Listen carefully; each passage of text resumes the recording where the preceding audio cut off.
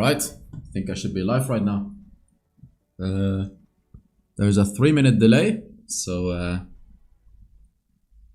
I believe I'm live right now. I believe so. So let me see if everything is actually good. If you also just want to quickly place your stream link in the server while we're doing this, just so people have an easy, I posted your YouTube channel, but just so people have an easy time getting to the stream itself. Alright.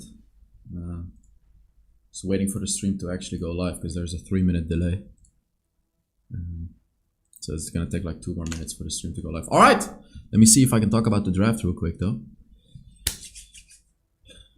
Yumi ban, Vladimir ban. Vladimir makes sense because this new item, there was this update where you can now build, I forgot the name of the item, but it boosts your AP depending on how much health you have. So combining that with the Rabadon's death cap makes Vladimir absolutely giga broken, which is the reason that it's just getting banned right now.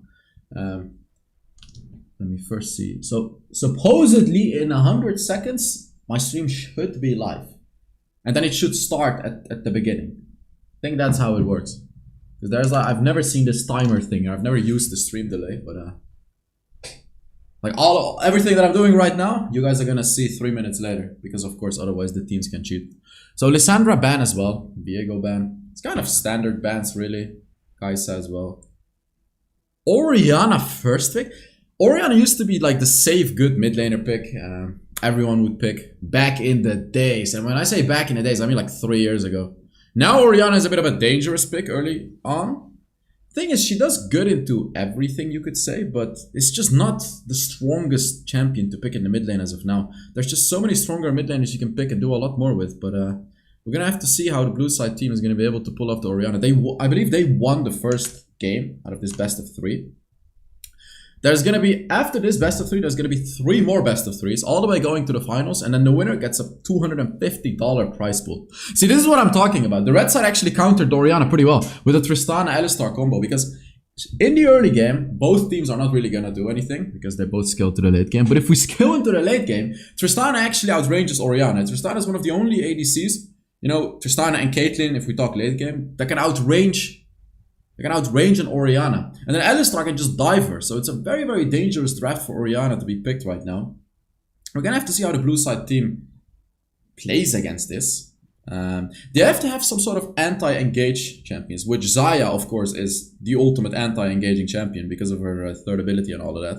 But I believe they need more. They need more anti-engaging. They need more, like a Braum. You know, a Braum would be perfect on blue side's team right now, just to be able to stun people that are trying to dive the Orianna, you know, especially with that Yasuo pick as well, which is yet again a pretty good pick into that Orianna. I really want to see sort of anti-engage picks from the blue side right now. And that, like, my eyes are on Braum right now. Okay, wait, so let me just check if I'm actually live right now, because I've never done this delay thing. I know you guys, wait, 1 second, guys. Let me see if this is working. I'm live on Twitch. Let's see if YouTube is working.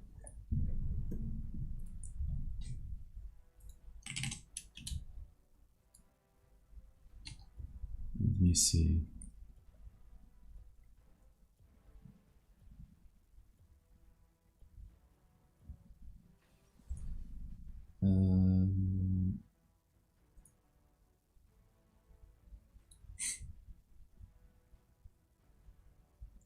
I'm 100% live on Twitch. Yeah, there we go. Hello, guys. What's up on Twitch? Let me see if YouTube is actually working, because YouTube seems to be... I'll check on my phone. It actually worked. Wow, this delay. Oh, we're live! Wait, I'm live. Why can I not see the chat then? Why does it show multi-streaming with blah blah blah? Give me a second, guys. Let me figure the YouTube stream out while we're in draft. At least it's working. At least it's working. That's the important part. So let me just check out. Ban as well. Edit. Yes, it's a tournament.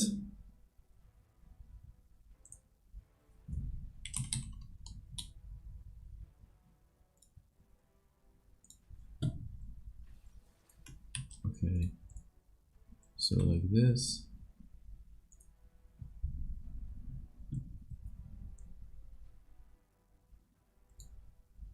Just give me a second, guys. We're like, here's updated draft, by the way.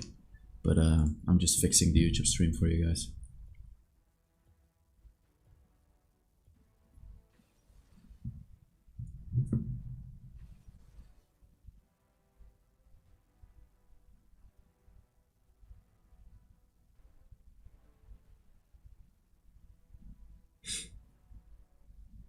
Okay.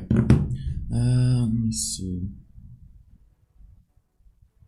Alright, the thumbnail updated, the title got updated. It's looking good. We're almost ready. I'll be ready 100% before we enter the game. So just bear with me.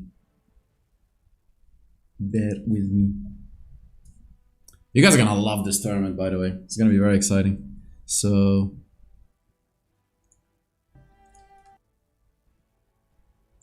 here we go.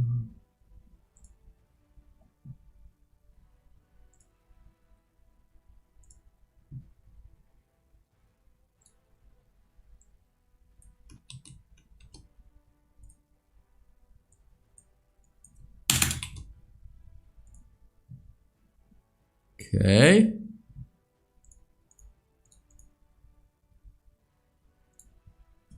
All right, everything is set up. Let's go.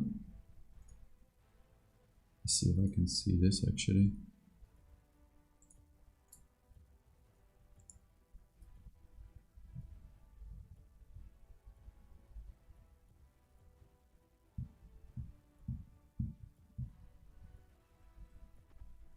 Okay, while we're loading into the game, I'm just make sure that I can see this.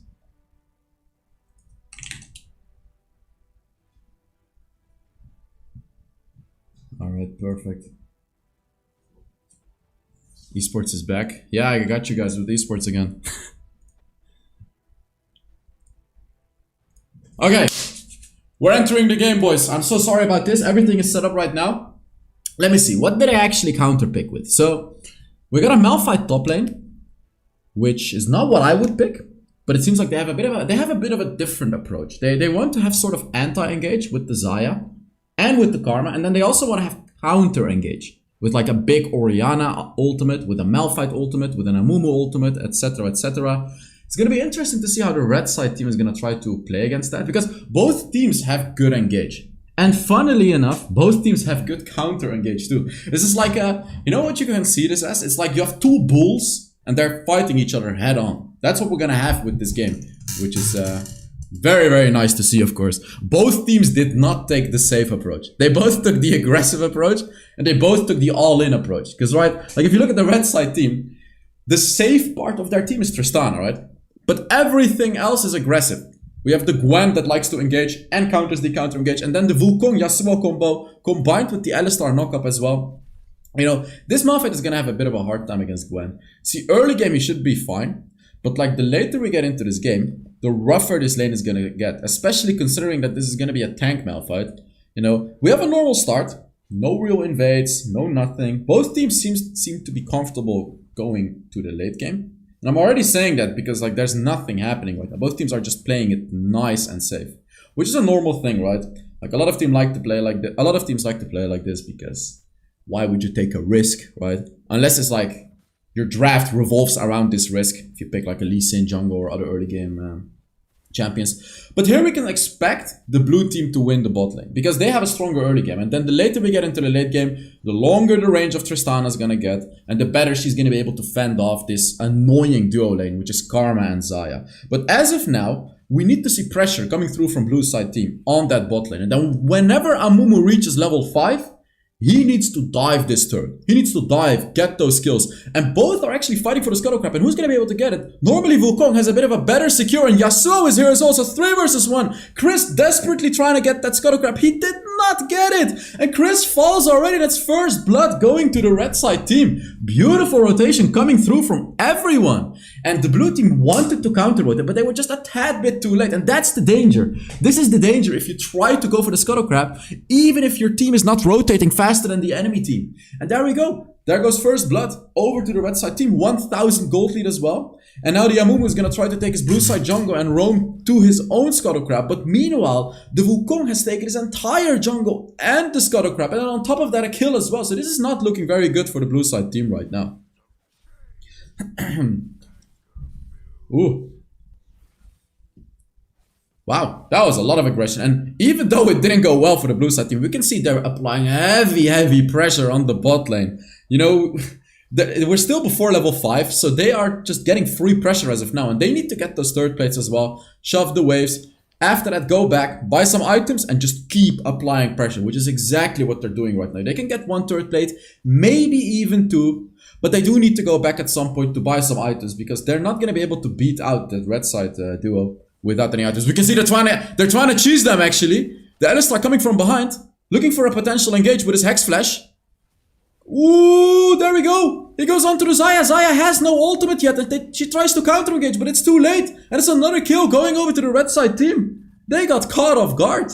They thought they had an easy lane, and they forgot that Alistar can just do that. He can engage, and that's the danger of not backporting, right? You don't backport, you're just gonna get killed like that.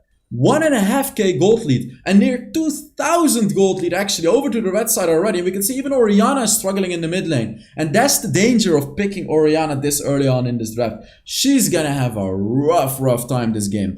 Against the Yasuo, she can't beat him. Mid-late game, she can't beat him, because guess what? Yasuo likes to build Wit's End.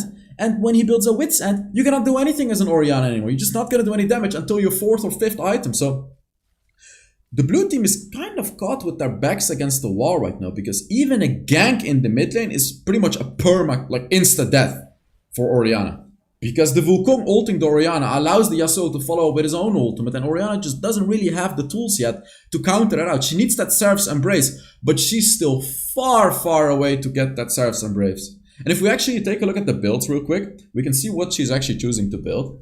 There we go. So, yeah, she's not going for any Tear of Goddess yet. It's gonna take a while for the Seraph's Embrace, but there's a fight happening again, and now the counter engage seems to be doing really well for the blue side team, as you can see. This is the power of the Xayah. This is the power of the Karma. You can counter engage like that. So it's just, I can't tell you guys who's gonna win this game. I have no idea. Like, I genuinely have no idea. Let me just quickly make sure everything is going well. You know what the funny thing is? There's a 3-minute delay on the stream. So when I figure out something is going wrong by watching my own stream, it's gonna be delayed by 3 minutes. So there better not be any issues. Are you reading chat? I'm not reading. I mean, I'll read the chat after the games. For now, I'm just casting the games to give you guys entertainment. As I said, there's going to be 4 best of 3s. This is the first one. Unfortunately, we missed out on the first game, but the blue side team won the first game.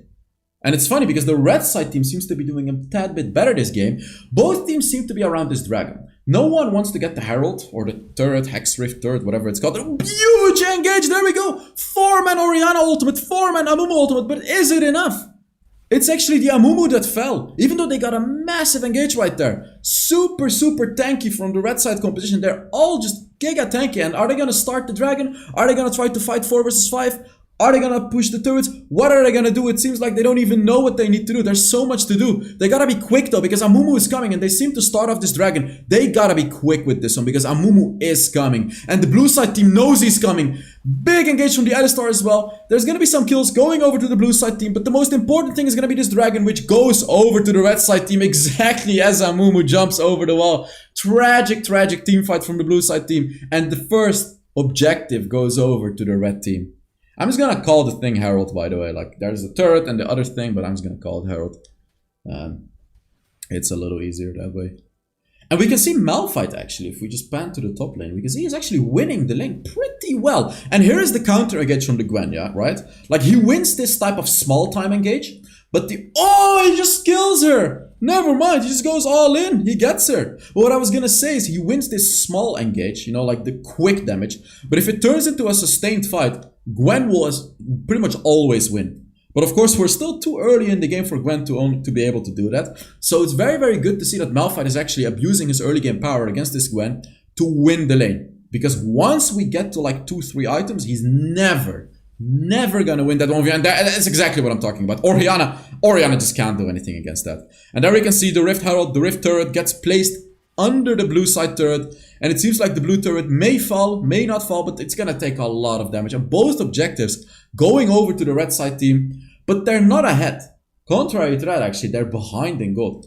And the reason for that is because while the red side team took some objectives, the blue side team actually took turrets.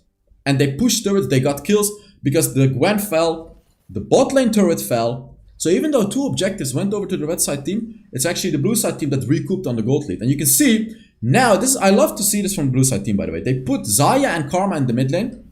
I would love to see Orianna in the bot lane, honestly, because Xayah and Karma right now can apply tons of pressure on the Yasuo. Because while Yasuo can beat an Orianna, he cannot beat a Karma and a Xayah. Never. Not early game, not mid game, and not late game. We see 3 people in the mid lane. Bot lane seems to be neglected a little bit. Wukong tries to go in, but the Karma, of course, counter-engaging the Wukong engage.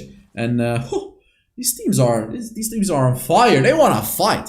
No one seems to care about farming. They just want to fight. And there we go. There's a huge flash engage from the Alistar as well, forcing the Xayah to have an early ult, and big ultimate from the Xayah. Tries to pick up a kill. Yasuo Windwall saves her. So much damage coming through from the blue side. Poking, sustain, everything. And you can see they're all just survived with the skin off their bones. The turret, unfortunately, is not going to survive with the skin of anything. The turret is just going to fall off. And that's another turret going over to the blue side team. And the game has just turned around.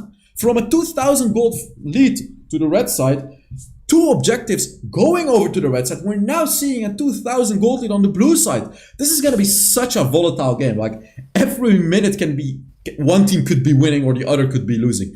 There's no real distinct winning late game team either. Like, if I have to give this game to a certain team, I would give it to the red team for the simple reason that they have a Gwen and a Tristana, you know, very, very strong late game champions. But the thing is, the blue side team has counter to it as well. They have a good engage and a good counter engage. So like, they can stall the Gwen when she goes in, they can Malphite ult her, they can root her with the Karma, they can root her with the Xayah, you know, they can ult her with the Orianna, and then also stun her with Amumu. So like, there is counterplay to the late game power of the red side. It's honestly like, this is a skill matchup.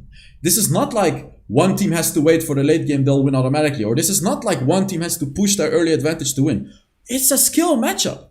Both teams can win. It just depends on their skills.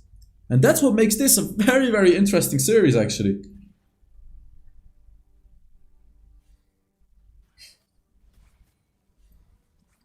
There we go, even more pressure from the blue side. There's 3 people rotating from the red side though. Not sure if they noticed. The Malphite gonna take a lot of punishment. And there it is! The big engage from the Wukong plus Yasuo ultimate. And there's just no response to that. It doesn't matter how much counter engage you have. When Wukong and Yasuo ult you, you're dead.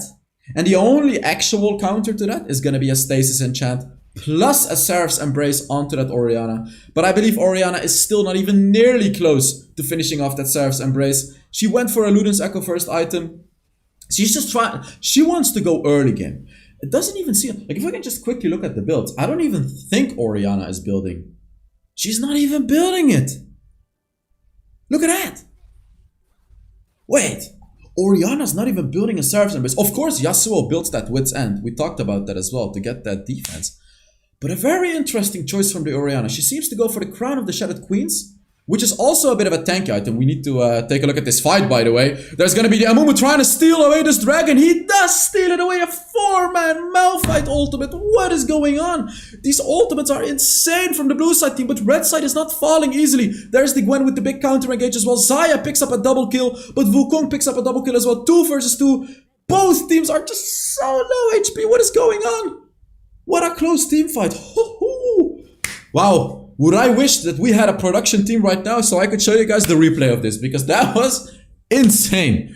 The engage from the blue side team was just out of this world. We had a 4-man Malphite ultimate, like a 4-man Amumu ultimate as well, and somehow, some way, the red side team was able to survive that, counter the fight, and actually win the fight. They were able to pick up 3 kills and only gave away 2 kills themselves.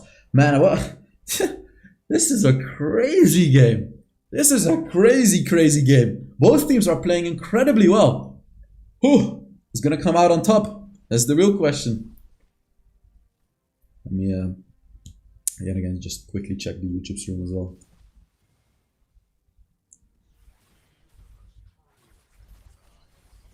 By the way, y'all, I know you're gonna hear this in 3 minutes. If you're enjoying this, make sure you give the stream a like on YouTube and all of that. So yes.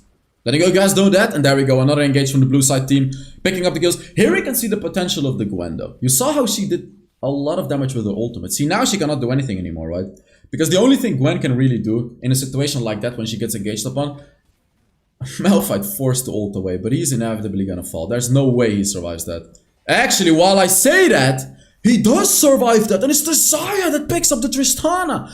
Malphite just baited them completely under the turret right there. What the hell? But what I was talking about is the Gwen is gonna get stronger and stronger.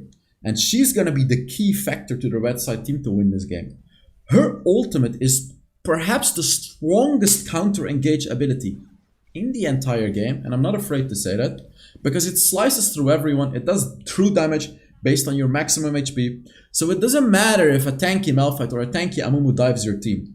As long as you slice through all of them with that Gwen ultimate, you will win the fight. But the question is the blue side team gonna allow that? That's the question. Are they gonna allow the Gwen to use her ultimate? Are they gonna allow her to farm up to the later stages of the game to have that much impact with the ultimate? You know, the answer, I don't know. Baron just went over to the blue side team as well. They picked up the dragon, the tyrant, the T-Rex. And they're gonna try to push through mid lane. Gwen is actually getting fed right now. The blue side seems to want to apply all the pressure in the mid lane while leaving Gwen on the side lanes, allowing her to just push for free. And there it is, the Hex Flash engage from the Alistar. Big engage onto the Karma, but she flashes over the wall, and now is the counter engage from the blue side team. Xayah is still very healthy and is going to be able to pick up 1 kill. She's going to be able to pick up 2 kills, and they're going to be able to pick up 3 kills right now, and only 1 kill in retaliation for the red side team. And I think this may even be game over. The T-Hex just fell off. We're 14 minutes into the game, but there's another kill from the Xayah in combination with the big burst damage from the Orianna, and only Gwen is alive, sitting there without an ultimate. Is she going to be able to defend? And she falls off instantly. 15 seconds left, and that's going to be game 2. Going over to the blue side team, they have enough time to just end the game. There we go. That's it then, right? That's going to be a 2-0 victory for the blue side team. What a crazy turn of events. I honestly thought in the early game that the red side had a good chance to win this game, but this Baron was just way too much for them. And now we have like the outro song of like the tournament, you know, and then the fancy overlay with me talking with the desk about how this game went. I'm joking. I'm actually just gonna show you guys a face cam. Let's go to my face cam. I'll read the chat while we prepare the next game and all of that. Actually, wait. I want to show that. Just keep that screen on real quick. This is the amount of damage everyone did, and as you can see, Xayah actually hard countered the damage. Hard carried this game. And if you can show how much everyone tanked as well. Very interested to see that one too. It's the 4th, yeah, there we go. And there you can see, like, the red side tanked so much damage, but it was just not enough because there was continuous sustained damage coming through from the blue side team. From that Orianna, from that Xayah, and even from the Karma. So, very nice game. Very well played by both teams. And I'm excited to see how far the blue side team can get into this tournament. Alright, I'm gonna show my face cam. I'll read chat. Wait, I'm gonna tell you guys that you can ask me questions now. You'll see it in 3 minutes. You can ask questions now.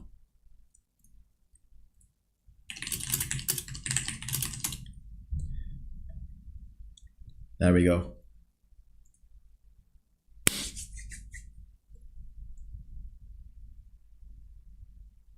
Hells is low-key goated at casting. Thank you. That's really nice to hear. Wombo combo, indeed, dude. This was the Wombo combo game. What, this was intense. Does anyone have a link or name of the server? Of the Discord server, you mean? Why am I talking with the chat as if there's no 3-minute delay, by the way? there's literally a 3-minute delay. So,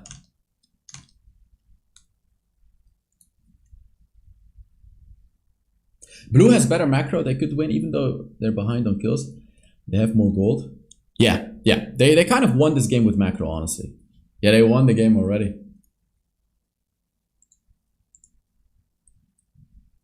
Hells just woke up today and said it's time for a banger. Hell yeah, man. Got this tournament in collaboration with LFG Wildrift. Very excited to do this. You know, it brings me back to the casting era as well. We're waiting for the next series now. We're gonna get... So, the further along we get into the stream, the stronger the teams will get. Because, you know, this is like a one-day tournament. They're all going to qualify ultimately for the grand finals, which is going to be the finals for a price of $250. So all the way at the end, we're going to see the best of the best compete. You know, this is just the beginning. And like every tournament, in the beginning, you get like, you know, all of the teams that are playing together. And then the best teams, they will qualify. So every single time, the games will get better and better and higher quality every single series. So I'm going to be if the first game already looked like this, I'm going to be very excited to see how the second one is going to go. Wait, actually, let me see. I'm actually going to get a guest for you guys here.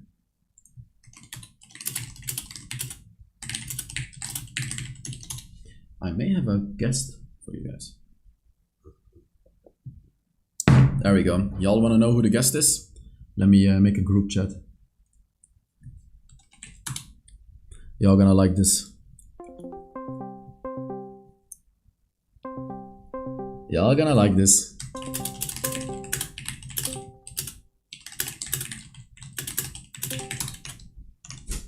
Hello?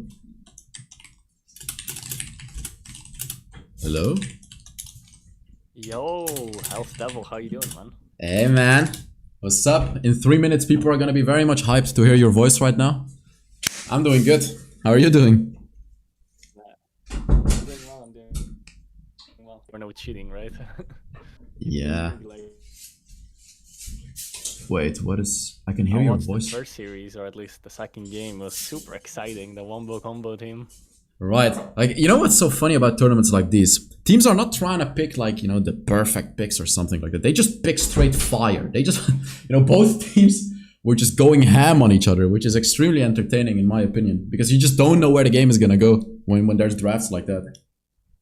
Yeah, I love watching these full team fight team comps. The Wukong and Yasuo, the Oriana Mumu Malphite. You never know what's going to happen. It's who plays the team fight better. It was crazy. Now we're just waiting for the next game as well. The team's qualified. Hopefully it's not going to take too long. Waiting for the screen share as well. Yeah, there we go. So you can see, you can check the screen. He's sharing it on Discord right now.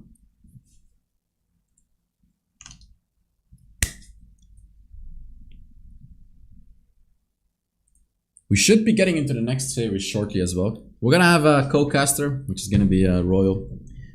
Gonna give you that, not rank 1, but rank 2. No, I'm joking. I know that one hits you pretty deep. Rank 1 analysis. It's rank 2 analysis. I know. For the last series. Or the last season. Honestly, a bit tragic now, isn't it? It's unfortunate. It's fine. Let's see. Level 1 was just way too good. Nothing I can do. Yeah, man, he's honestly built different. Like, I was watching his stream yesterday. Dude. It's like, some players are just robots at this game, I guess. Truly robots. Is this a EU tournament? This is NA. He's so good, by the way. He never tilts. He's never playing bad, even if his team's completely inting and he makes crazy comebacks. Yep. Could not be me, to be honest. Could not be me. Wild Rift Esports is back. Hell yeah. This is the start of something great. Wild Rift Esports is going to be back for one day. And then we're going to put it back into the graveyard, unfortunately. Why did you forget about the Tank series and True Damage series? I'm just not playing Wild Rift, bro. It's a little difficult to maintain that series as it requires a lot of time. So that's the unfortunate answer to your question. How many teams are there? Well, I'm going to have to relay that question to the tournament organizers once they're ready. Because they're very busy setting up everything for the next series.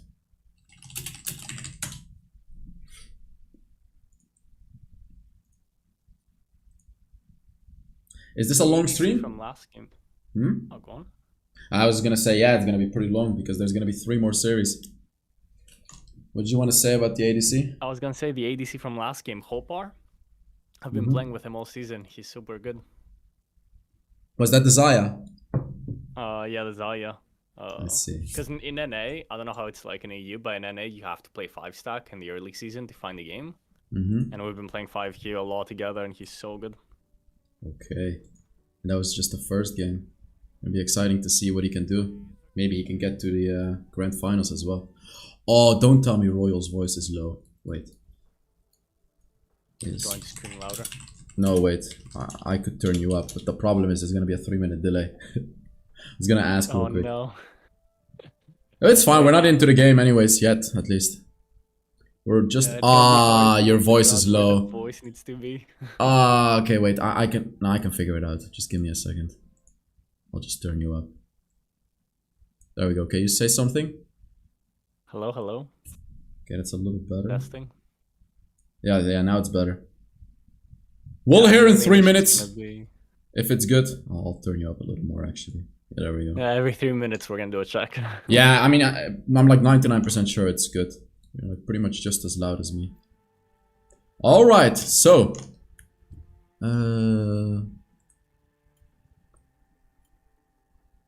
I'm seeing a few familiar faces from my solo queue adventures. Really?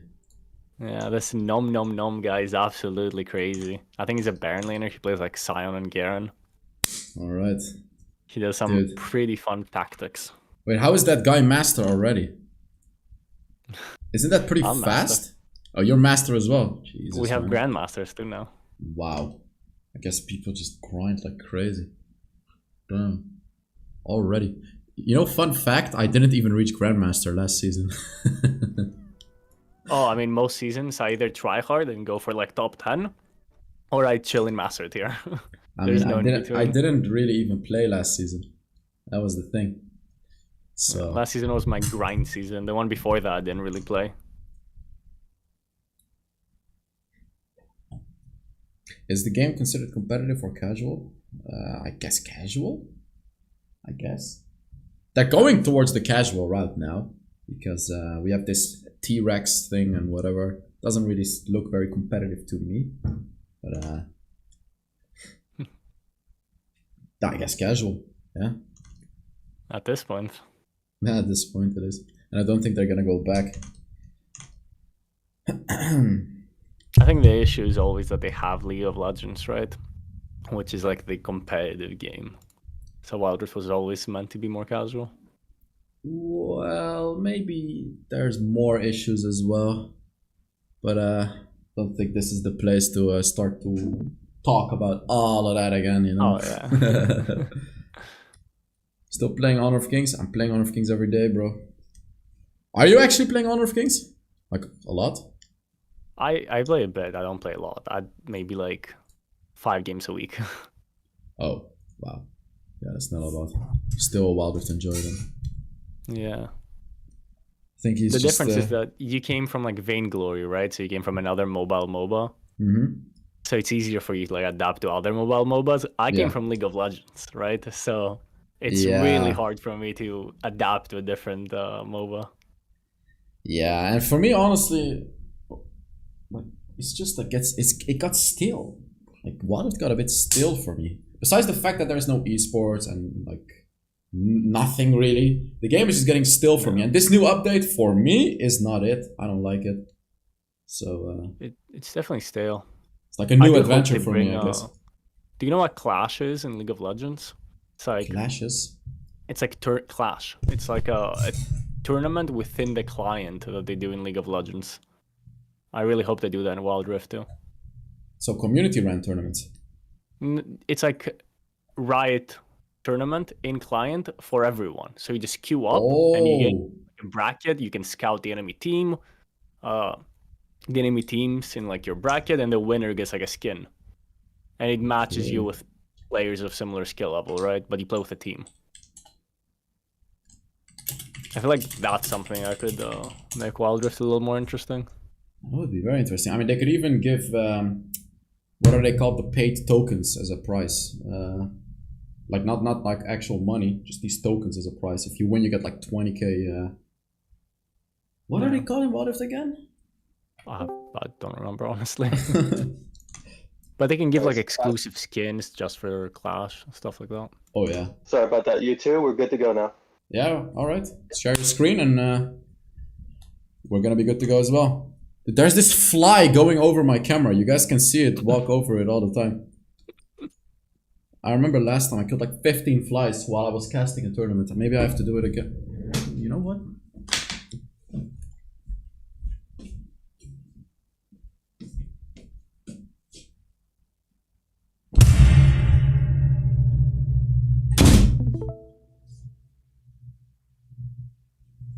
check.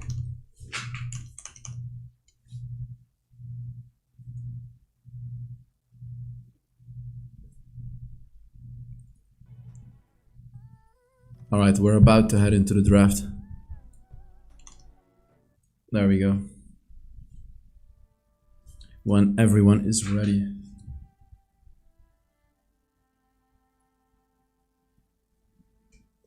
That's a very nice name. I get no head. Nice.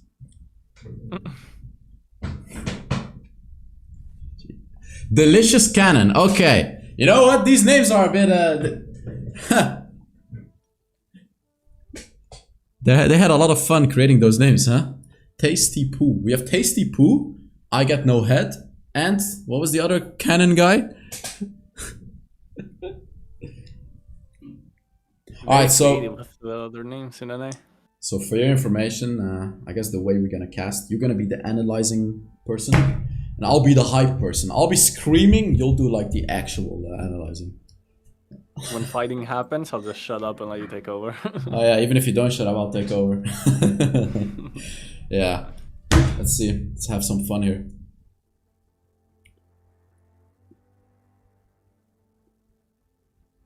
The thing is, I don't know these players, but you, of course, are a bit more familiar since you're in the top rank in NA, so you kind of know some of the players that are into this tournament. So you're saying there's a lot of good players playing. Oh yeah, I mean, the Hopar was top 10 last season. Oh wow. Okay. And any player who's master tier right now is usually good. So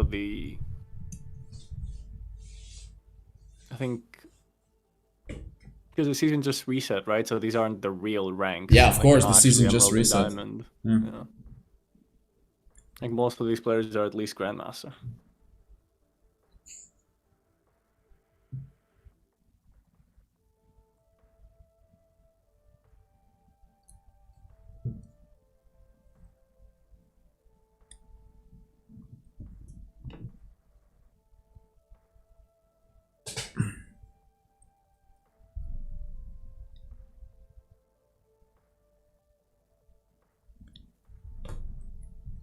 I wonder if we're gonna see more wombo combo teams. Dude, it seems I to be would the love default to. for these 5v5s. I would love to. That was really fun. It's definitely the most fun. You know, I want to see like a Katarina as well, stuff like that. That was like the only thing missing last game. The only thing that was missing last game was a Katarina. Yes. Like imagine if they picked Katarina. They would have just had big wombo combo engages. You know, they would have that 4-man Malphite ultimate, the 4-man Amumu ultimate, and then the Katarina ult, which would pretty much get a quadra every team fight. So alright, heading into the draft. Huh? Amumu Katarina is one of the strongest combos in the game, by the way, because Amumu's passive makes it so she does 10% more damage. Yeah, which is also insane for Katarina. So what do we expect in this draft? You know, obviously the Vladimir ban, because if you didn't know, they changed that item that he likes to build, the one that you couldn't build with Rabadon's Death Cap. So now Vladimir can build both of them and get like pretty much 1,000 AP guaranteed, which is insane. So Lysandra ban makes sense. Lysandra is super strong this patch. What else are we expecting to get banned right now? I'd be surprised if they don't just target ban the ADC, considering how well he played in the last 2 games. They did take away his Kaisa, but Xayah is still open. How about Lulu? We're not really seeing... Yeah, Lulu is really, really strong in 5v5 settings. Yep. Lulu Yumi ban, of course. So, what is being left open? Hecarim. Now, I know Hecarim is a strong one, but is it a first pick? Like, would you say it's a first pick, or is it a bit dangerous? To be honest, I feel like there's a lot of really good junglers right now, so I wouldn't first pick Hecarim. Like, there's Viego open, Amumu is open. There's just a lot of really strong picks. You're saying like Amumu. You're saying Amumu as a strong pick. Do you think Amumu is actually strong right now? I'm a big believer on Amumu being really strong right now, especially in a team setting like this. In solo queue, he's a little weaker because team fights are obviously not the way that you win most games, but in a 5v5 setting, Amumu is deadly. I think especially now. Amumu is going to be good. No, especially now because it's sort of good into the set as well to do continuous damage to him rather than having burst damage. There we go, like of course they pick Amumu. Like this hard, and a Maokai too. Like, I honestly don't think as a blue side team you should be allowed to pick this because Darius is open, which is also a very good pick into this. Amumu is like a giga counter because he will allow his teammates to do true damage to them, and he's just never gonna die into that comp. I feel like blue side messed up already. They're not gonna have the tools to kill Amumu unless they pick like a Vayne right now, which also gets countered by the Zeri and the Orianna. So how do you think they can save the game? I don't think they did a good job scouting because Amumu and Orianna is what that team played in the previous series twice. So this is their go-to picks. I'm surprised that they didn't get banned, or at least they didn't be picking good champions. Exactly. Like, why did they not pick good champions against that? This is Zeri is also really good versus the set, right? Because of the shield. He's really good at killing these tanks. Everything is just good from the red side into everything of the blue side. Like, we're really gonna have to see some strong picks coming through from the blue side. I'm expecting a Darius as well from the red side. Now, obviously, I don't really know what types of champions the players on the red side actually play. I would pick the Darius, since Darius is just such an easy pick. Like, go for like a Black Cleaver, a bit of a tank. Maokai and Set and Hecarim are just not gonna be a problem at all. Yeah, he's mostly played tanks. He plays Volibear, he plays Malphite. So maybe he's gonna stick with the tanks and not go Darius, but Darius would be a really strong pick here. Garen. So like Malphite makes sense if you just look at the red side comp, right? Like you talked about. But like you don't really pick Malphite into tanks like the blue side team. No. I don't really agree with the Garen too. So, of course, yeah. The Xayah is a good response, but then again, I just don't feel like it's gonna be enough for the red side team. I just don't feel like it's gonna be enough. They have a support pick left as well, so maybe a Braum to counter engage. Seraph. Oh, I love the Seraphine actually. Would be insane here, yeah. And why? Why are you saying she would be insane? Yeah, because you have the Amumu to set up the ulti, right? And then you can get great Seraphine ulti. Of course, it's the same wombo combo as before. I just don't really like the Garen pick, and I think this might actually cause them to be a lot weaker later into the game. First of all, Ziggs doesn't care about Garen, right? He's gonna ignore him and throw his bombs over him to damage the backline. And it seems like, I think the Ziggs is actually a really, really good pick here because he creates space between the front line and the back line with his ulti and his AoE damage. So if they can just disengage the Amumu, Garen doesn't really have a lot of follow-up, right? He's not Malphite. All he can do is just run in. So if they can just disengage the Amumu from the rest of the team with the Ziggs bombs, they just slowly kill the Amumu and then they win the fight. And the thing about Ziggs as well is Ziggs can just push the Amumu away with his second ability. He can push the Garen away as well. So if the Ziggs plays the game well, he should be able to survive these big engages, right? So the only way I see the red side team reliably kill the Ziggs is with a flash ultimate from Amumu and then with a follow-up from the Seraphine. But then of course Ziggs is gonna buy a QSS into that, right? So this will be a very interesting game. That's all I can say. Like again, it's essentially like the first series. Both teams just go hard damage. They're not playing it safe. And I love seeing teams that don't play it safe. So what are your predictions on this game if you just look at the draft? I think that... So the red team started off really good in their draft, but they messed up with the Garen. The blue team started off really bad, but they fixed their comp with the Ziggs. However, I still think the red team has a slight advantage because you just don't really have a reliable way of dealing with the Zeri. And I think she's going to take over in the later team fights. Yeah, and what I would say is that the red side team is going to win this game, but Ziggs is probably going to do like 70k damage this game. That's what I'm expecting. I'm expecting him to just do a ton of damage. And yeah, just as you said, Zeri is probably going to do the same amount of damage since she has to slice through like 3 tanks. Well, 2 tanks, Set and Maokai, and then of course like a semi-tank like the Hecarim. So it's going to be interesting to see if both teams are going to play it safe, if there's going to be any invades or anything like that. Would you say one of the teams has to play aggressive this game? Not necessarily. Both of them scale fairly well. The one issue is that the blue side comp is just a lot harder to execute, I believe. If they're not able to play their comp almost perfectly in team fights, it's going to be really hard to win. And how do they play it well? Like, how do they execute it well? Yeah, like I said, they have to make sure that Amumu, when he gets his ultimate, the rest of the team is not ready to follow up. And I feel like Ziggs is going to be the key to making that happen by zoning the rest of the team as they come in with his ultimate, with his third ability, with his AoE damage, forcing them to stay further away. In the early game, it's going to be super safe. I don't see any kill pressure in pretty much any of the lanes. Mid lane is mage versus mage. Top lane is bruiser versus tank. And bot lane is... Zeri and Seraphine are just extremely safe. Maokai They're just has going to be this able to apply setup. some pressure. Like the red side can apply some pressure on the bot lane. I agree with you. Like everything is safe. But we could maybe potentially see a kill in the bot side of the map if Maokai messes up. Or if the Xayah gets caught before her reaching level 5, getting her ultimate. Oh, Zeri's roaming mid.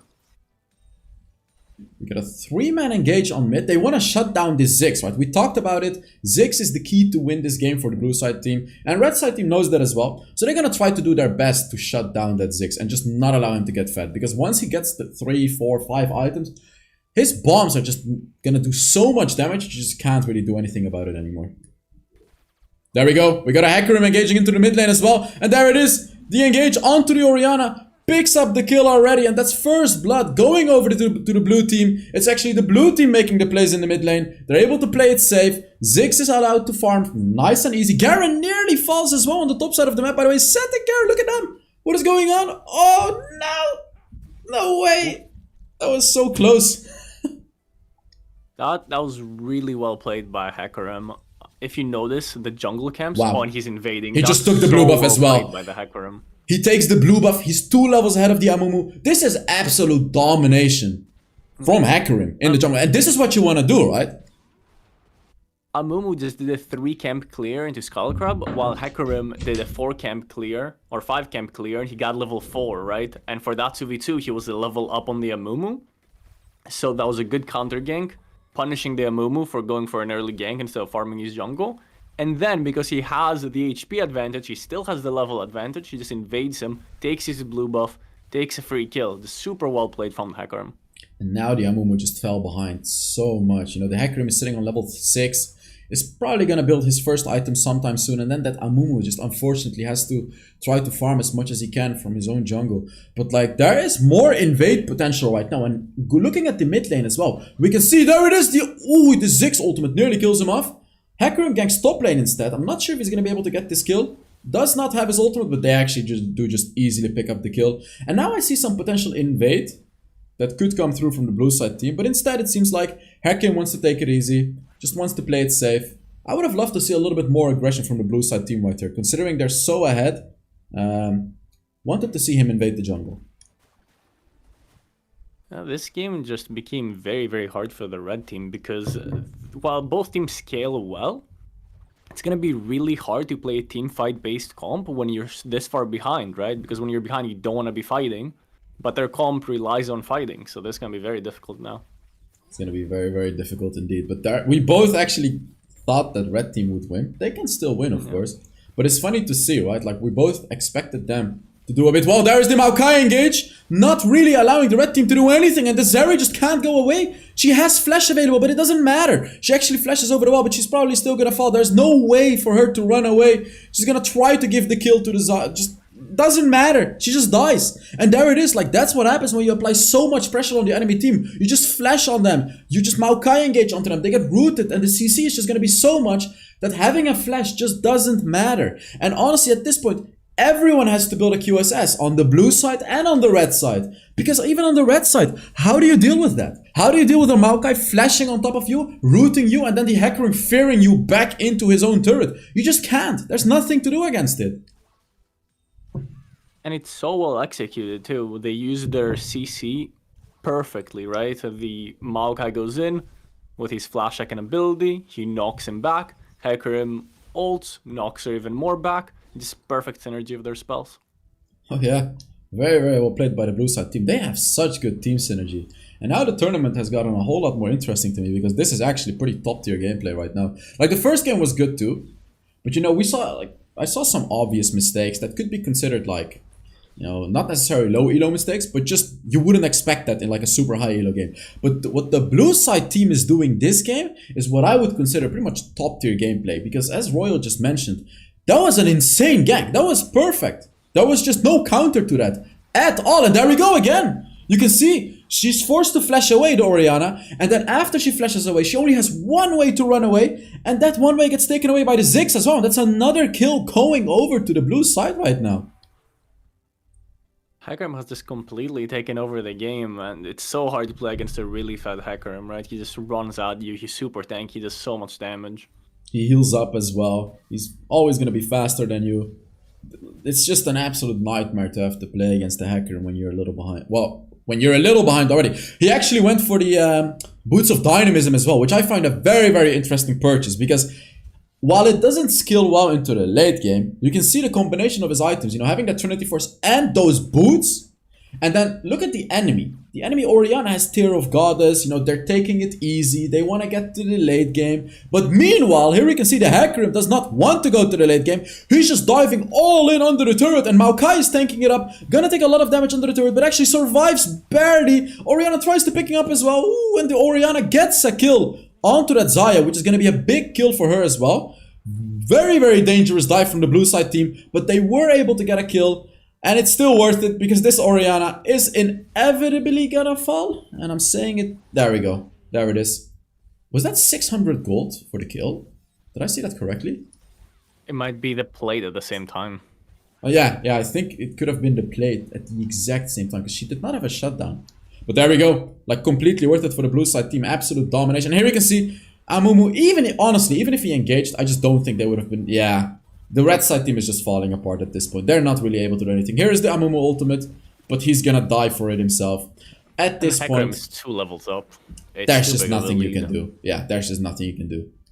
They can't be fighting like this. They need to turtle in, defend, and farm, and they're just allowing Hecarim to snowball definitely more than he should have.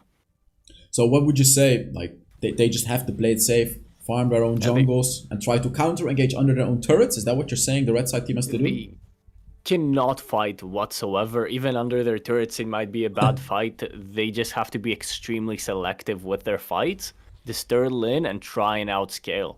But at this point, it's going to be a very, very long road to come back. They have to get to their level 13 ultimates and try and get a wombo combo into the objectives. Yeah, and especially now that Hecarim, I really love his approach. He picked up a Yomu's Ghostblade as well.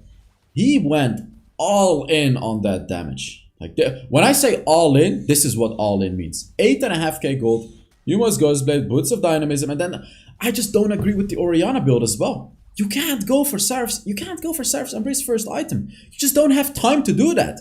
Because, like, how are you gonna... You need to have that Luden's Echo ready, right? You need to have that big damage engage ready once that Amumu goes in. You can see that, like, they're trying to make something happen. But even if the red team gets a good engage, do you really think the Orianna's gonna be able to dash out as much damage as the Ziggs? Because I don't think so. I don't even think it's gonna be close. The Ziggs poke is already brutal. You can see in the mid lane, every time he hits a bomb, they just lose 30% of their HP. Yeah, I do actually think that the Hecarim build is really bad. Because when you're this far ahead, of course damage-wise, he's going to be one-shotting everyone, right? But the only way that they lose, that blue team loses, is if Hecarim just gets one shot, right? So if he built a little more tanky, it would be 100% secure to win. But because he's building full damage, if he makes one mistake, gets caught in one Amumu ult, they pair that up with Seraphine and Orianna ult, that's the only way that they can lose. And here is a potential mistake, and there we go! This is what he talked about, Royal! The shutdown goes over to the Zeri! And that's what it is, as he says, right? You're gonna have a lot of damage, but you make one mistake and their massive kill is gonna go over to the Zeri, which is pretty much the last target you want the kill to go over to. That was like, oh, that was a lot of gold. I don't even know how much it was, but it was at least 600-700 gold that just went over to the Zeri. And now suddenly, even though the blue side team is still 7,000 gold ahead, by the way, you can see the Zeri is getting a little bit more hope. I guess hope is in his name. And he's farming his own jungle as well. I believe they should give away this objective. It's not going to be very important. It's only going to be this. They actually got the first Drake, so they don't really care about the enemies taking Drake. This is going to be a good opportunity for the Zeri to get a little bit more fed, just farm more jungle, push more lanes. What I would have loved to see from the red side team, and I don't know if you're going to agree with this, we're not going to have time to agree because the Seraphine just gets blown up. That's a kill picked up just like that. And it's going to be interesting to see that red team actually wants to go for this. I don't agree. And oh, the Amumu! He stole it! Steals it. He stole it again! They all die, but he stole the dragon. And what I was actually gonna say, and I want your opinion on this, What I would have loved to see from the red side team is to just give away this dragon and just farm the enemy blue jungle. And then maybe push the turret on the opposite side of the map. So like try to make plays on the opposite side of the map to try to get yourself as much golden experience as you can, rather than trying to 50-50 an objective like that. Which even though they lost all of their lives for that. I completely agree with you. Even since they got the objective, it still overall was a bad play. Because even though they closed the gold gap, now it's huge again. Yeah. These 4 deaths were not worth the dragon, mostly because there's no way you're going to get the next dragon. You're just way too far behind in gold, so you're not going to get the soul. The enemy team was not going to get the soul anyway because you got the first dragon. So like you said, they should have done a cross-map play, gotten as many resources as they could. Zeri is already really strong because of the shutdown on Hecarim. If you just did that, you would be in a really good spot to actually win team fights. But now they just put themselves back in the position that they were before Zeri got the shutdown, where they're just super far behind. Yeah, exactly. This pretty much nailed it. Exactly what I thought about it as well. So a bit of a macro mistake, I would say, from the red side team. They had a bit of a chance to at least get that Zeri fed. Now you see, somehow, some way, if they could get that Dragon Soul with the Amumu Flash ult engaging. He already stole 2 dragons, just want to remind you guys that. But of course, this 3rd dragon is going to be extremely important. Now, there's no way the blue side team is just simply going to give away the Dragon Soul. Here you can actually see, though, the Zeri is doing a ton of damage. Ziggs is falling behind. Here's the Hecarim engage. With that Yumo's Ghostblade blows up the team in one go. Takes a lot of damage, but this damage is just unreal. That's 3 kills picked up already. 4 kills picked up already. It's only going to be Garen left to be swept away by the blue side team. And unfortunately, there's not really going to be a comeback as of now. Meanwhile, the Garen is tanking a lot of damage. But he's going to fall. And that's going to be an ace going over to the blue side team. Yeah, I mean, that's definitely going to be... I'm not going to say game over because they're not going to end. But this is probably the final nail in the coffin since... the red side team just decides they want to keep fighting. They know they have the team fight comp, so they want to keep fighting, but they're just way too far behind in gold. They're not turtling in, they're not playing around objectives. The only time they should fight is if the blue team does Baron. Other than that, they just need to turtle in and farm. Now the game just became even more difficult. They had a chance to come back, they really did, but they definitely wasted it away. I 100% agree, because even though they were 10,000 gold behind, the fight did not really look like they were 10k behind. I would say it looked like they were like 5-6k behind. And the reason I'm saying it like this is because I honestly feel like I still think red side has a much stronger lineup than the blue side. It's just they're so unbelievably behind right now that it doesn't really matter. They just get run down and one-shot by that Hecarim. But like, they can still win this game. It will be difficult, don't get me wrong. And blue side team needs to keep applying pressure. They should not get too comfortable with this. Even though they're 10,000 gold ahead, this is not the type of draft you can be comfortable with.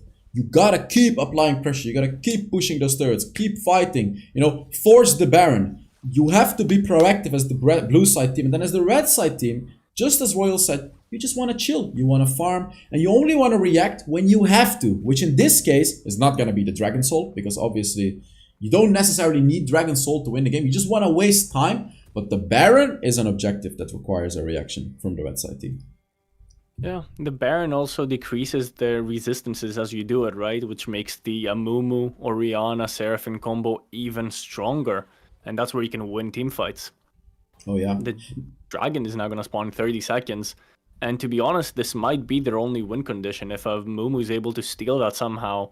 But they also need to make sure they don't die, because if they die, the enemy team is going to end the game. Oh, there's the Seraphine, gets caught out again. Under the turret this time. Forced to use an early ultimate, but it doesn't matter. She just dies. Hecarim did not even use his ultimate right there. You can't get caught like that. It seems like the red side team wants to do this dragon very quickly. Don't think the blue side team is going to allow that. They're not going to fall for that bait. We can hear all the hearts still stacking up as well. But yeah, there we go. Oh, he does get caught, but the QSS saves him. And there is no more Amumu ultimate. And yeah, there it is.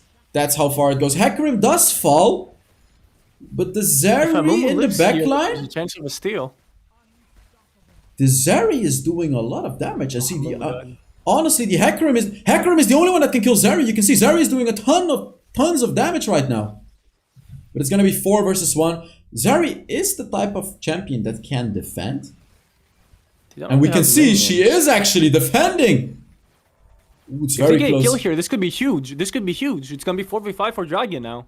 It's gonna be 700 gold going over to the Zeri as well. 4 versus 5 gonna be. It's gonna be 4 versus 5 at the Dragon because Seth just died. He's dead for 40 seconds, and now the blue side team is sort of forced to start this Dragon, but they're too low HP to do that. If Garen buys TP here, this will be a 4v5 on the Dragon for quite a while. Oh, there we go, and that's what they're doing. Did Amumu get TP? He did not. He's just walking over to it.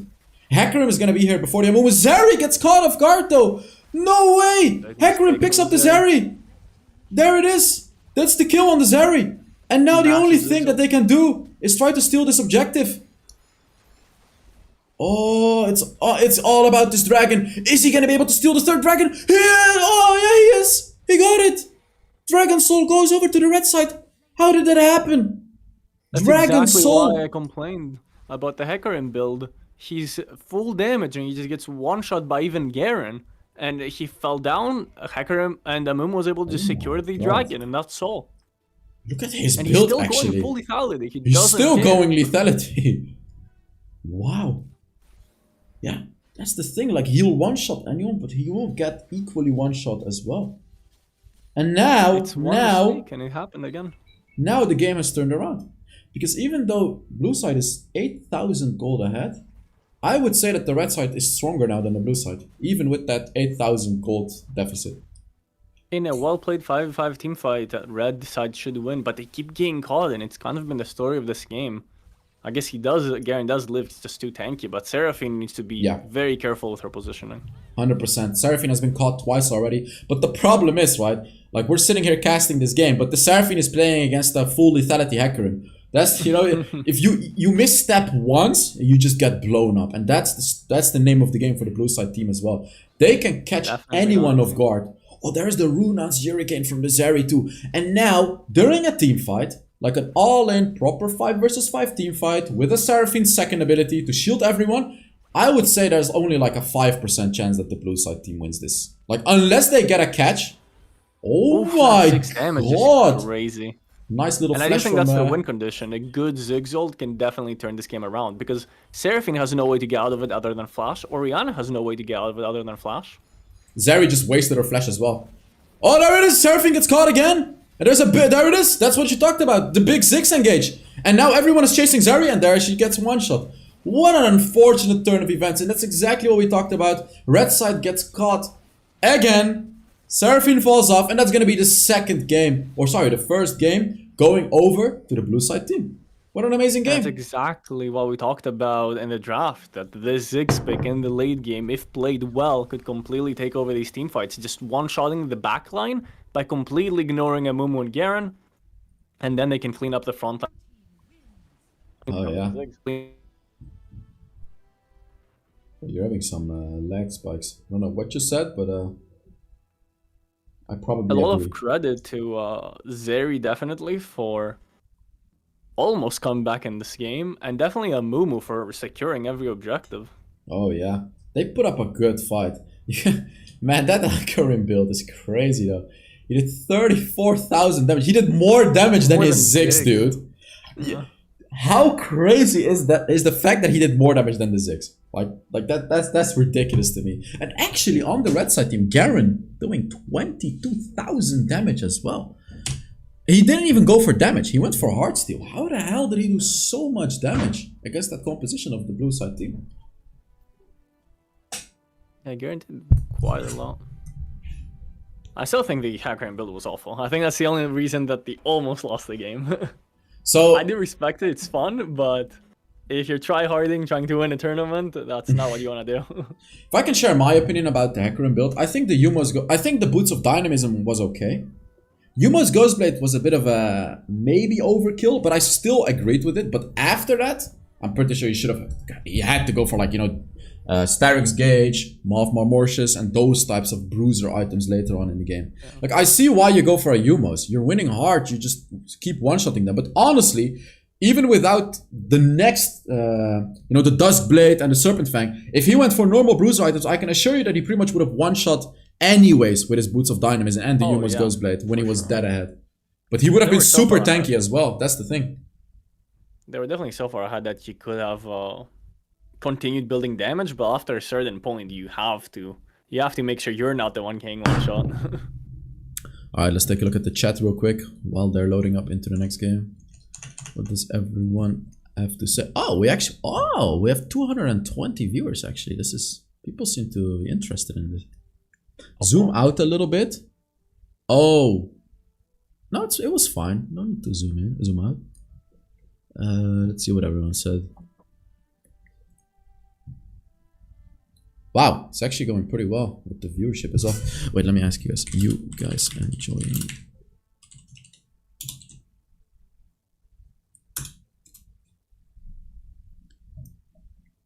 People are wondering if it's pre-recorded because there's a 3-minute delay. That's pretty funny. I'm just gonna let them know. There is a... So for competitive integrity, right? We don't want the teams checking the stream, getting tips from us, or even... I know, right? Watching the minimap, right? So there's a 3-minute delay. That's right.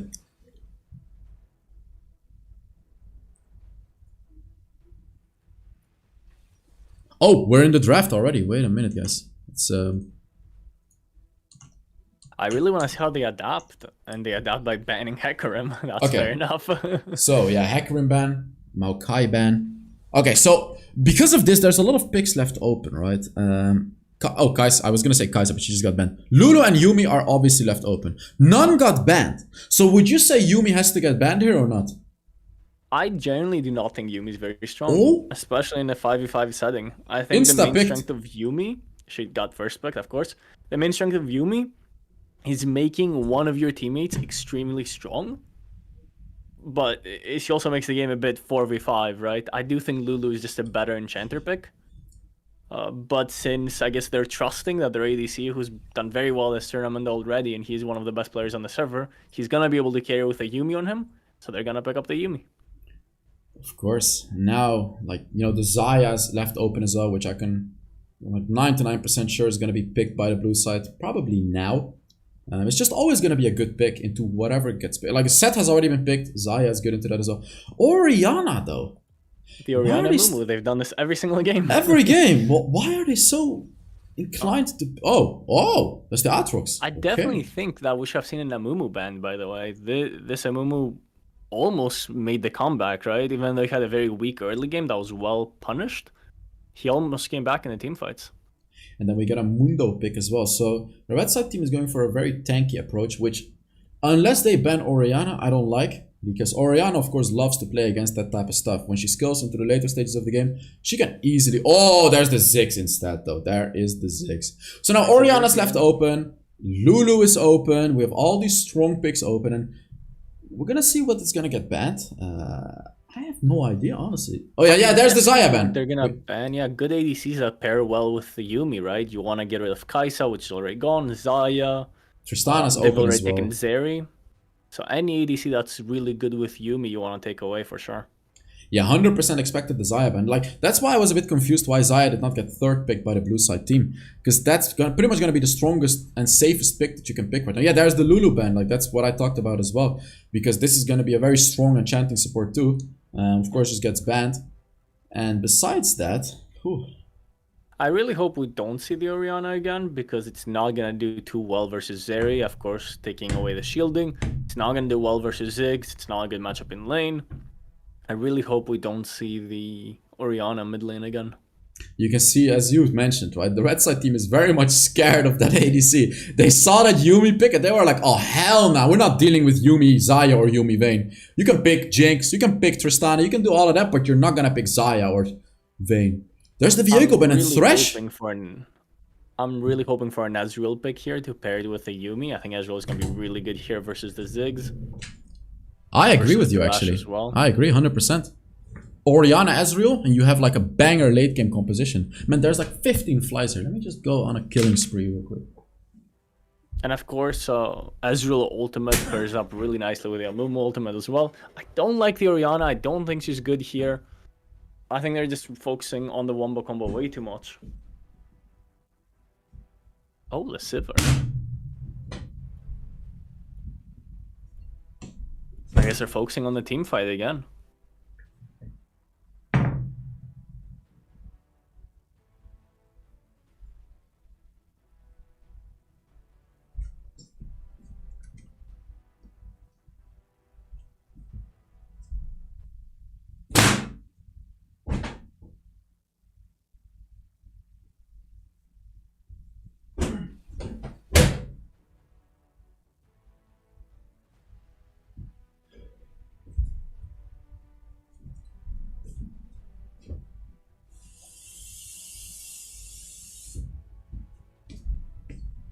I actually think that the red Okay. So, Sivir. team has a very, very strong early game.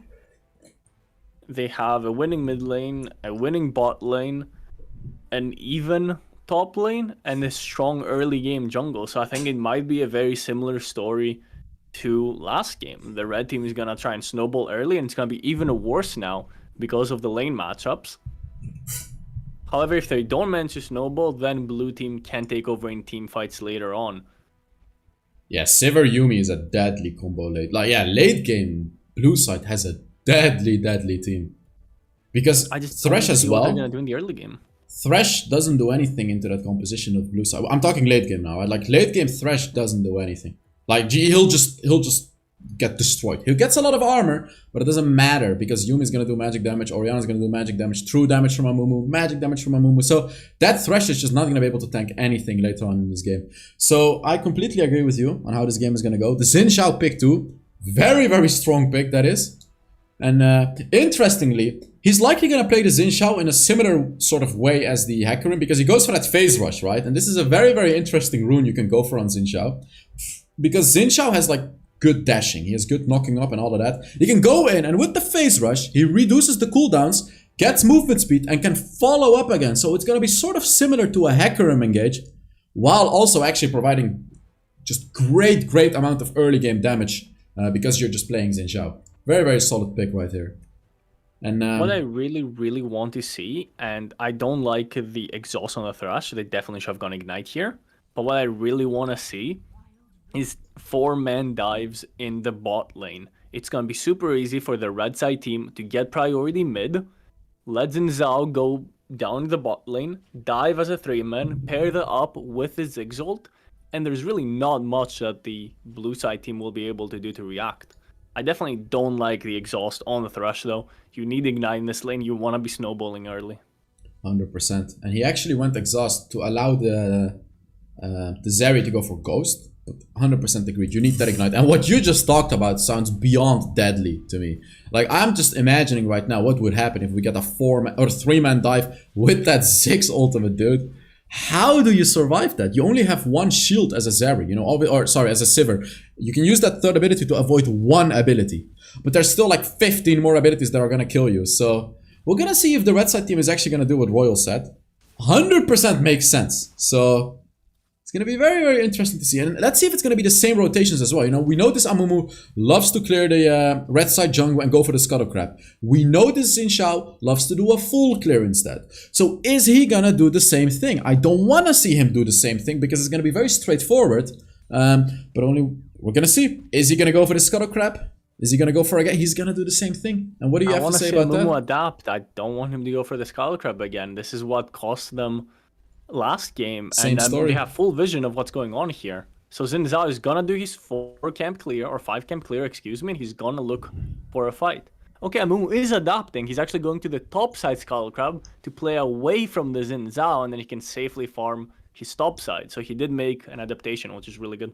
Hey, but what about the bot lane gank? I think it may happen. You can see the Ziggs is sort of trying to move over there a little bit, but somehow, some way, he's not really pressuring Orianna enough to be able to rotate. He has more HP, but he's being pushed under his turret, and I feel like right now would have been the right moment to make the play that you suggested. By pushing that mid lane, ganking bot lane, maybe even now, like just proxying as the Xin Zhao. Like imagine, you know, just proxying and just killing that. I feel like it's possible. Like I genuinely think they could have done that. Definitely is. I would wait for the Ziggs ulti for level 5. I think that would make the dev a lot easier. And this is also why I didn't want to see Orianna. You can just already see in the mid lane. This Orianna is we got a gank top lane though. We got a 1v2 happening in top lane. Oh, there it is. Set gets picked up off camera. The cameraman was sleeping. That was actually a very close fight. It was very close. He was fighting back. Ooh, that's armor boots this early on for Set. And if people forgot, I want to remind you guys, armor and magic resist boots got nerfed in the early game. They don't give a lot of stats early on in the game anymore. So I feel like it's a very questionable pickup. Whoa, nice little counter engage right there. Cool. So yeah, Atrox was playing with fire there. Just to keep talking about the items that Seth went for, I feel like he should not go for that early on in his game. The armor boots are just not that, like, it is my opinion. Like, I'm not sure if you agree with me, but I just don't agree with armor boots this early on in the game. I would have preferred to see him buy tier 1 boots and just try to skill into the late game instead. And then mid-late game, buy those boots, because then they're gonna have the good stats again. And especially, actually, like, into this comp, there's not even that much attack damage. There's a lot of magic damage. I definitely think you should have just gone Bramble Vest instead. It would definitely be more value at this point. Yeah. However, I do think if he wants to be able to side lane against Aatrox, that he would eventually need the armor boots. Even though the magic resist boots would be better for the team fights, like you said. Okay, so it seems like blue side team actually has the 1000 gold lead. And there's the Orianna gets caught out. She's gonna die. There's no way she survives. Yeah. No summoners as well. And yet again, got her summoners in the 1v1, and that's exactly why I didn't like the Orianna pick. You're just counter picking yourself for the team comp. Oh, there it is. Is the Aatrox gonna be able to turn this? He should be. Oh, no way. He avoided the true damage. He would have died right there.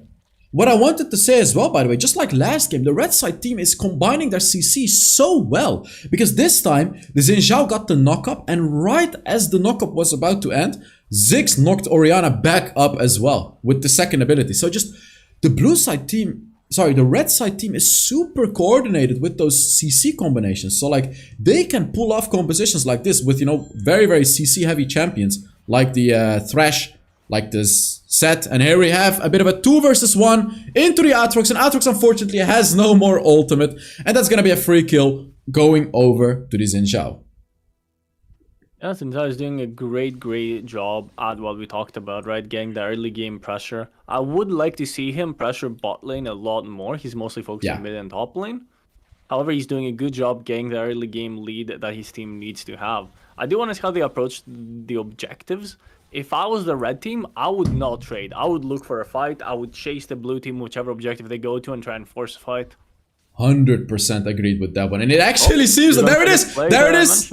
There it is, there it is, there's the gank we were talking about, the 3-man gank that Royal mentioned, the Ziggs ultimate to follow it up as well, and that's for, oh, it's actually 2 kills over to the blue side, a 4-man Amumu ultimate. What an insane counter engage. They picked up 2 kills and only gave away 1 in a 3 versus 4 situation, giving Aatrox a free lane to push. This is horrible for the red side team. They made the right call, but the execution didn't go well because of a 4-man Amumu ultimate. And now the Aatrox is just pushing that lane for free. Now the Orianna is starting off the dragon. And now they seem to try to do the same thing with the Xin Zhao trying to counter engage. And Orianna's playing with fire, and there it is. Huge thresh engage with the flash hook. Wow. That was crazy. Misplayed. Respect the Amumu ult, and they all just stood right next to him. You have to respect the Amumu ult. They have to kill. Yeah, there we go. This time they killed him before they got the objective, because they learned from last game. Amumu stole 3 out of 3 dragons. So they learned from last game. They killed him, and then they went for the objective. And again, red team did exactly what I said. They fought the objective. They didn't allow any trades, and they're gonna get both objectives most likely. And this is exactly what they need to do with the strong early game composition. You cannot allow a Yuumi Sivir to skill into the late game. You cannot allow even Orianna or Amumu to skill into the late game. It's going to be an absolute...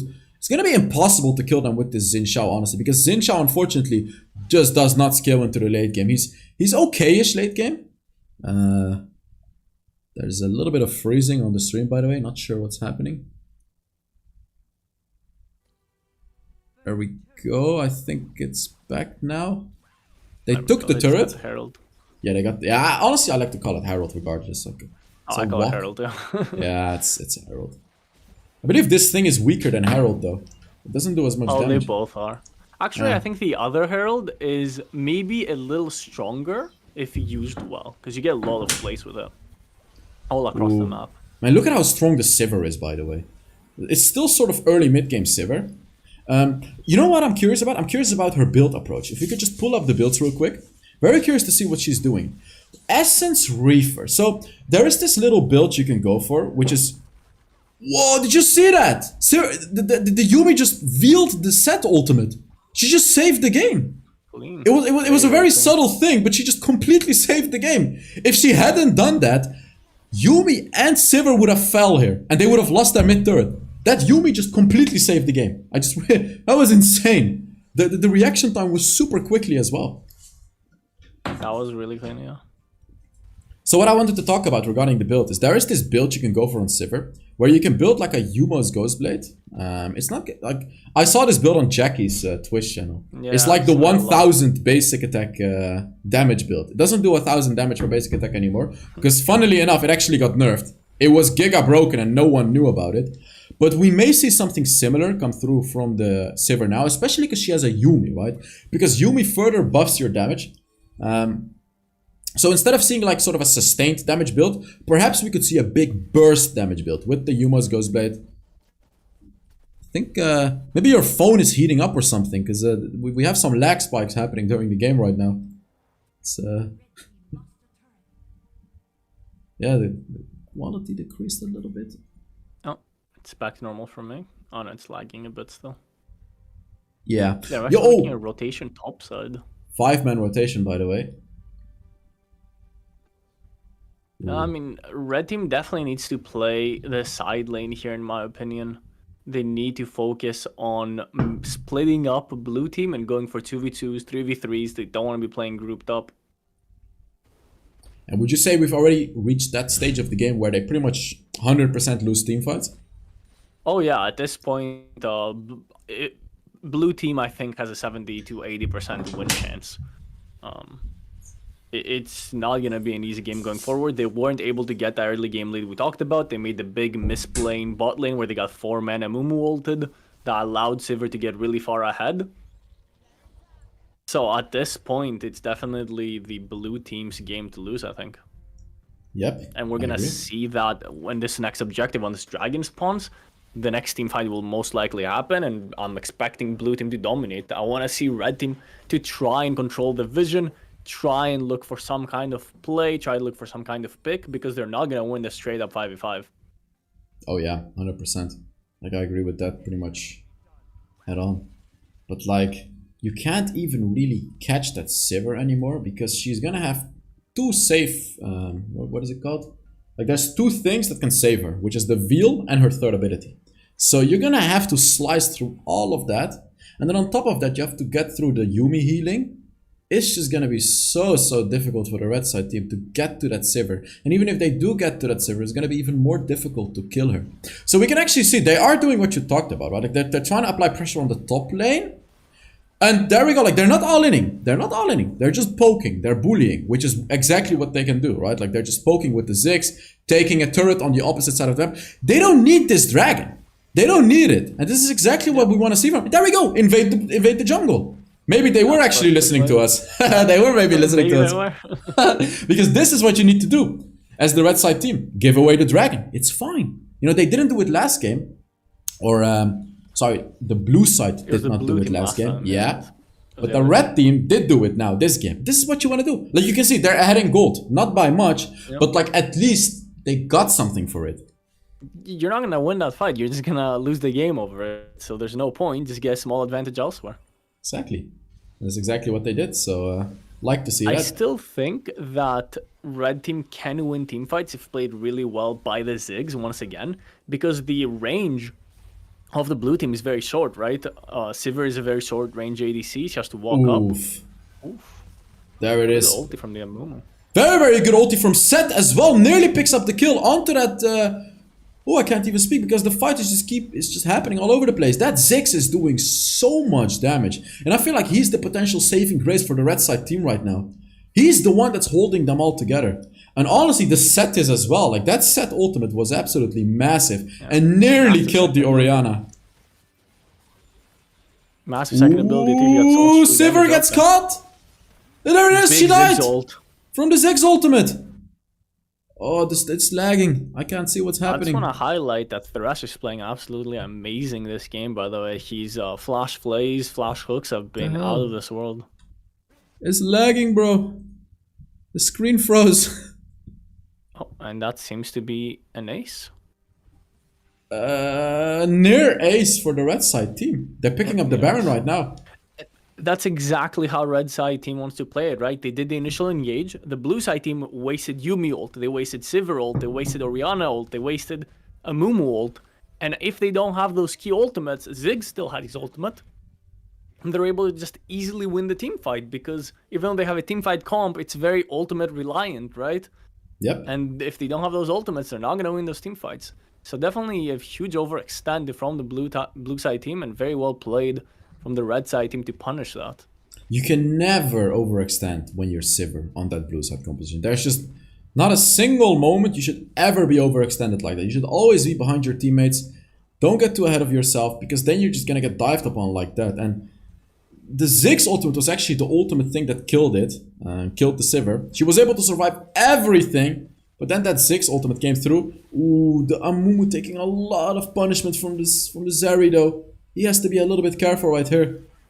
So the blue side team has a good comp to defend against Baron though. They have a lot of sustained damage, but while they have a good comp to defend, the red team has an even better comp to push because of that Ziggs. Even his abilities do damage to turrets, so they very easily pick up that mid lane turret. Are gonna look to potentially take the top lane turret as well, and then meanwhile Xin Zhao on the bot lane as well. There's just pressure everywhere, dude. Yeah, they're playing this extremely well. The Baron macro is actually being... As you can see, they're going from lane to... Oh, team fight happening. Oh, we have a big engage from the set! Big second ability! Picks up that kill on the Amumu! Blue side is just not allowed to do anything. We can see Sivir is trying to have a bit of an engage right here. But meanwhile, the Xin Zhao is just ending the game bot lane. He picked 2 turrets up already, looking to pick up that 3rd turret too. Goes a bit safe because he does not want to fall to the Orianna. We're gonna fix these issues next game, by the way. We can reduce the in-game quality and then it shouldn't lag as much. Because I believe his phone is heating up right now. Because he's sharing his screen, he's probably charging. If you're charging, by the way, you should not charge while we're in the game. You should charge while we're in the draft. Extremely well executed the Baron play from the red team, by the way. They go in mid lane with the Baron dub minions, they get the turret, they go up top lane with still Baron dub minions while Xin Zhao is pushing bot lane. And just pressuring all the lanes. They disengage, they engage very well because they could have lost the game there, right? If Amumu was able to get a good engage, but they disengaged super well, Ziggs positioned very well. And they're able to get all 3 inhibitors, which is absolutely massive, because that will almost guarantee the next Baron as well, since there's going to be too many minions that they need to defend against to be able to get the objectives. I just find it crazy that they were able to literally push everything. They're 7,000 gold, or sorry, 5,000 gold ahead right now. They were even in gold, by the way. They were even before that Baron. Yep, they were even with the Baron, even after the teamfight loss. It's just the coordination from the red side team is so much cleaner than the coordination from the blue side team, and it was very similar last game too. The red side team has such good synergy, you can tell that they've been playing together for probably a long time. Oh yeah, we saw it early on in this game as well. Remember that gank from the Xin Zhao? He knocked up and then the immediate follow-up from the Ziggs. Like, it's just as you say, they seem to be more of a team. It's like they're all together. Every decision is being made together. No one really gets caught and anything like that. While the blue side team has really good players, don't get me wrong, they have good drafts and good everything, but their synergy is what's lacking. They get caught sometimes, you know, one of their people gets caught and then they die. It's always something like that. While the red team is all just tied together, close together, not really making these big mistakes to lose the game like that. They're just kind of hoping for good team fights, right? They build a team fight combo and they hope for good team fights, but they don't really play the macro game properly. Ooh, I know both teams are being very hesitant about engaging. I'm saying hesitant, but the Amumu doesn't really look like he's hesitant. He just wants to go in. He just wants to, he's gonna flash ult, isn't he? Oh, he just go. Oh, there it is. 4-man ultimate. There's no follow-up from the Orianna. Where's the follow-up? The Aatrox goes in, gets punished. There's the first kill coming through from the Sivir as well. What is happening? It's all over the place. Sivir picks up the kill on the Xin Zhao as well. Meanwhile, Amumu tries to chase down too. But the base! Defend their base. Look at the base! Look at the base! The minions! It's over. I don't think they can defend it. No way! No way! No way! Minion spawned. Okay, minion spawned. Oh my god! Oof.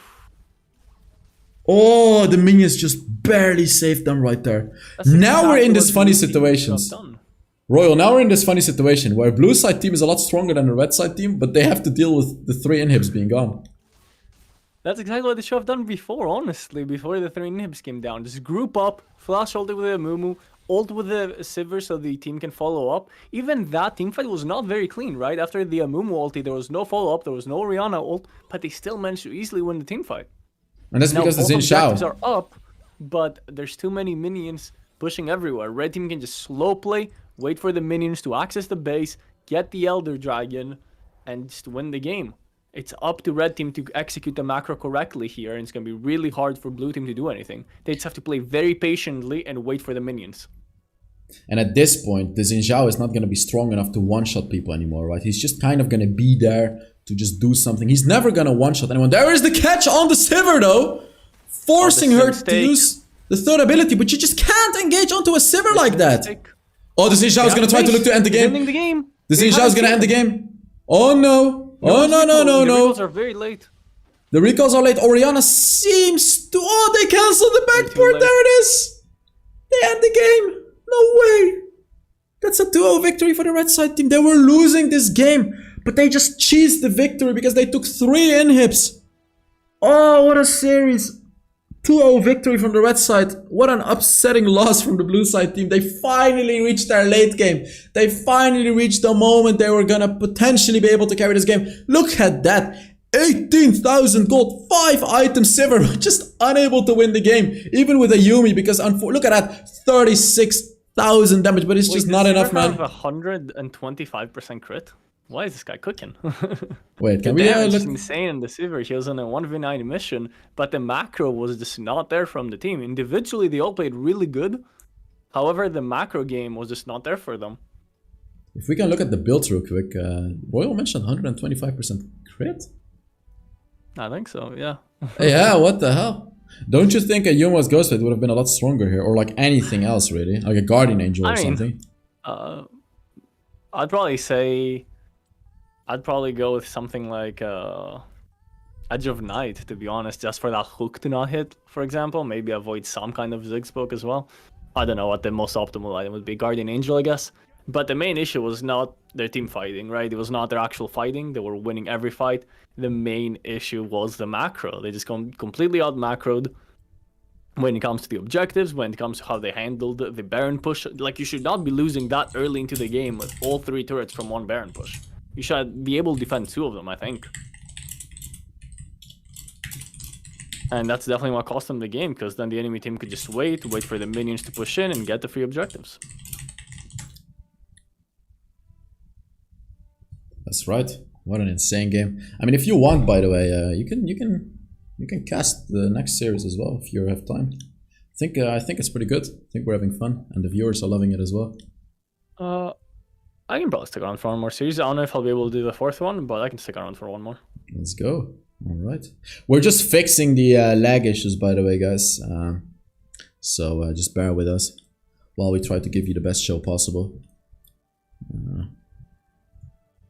By the way, you can turn it to 30 FPS. I sent you some chats in Discord so you can see. Yeah, there we go.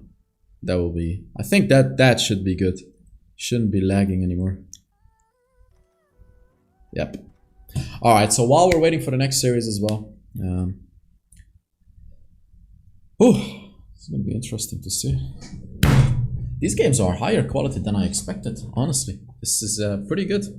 Really good, actually. Yeah. I was very surprised by the red team's macro. They actually played super well, especially their jungler and mid laner. 100%.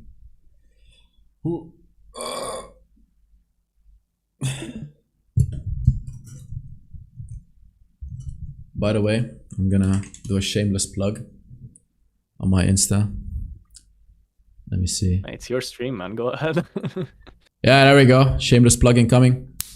Y'all see this? We're opening up applications for like a week, 1 more week or so, for the Player versus Fitness program. You know, we've got a lot more transformations happening right now. You can check our Instagram. I'll put a link to it in the chat so y'all can check it out if you want to. Here you go. Boom, boom. On Twitch as well. We're helping people transform their lives. You know, this person, for example, this is Andrew. He lost 30 pounds in 12 weeks. You can see pretty huge transformation. And then this is my favorite one, actually. This is Guy. He started off, he was already pretty strong. You can see his body is like pretty strong, but he lost a lot of fat, and now you can see he's quite muscular as well. Also in 11 weeks, by the way. So if you want to make a similar transformation, just fill in, there is a form, here you can see the link in our Instagram bio. Click on it. If you click on it, you get on a form, fill it in, and then I'll reach out to you, plan a meeting. You can get into the program. So yeah, check it out if you want to. If you don't want to, it's fine.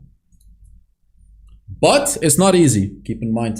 Like, there are some people that we actually don't allow in because you have to You have to eat properly, you have to work out, you have to follow some habits and all of that. Because you're not gonna make a transformation like that.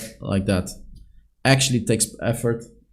And, just keep that in mind before you actually fill it in. Because it's not gonna be easy. Alright. We're just waiting for the next game. Let me just ask when the next game is gonna come.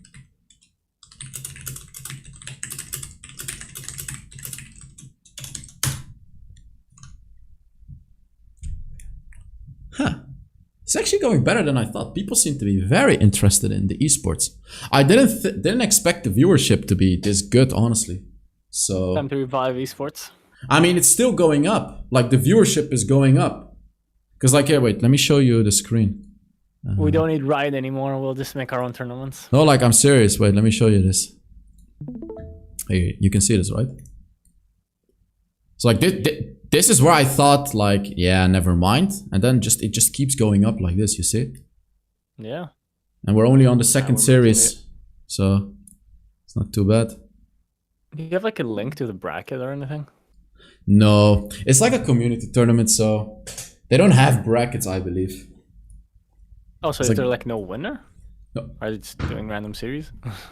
Wait, actually, they should have a bracket. What am I talking about? Let me check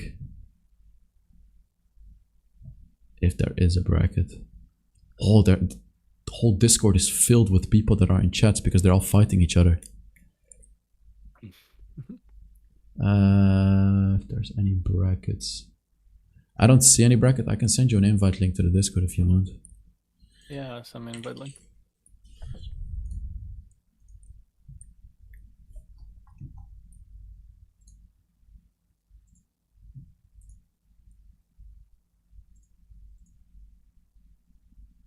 Give me AP misfortune and the game ends in 10 minutes, I promise. Yeah, I don't think so, bro.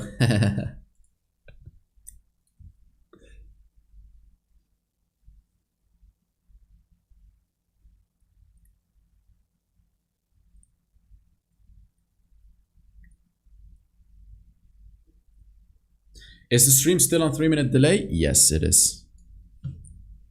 Wait, let me send that link again, because at this point I'm probably talking about this stuff.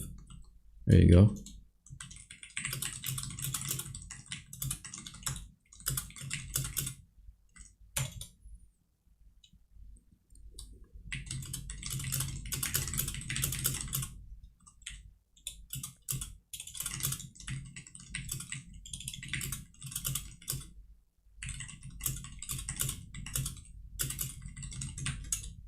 Joined an instant ad or get wrecked. You deserve the ad.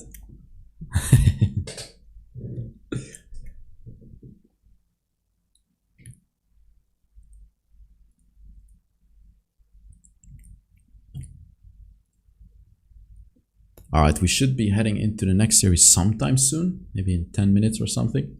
5 minutes, 10 minutes. We'll see.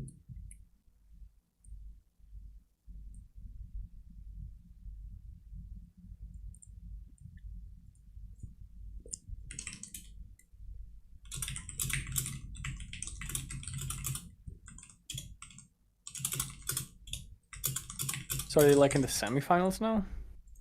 Yes, it should be the semifinals. And then after that, it's gonna be the finals. Okay. Yeah, that's right.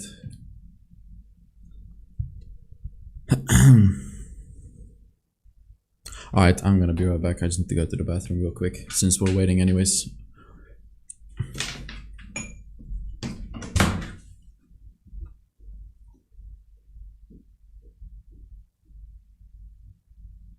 Yo, what's up, HellsDevil chat? Time to say bad things and get him banned. Haha. Joking. Okay, chat, pretend I said something really bad while he's gone. Like in the chat, type, I can't believe he said that. Oh, I can't believe he said that. You're gonna get banned. Type that in chat. So he freaks out a bit.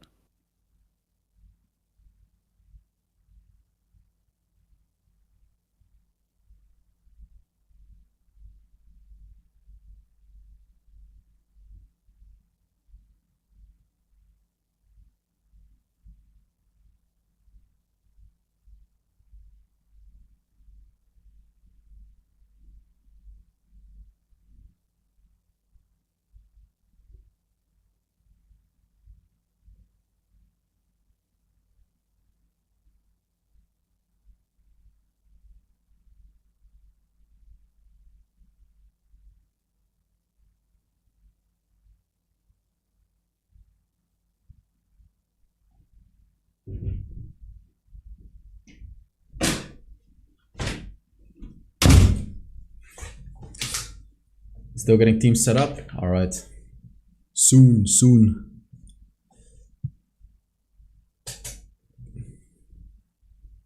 Yeah, why is no one playing AP Jax actually? I don't get it. Isn't AP Jax just giga broken? In my I opinion, think the it new is. item sounds real good on him. Why is he not being picked? I don't know about competitive? full AP Jax, but like Bruiser with a new item might be crazy good. Yeah, no one seems to care much about Jax though. I didn't think Amumu was gonna be this good, but oh well. I think the champions that can abuse the new Bruiser items are really good, like Riven, Renekton. I think Riven is absolutely insane in like every role.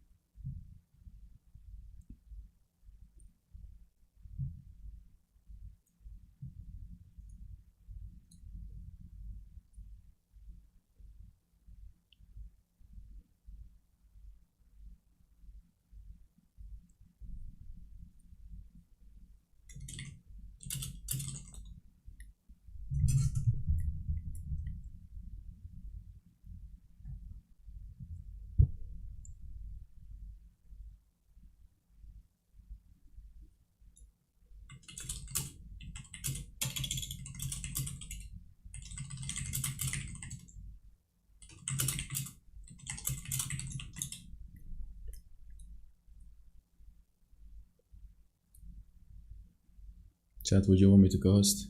Too late, bro.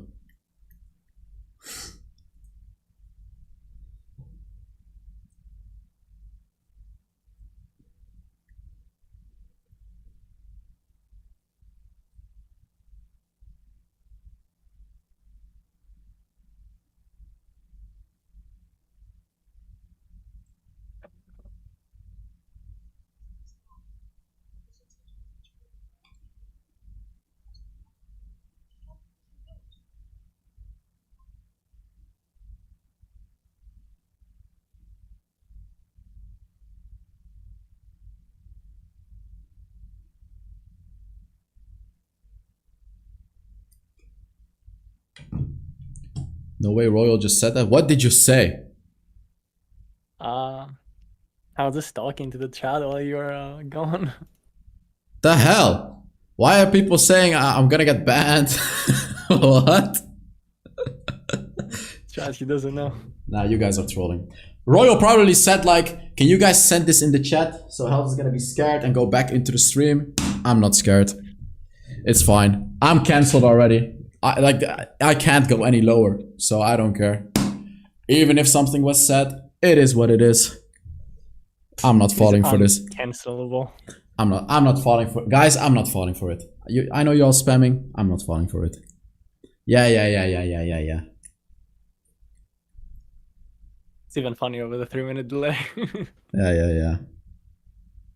Yeah, you guys are not gonna get me. It's not that easy. Jesus Christ. They're spamming so much. We should be heading into the next game sometime soon. Everything is getting set up. Y'all need to bear with us. That's how tournaments work. Unfortunately, we don't have fancy graphics to show you the brackets and all of that. But soon. Soon. Jesus, man. We What like the hell looking at did your you pretty say? face anyway. What did you say to get this reaction out of the chat? I am getting a little curious now. I just told him to say, "Oh, you're gonna get banned," or else or something. Oh, really? I knew it.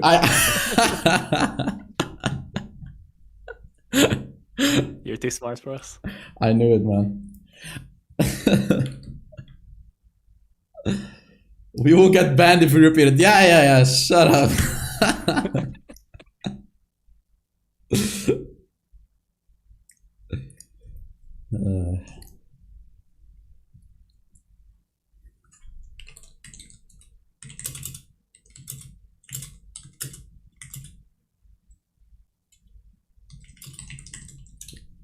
You know what's crazy? The Chinese Wild Rift, like the biggest tournament that they're hosting, ended like 4 days ago. And it's not even on the Wild Rift esports channel anymore. I have to watch the VODs from some weird YouTube channels. Really? Yeah. The Wilder doesn't care. They don't even put it on their own channels anymore. Yeah. And that's like the biggest tournament in Wild Rift that's going on, and I'm sure that no one probably in the West knows about it. Yeah, I didn't even know about it. No. And KBG, I don't know how much you've been following Wild Rift Esports, but KBG has been winning everything in China, and they lost in the final. Oh, really? Spoilers. Nice spoiler, by the way, for anyone that wanted to watch it, cannot watch it anymore.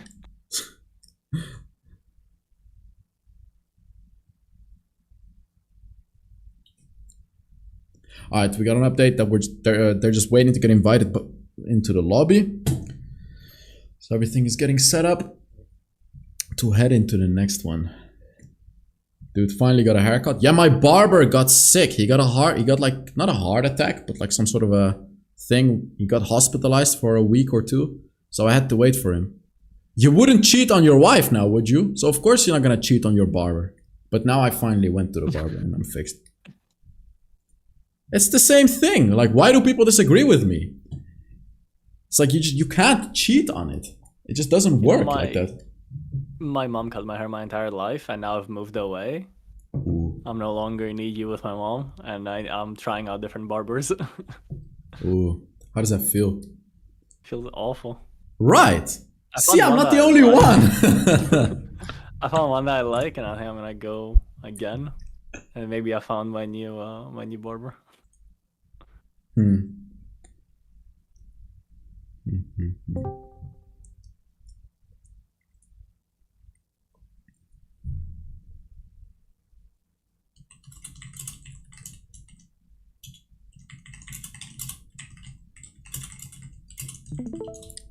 Alright, guys. Screen is being shared. Oh, we're about to get in. Let's give me a second. Set it all up again.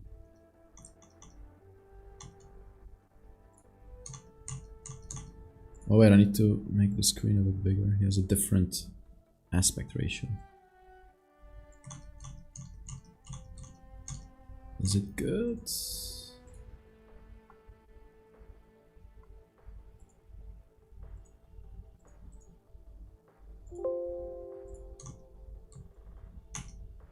Oh yeah, this. Oh, wait, is it good? Yeah, it's perfect. All right, nice. All right, we're about to head into the next game. Wait, what was this team? That was the. That's the team that with the Ziggs. Lorgest Rat. That guy's the best Ziggs I've ever seen. Really? Probably not, but he's actually really good. All right, see what he can do. Man, it's so interesting to see that people actually pick Ziggs and Amumu and all of that now, though. It's like, I really didn't think that would be good, but I guess it is. I think Amumu's hidden OP for a while now.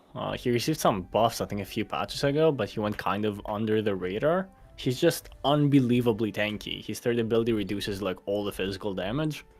He just gets so tanky with what's the item called? Twin Guard, because the way that his third ability works is the more armor and magic resist he gets, the more physical damage he reduces with his third ability. And obviously Twin Guard gives you a bunch of armor and magic resist.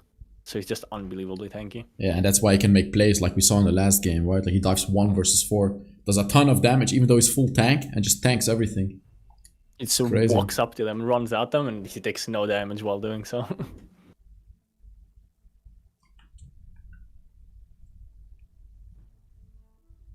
Yeah, the enemy team has a master player already. Yeah. See, we're getting closer and closer towards the finals, so these games should get more and more intense. Which is very nice to hear, considering the last game already. The last series, sorry. Which is a very intense series already. Yeah. Just waiting to get into the game. Even though rank-wise they are slightly lower, the blue team this time, we saw how good their synergy was, right? So I'm expecting this to be very, very close. Oh yeah, very close, 100%.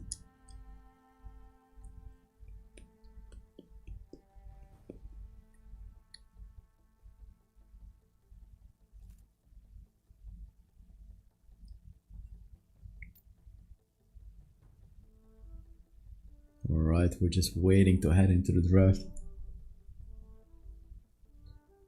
Come on.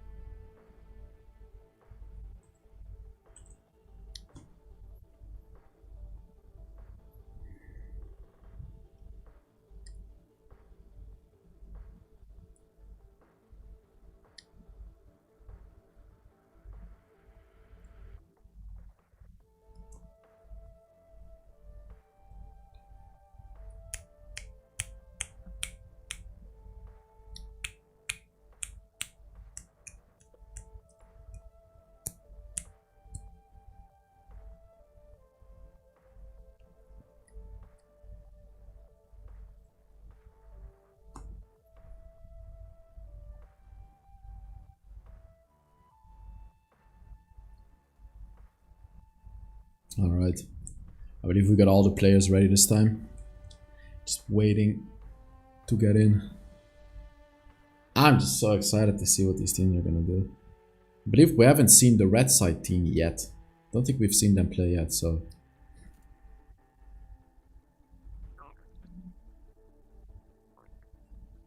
Stream is ready indeed. We're waiting, we wanna see, we wanna watch. We're eager to see what they're gonna do.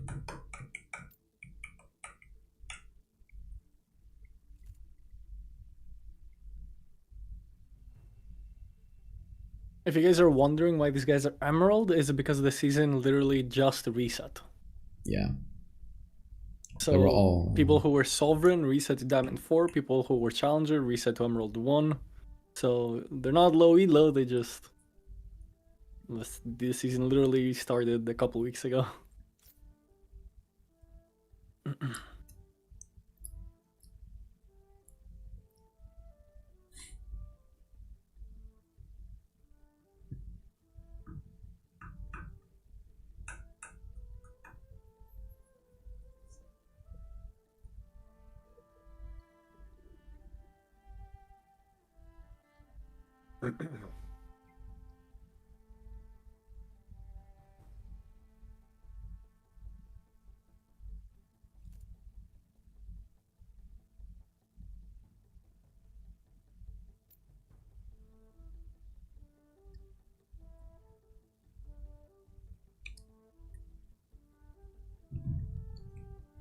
They got a new player, it seems like. Are they subbing someone in? Yeah. Oh, WRC Silly Kitty, I played with this guy in 5s. He's a pretty good Baron laner. I'm not sure if he will play Baron lane, but he's definitely a good Baron laner.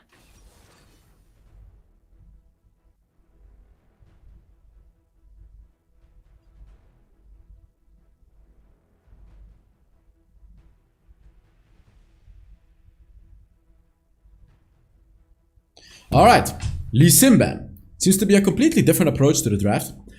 Seems like they know that this enemy team is a bit different.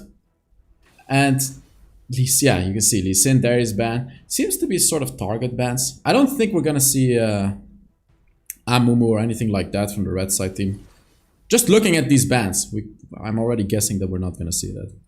The hacker ban, I'm sure they watched the previous series. Oh yeah, 100% they did. But like, what else do you ban though into Disco? They can play a lot.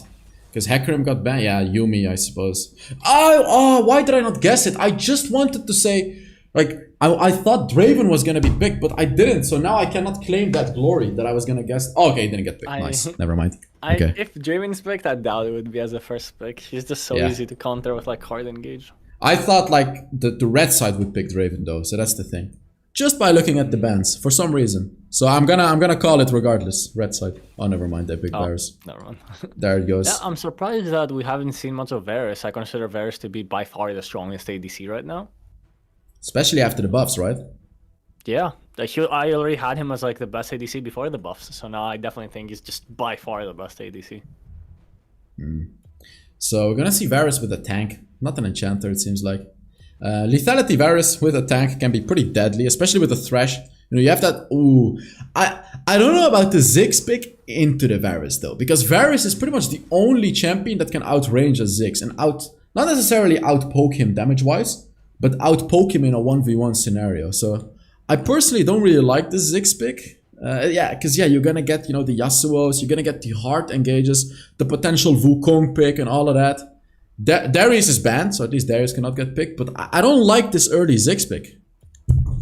Yeah, I mean, he had a lot of success with it in the last 2 games, so I think they're just playing off comfort instead of trying to build the best team comp. I don't like that though, you gotta adapt to the draft. You gotta adapt. It's a great answer to Ziggs, a very good answer to Ziggs. Exactly. We have Thresh. There's possibilities of picking champions like Wukong, champions like Nautilus Jungle. There's a lot of good champions to pair with Yasuo here. They definitely can't ban them all. And there's the Zeri ban too. That's one pick that can counter the Yasuo, that can counter the Thresh. Gets banned away as well. Xayah is still left open, which I do expect to potentially get banned by the red side team. Lulu actually gets banned, not the Xayah. So, I'm assuming it's Maokai support, so I don't really understand the Lulu ban. Right. Like that's what I was thinking as well. I don't really get why because he's already so sad, banned. and Maokai jungle is just not that strong anymore since his first ability clears very slow. And now that Xayah is left open for the blue side though. So you Lilia could be really good here, like a Lilia Renekton. That would be massive. Of course Xayah gets picked, but yeah, you can't really pick a tank now because of that Lilia being picked. What the hell is blue side gonna pick now? Counters to Lilia are banned, so I don't know what he's gonna pick for jungle here. I have no idea as well. Like I was gonna say, I have no idea what's gonna get picked here.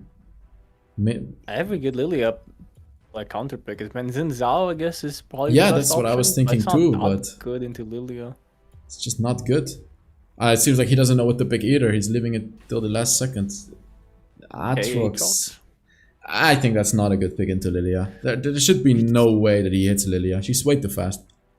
Yeah, I mean, every good champion against Lilia is banned. Gragas. I would like to see like a Renekton or something. I don't really like the Gragas. I feel like...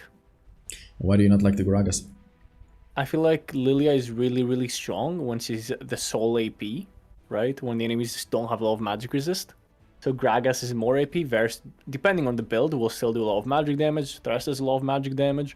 So the enemies will get a bit of magic resist, I'm assuming, the front line, which is going to make Lilia's job a little harder. At some point she'll be fine though, right? Because she does true damage. I would have preferred to just see a very strong laner like the Renekton, which also pairs up really well with Lilia. But I guess they're just thinking about the Yasuo knockups, right? They want to get a good knockup for Yasuo. Yep. I would give this draft to the red side though. Even though, you know, you don't agree with the Gragas pick, I would give this draft to the red side. Just for the simple reason that they have answers to that Ziggs. They can just easily dive in. They're super quick. So Ziggs is going to have a hard time doing damage to that Lilia because she's so unbelievably mobile and quick. That Gragas can flash engage onto the Ziggs too. Perhaps the Xayah can still carry the game, but I just don't think Ziggs can do anything this game. There's just way too much diving potential for that Ziggs to deal with. Yep, it's going to be really hard for Ziggs. You're right, the early pick on the Ziggs might have been a mistake. So, yeah, let's see. The blue side team is quite tanky though, but it doesn't really matter into the Lilia. Since Lilia does... Maokai jungle, set support, and top lane Aatrox. It's very interesting. Was unexpected, honestly. I did not see that one coming. Huh. Well, that changes a lot. I actually think that's worse for them, honestly, because Gragas will have a way better matchup into the Aatrox than he would versus the set. Maokai's not good into Lilia whatsoever. Lilia is always gonna win these 2v2s or 3v3 fights. I think this is a mistake for them. And what would you say about the the blue side team did the same thing in the bot lane, where they went for exhaust on support and ghost on the ADC? It's probably fine now, because you don't have a winning lane, and exhaust is gonna be useful versus Yasuo later on. Last time it was super important because you wanted to win your lane hard, right? Yeah. But in this situation, you don't care about winning your lane, you will scale fine. You don't really have that great of a matchup. What I'm most curious about is how mid lane plays out. I think this is gonna be what's gonna be the decider of the game, right? If Yasuo is able to just punish Ziggs like he's doing very beautifully right now. Yeah, look at that. I mean, this is what we talked about. What can you do as a Ziggs? Yasuo is, if the Yasuo plays well, he's just consistently gonna dash through the minions, and as a Ziggs you just can't get close. You're always gonna get outpoked. And Yasuo's first item likely gonna be a Wit's End, and at that point you've already lost pressure in the mid lane as a Ziggs against that Yasuo. And then every time you get caught out, he's gonna ult you. I mean, look at that! He even takes a turret shot and still outrades him. Like, this is exactly what we talked about. The jungle matchup even harder, because Maokai is not really going to be able to do much when he never has mid lane prio. It's going to be super easy for Yasuo to rotate after pushing out the wave. Ziggs has to always be careful of a Lilia gank. He has to be careful of a Gragas roam. I think that the red side will have a stronger early game. 100%. Yep.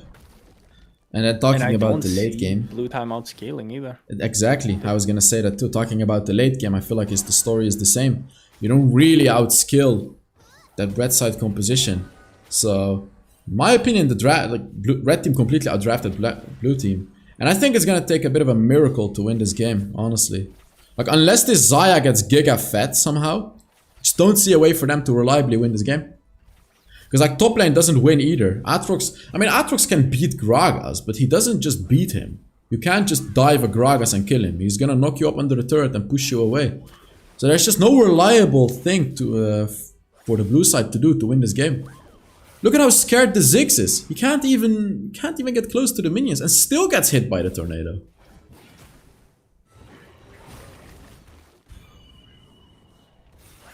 I definitely think that this is going to be just a farm fest. I do want to see Maokai going for some defensive ganks to kind of help out his lanes. Okay, you talked about it, he's doing it now. He's going to look for the gank onto the Yasuo, but doesn't get him. I mean, even if he goes, it's just... He's not going to kill him. Like a Ziggs ultimate... Oh! Oh! Oh, did you see he dodged it? He dodged the Yasuo tornado. If he didn't dodge that, he could have survived. Because if Yasuo had ulted him... He would get the shield again, right? Yeah. I still don't really like that from Maokai, to be honest. I wanted to see a defensive gank like he started off with, but he overcommitted for sure. You don't want to be trading kills like that, in my opinion, even though they did get first blood. You just want to relieve Ziggs from the pressure. You don't want to be giving Yasuo free kills, even though I think Lilia got that kill. Yeah, but Lilia again, got that kill. You don't want to be giving Lilia kills either. Like, well, to be fair, this one was fine, though. Lilia. This one was fine. It was okay because you got the first blood. So gold-wise, it's decent. However, a kill on Lilia is way more impactful than a kill on Maokai, right? Yeah. So I want to see him go for more defensive plays to just relieve Ziggs from the pressure and not overcommit like he did there. I see. Yeah. And again, that was really close. He also almost survived, so... Yeah, if he... That was because of that beautiful flash from the Maokai, him dodging away that Yasuo tornado. That was honestly what got them that kill. So he was barely able to get that kill, and if he hadn't gotten that kill, it would have been terrible. So like perhaps he just took a bit too much of a risk for a non-existing payoff, really, because like there was no real major payoff. Only Ziggs just being allowed to push a little bit and nearly getting one turret plate, I believe, but that's just not worth it. Shouldn't take that much risk for that. After Yasuo gets his Wit's Ends, this is gonna be really, really hard. The lane is gonna be over. If I was Yasuo, I hope he's just rushing Wit's End straight up, no boots, nothing, just to make sure he gets it before the first objective. And I think that red team should try and contest both objectives. Oh yeah, exactly, like 100%. And this is the fight. We can see the Gragas engages onto him and just picks up the kill together with the Lilia. There it is, easy. So like Aatrox doesn't reliably beat Gragas either. So how do you win? That's why I thought they should have Zed in that lane. If Zed was there, I don't think he would die to a gank like that. I think after getting knocked back, he would just ult Gragas back into safety. He would 100% survive. Oh! The good just thing is zoomed out. that they did commit along the top side, so they are just gonna trade objectives. Obviously, I still think the Herald is the better objective to get, but at least blue team's able to get one of the objectives. Yeah, Oh, there it is. They were just caught out. We get a big engage by the blue side team as well. Picks up 1 kill already.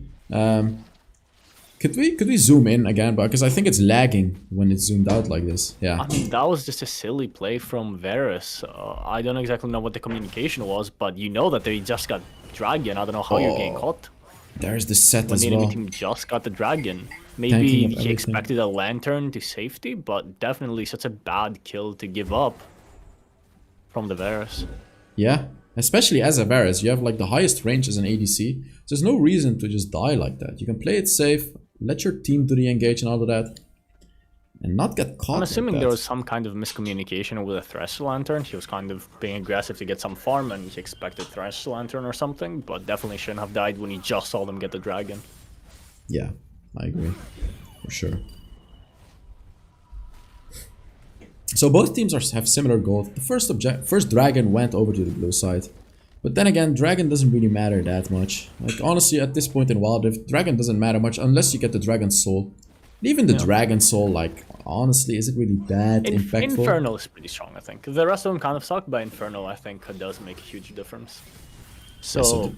maybe they're gonna play for that, but the problem with Dragon is that since Red Team got Herald, they're gonna get quite a bit of gold from that Herald. I'm not sure which one they got. Did they get the... Did they I'm use... not sure. Oh, they used the I mid didn't lane. notice. So they're gonna open up the mid lane turret, which they didn't manage to fully get, unfortunately. But getting mid lane turret versus Ziggs is so important. Really opens up the map for roams, because Ziggs can just sit there and wave clear consistently. So getting that turret even low is really big to get it after minute 730. Yeah. Yeah, that gonna mid be a turret lot is easier to definitely going to be contest next integral. It's going to be integral turret to take in this game. Because when Ziggs cannot go behind this turret anymore, he's going to be screwed in mid lane. So it's definitely something that Red Team is going to look to get. Here we can see a bit of an engage from Aatrox. Does not see the Lilia though. Ooh, I he didn't get hit by the Lilia kind of first feel like he could have fought that. If he had ulted a little bit earlier, perhaps he could have done a little more damage before disengaging. But he didn't want none of it and he just disengaged and left the fight. Gragas actually knocked Aatrox away from the Lilia first ability. If that hit and Lilia managed to get her ult off, I think he would be dead. So that was a slight misplay from the Gragas and the Lilia. There's Gave the Aatrox Ziggs a chance ult to as even well. fight back. And Ziggs ults the mid lane as well, which, you know, we see happen sometimes, but like I feel like it's a bit of a mistake. Because here we can see a potential big gank, but Ziggs does not have his ultimate available for that anymore. So unfortunately they have to just cancel out the potential gank and just go back to their lanes, because Ziggs has no ultimate. And I definitely want to be seeing more plays from Red side. I feel like they're playing very passive, especially in the bot lane. I don't understand why Thresh is just sitting there watching Varus farm the entire time. Varus one of the safest ADCs. Right now, for example, Varus instantly one-shot the wave. Thresh should be roaming mid. He should be looking for a play on Ziggs. A flash play is a guaranteed Yasuo ulti into a guaranteed hook. But he's just playing really safe and not really roaming. Oh, and there we Here go. comes the Gragas ult. And that's He's why I dead. said it's so hard for Ziggs to play this game because he has to watch out for the Thresh roam, he has to watch out for the Gragas roam, right? All of these are guaranteed Yasuo ultimates. There's just no way you can play the game. Like there is simply no way.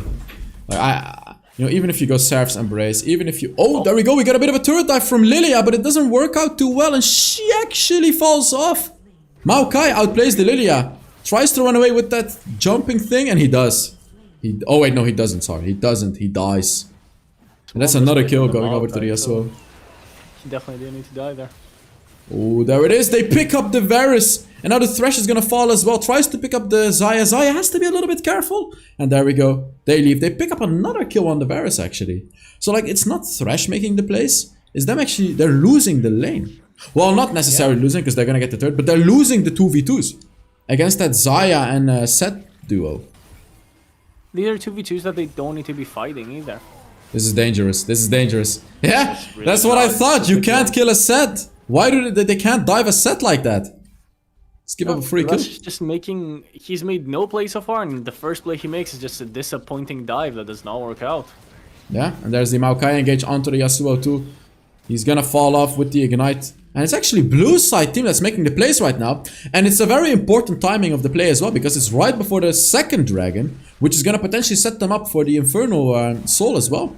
And now together with the Ziggs and the set, they can just set ult the Lilia away, and they can bully them with the Ziggs. So this should be a free dragon going over to the blue side, honestly. And there it is. That's the second one as well. Red team is just not playing around their win conditions. It should not be Yasuo roaming to other lanes. It should be other lanes roaming to Yasuo. They should not be playing around their weak bot side. They should be playing around the Yasuo. Oh yeah, 100%. Like they're slowly throwing away the game right now. Red side was doing really well early on in this game, but right now it's looking a little dangerous for them, because they're not necessarily winning fights. And now they have to worry about that Infernal Soul, right? So they have to take away the Infernal Soul. Meanwhile, the blue side team, they can either take the Infernal Soul or give it up and take Baron or push turrets. They have the edge. Like, they can do whatever they want.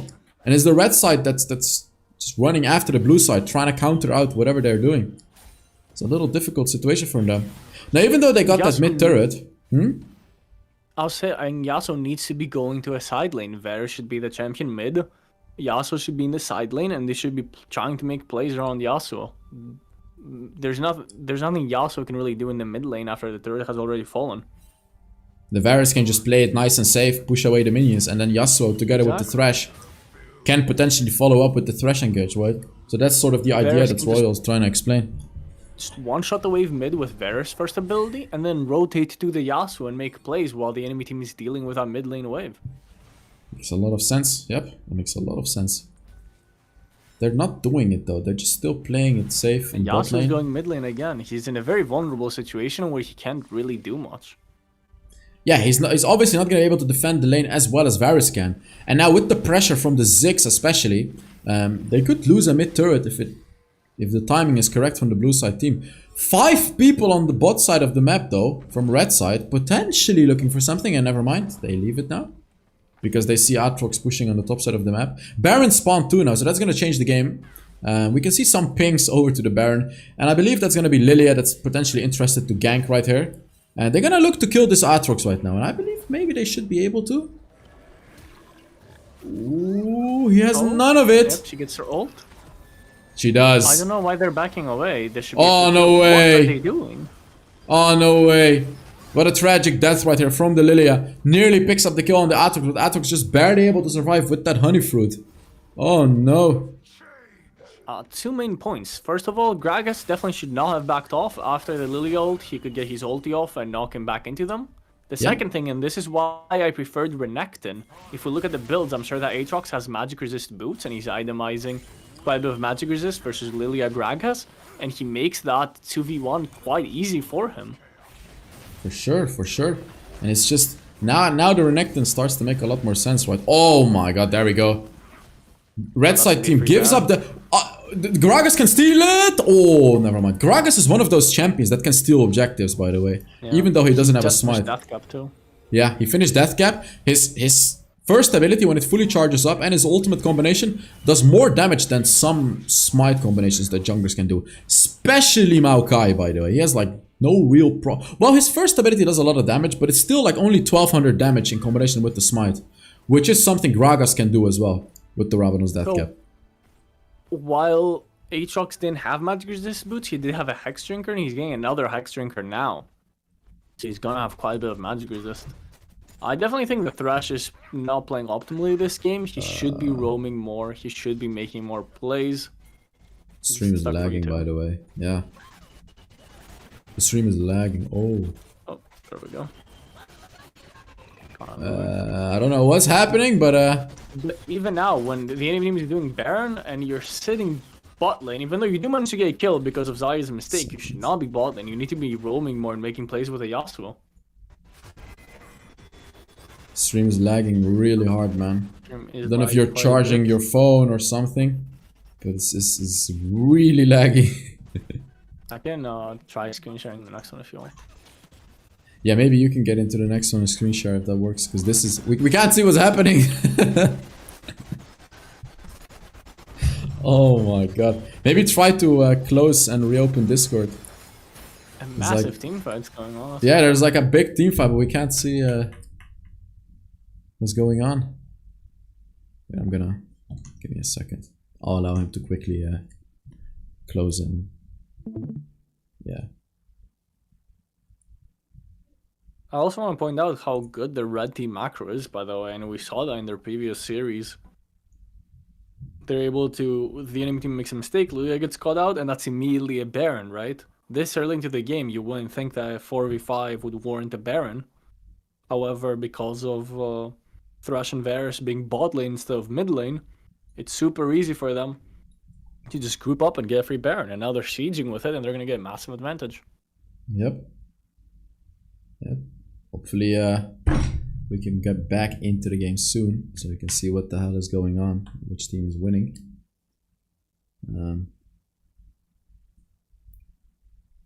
Yeah, we're waiting. Hopefully we'll get back into the game before the game ends. It would be pretty tragic if we don't. I highly doubt they're going to be able to end on that push, but they're definitely going to be getting a lot of...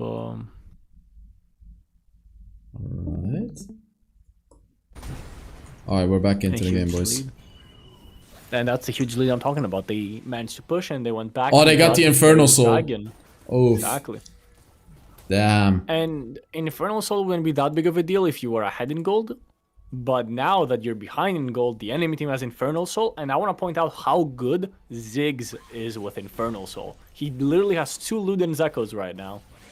And it's so easy for him to just throw his bombs, poke, poke, poke. You can just win the game off Ziggs poke at this point. It's going to be impossible for the enemy team to do anything. He went for Infinity Orb though, which I disagree with. Would have loved to see just a Rabadon's Death Cap instead of the Infinity Orb and the Green Book. Yeah, for even more damage. You can't get both Morello and Infinity Orb. You definitely need to not get one of them to get the Death Cap. Yeah, yeah. You 100% need Death Cap early on. So I feel like that's a bit of a blunder, especially considering they just got an Infernal Soul which skills with AP, the amount of damage that it does. Yeah. But he's still gonna do a ton of damage. I mean, 3 items is still 3 items. It's not the end of the world. What I'd like to see is quite a bit of Ziggs poke and then playing around Baron. They also win the side lane and the bot lane with Aatrox. Aatrox will be able to easily 1v1 Gragas. And again, one of the reasons why I prefer the Renekton is to have a stronger side lane. Because now Gragas can lose the side lane, you lose the team fights, you lose the poke war. Maybe you'd win the poke war with Varus if you didn't have the Infernal Dragon Soul disadvantage. But now they pretty much lose in all parts of the game. So I'm not sure what red team is going to do here to come back in this game. Is there even a comeback potential? Like, what can they do? What is one? They have to find a Miracle Gragas ult into the Ziggs, into the Xayah, and be able to just one-shot them before the fight even starts. And then they can try and clean up the front line. I think that's their only hope at this point. Varus is really good at taking down frontline. So if they're able to find a Miracle Gragas ult into the Ziggs, maybe they can do something. He nearly did. Did you see that? We're looking for, yeah. He nearly did. He just nearly hooked the Ziggs. The flash ult, or the flash hook from Thresh. But that's kind of the miracle that you need. Right. You need a really good Lilia ult. You need some kind of and they do have the champions with the potential to come back. But it's gonna be really hard. And here comes the Elder Dragon. Ziggs needs to be hitting some bombs. He's not really hitting any. He's getting poked by Varus, actually. Yeah, now he's starting to hit some there we go. abilities. It's just not doing that much just damage, straight though. up ulting right now, to be honest, just for the poke. Yeah, why not? Okay, nice. There we go. Oh, there we go! There's the Miracle Engage! He did it! He killed Ziggs! I don't think that will be enough, unfortunately. Aatrox is running them down. Aatrox is running them down. He's just doing way too much damage into the backline. There it is. You need to get a Miracle Engage, but you can't just immediately get one shot after that, right? They can just run down bot lane. Ziggs was able to get his ult off, so he got most of his damage off already, right? And that's why I said the ulting with Ziggs early would actually be a fine play, just to poke them down and make the team fight impossible. Yeah, and it's gonna be first game going over to the blue side team right now. What a beautifully played game, honestly. And if we can see the builds as well, what a super tanky lineup on the blue side. You know, even look at all those Rabadon's death caps, all those damage items on the red side.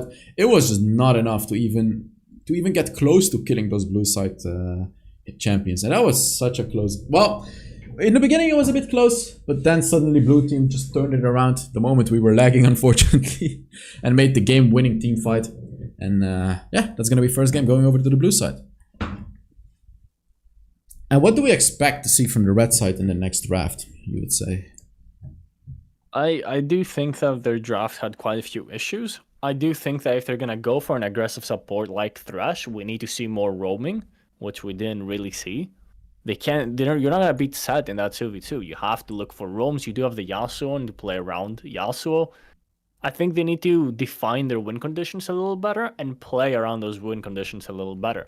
Blue team, while I think had a slightly weaker draft, played around those win conditions a lot better. Yeah, 100% agreed. I pretty much like 100% agree with what you said. You know, when you were talking about Varus having to go mid lane, that was it. Like he had to go mid lane, Yasuo side lane. And that would have just been so much better. You know, when you talked about the draft, the Renekton pick, that was it as well. Like, we saw some good plays from the Gragas, but, like, it just doesn't matter much anymore. You don't need what Gragas offers. You need what Renekton offers. You need that 1v1 power. You need to be able to shut down that Aatrox on the side lanes to take away pressure, to not have to 5 versus 5 all the time. And I'm just going to quickly turn on my camera while... if you can... those strong side laners. If you can turn down the graphics of your game, by the way, while spectating... we should not be lagging a lot anymore. Like you can change it to 30 FPS. Game won't lag now? Okay. But like you can change it to 30 FPS because we're watching 30 FPS anyways. So no, I mean like not in Discord, but in the game, in your actual game. Just so it doesn't lag at all anymore.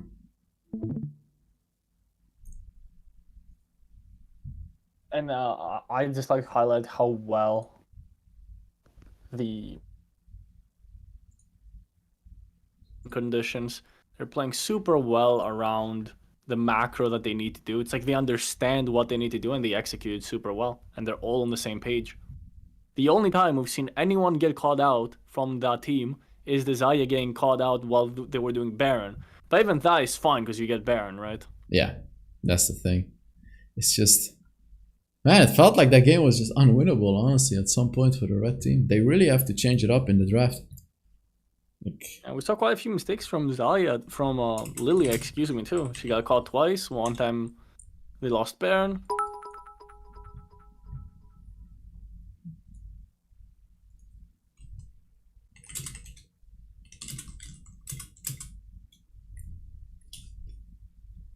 Alright, we're waiting to head into the next game. The lag is being fixed right now.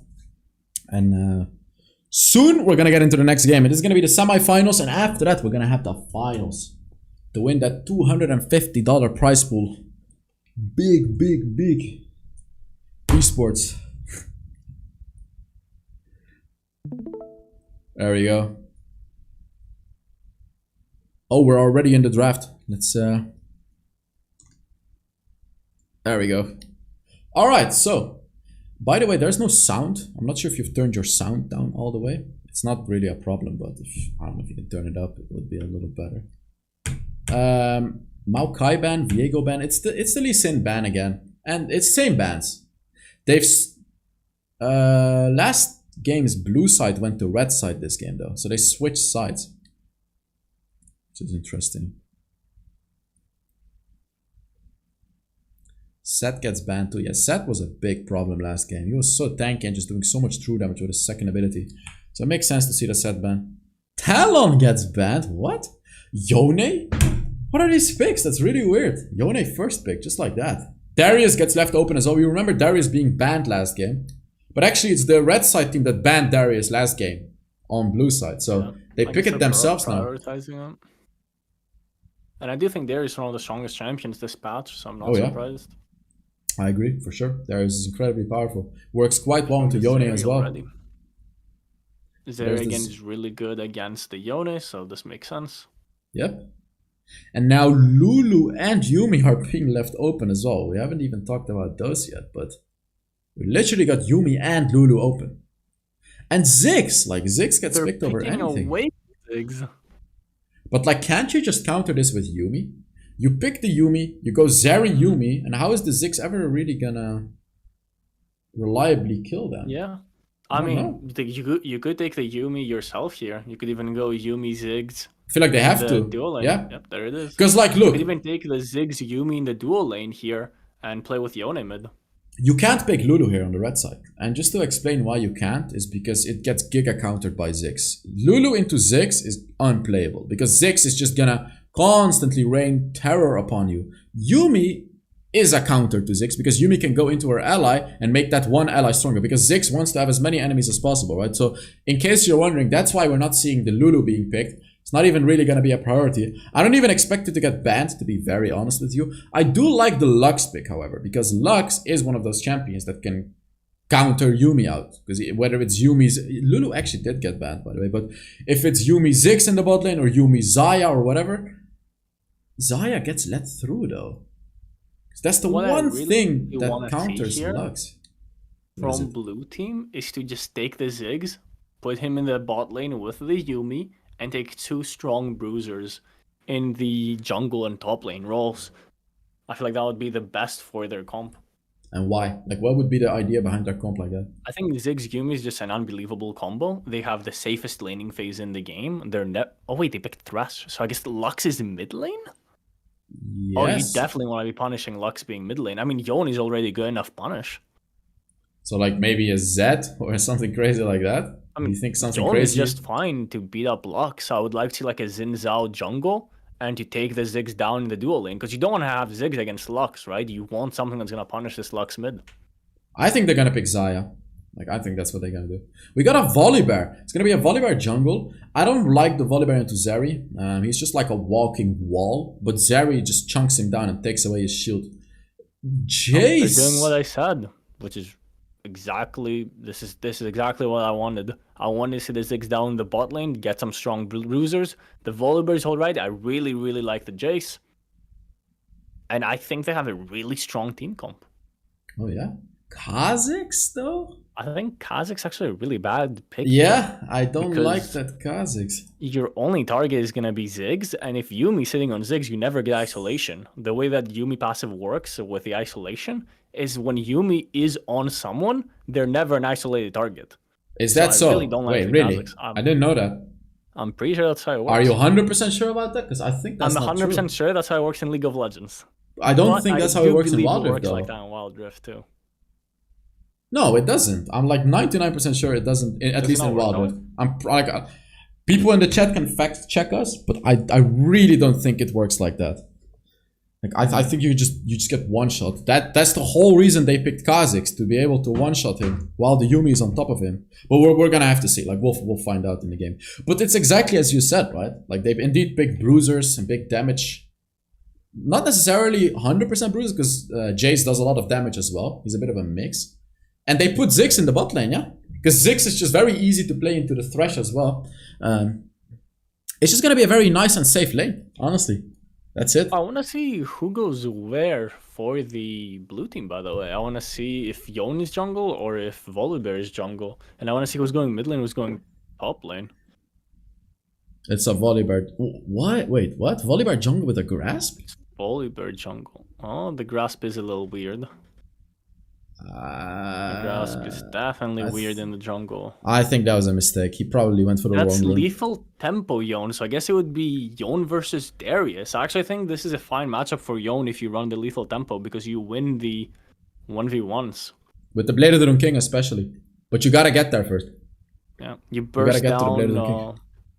You just burst down Darius before he can do much. Your mobility is too high.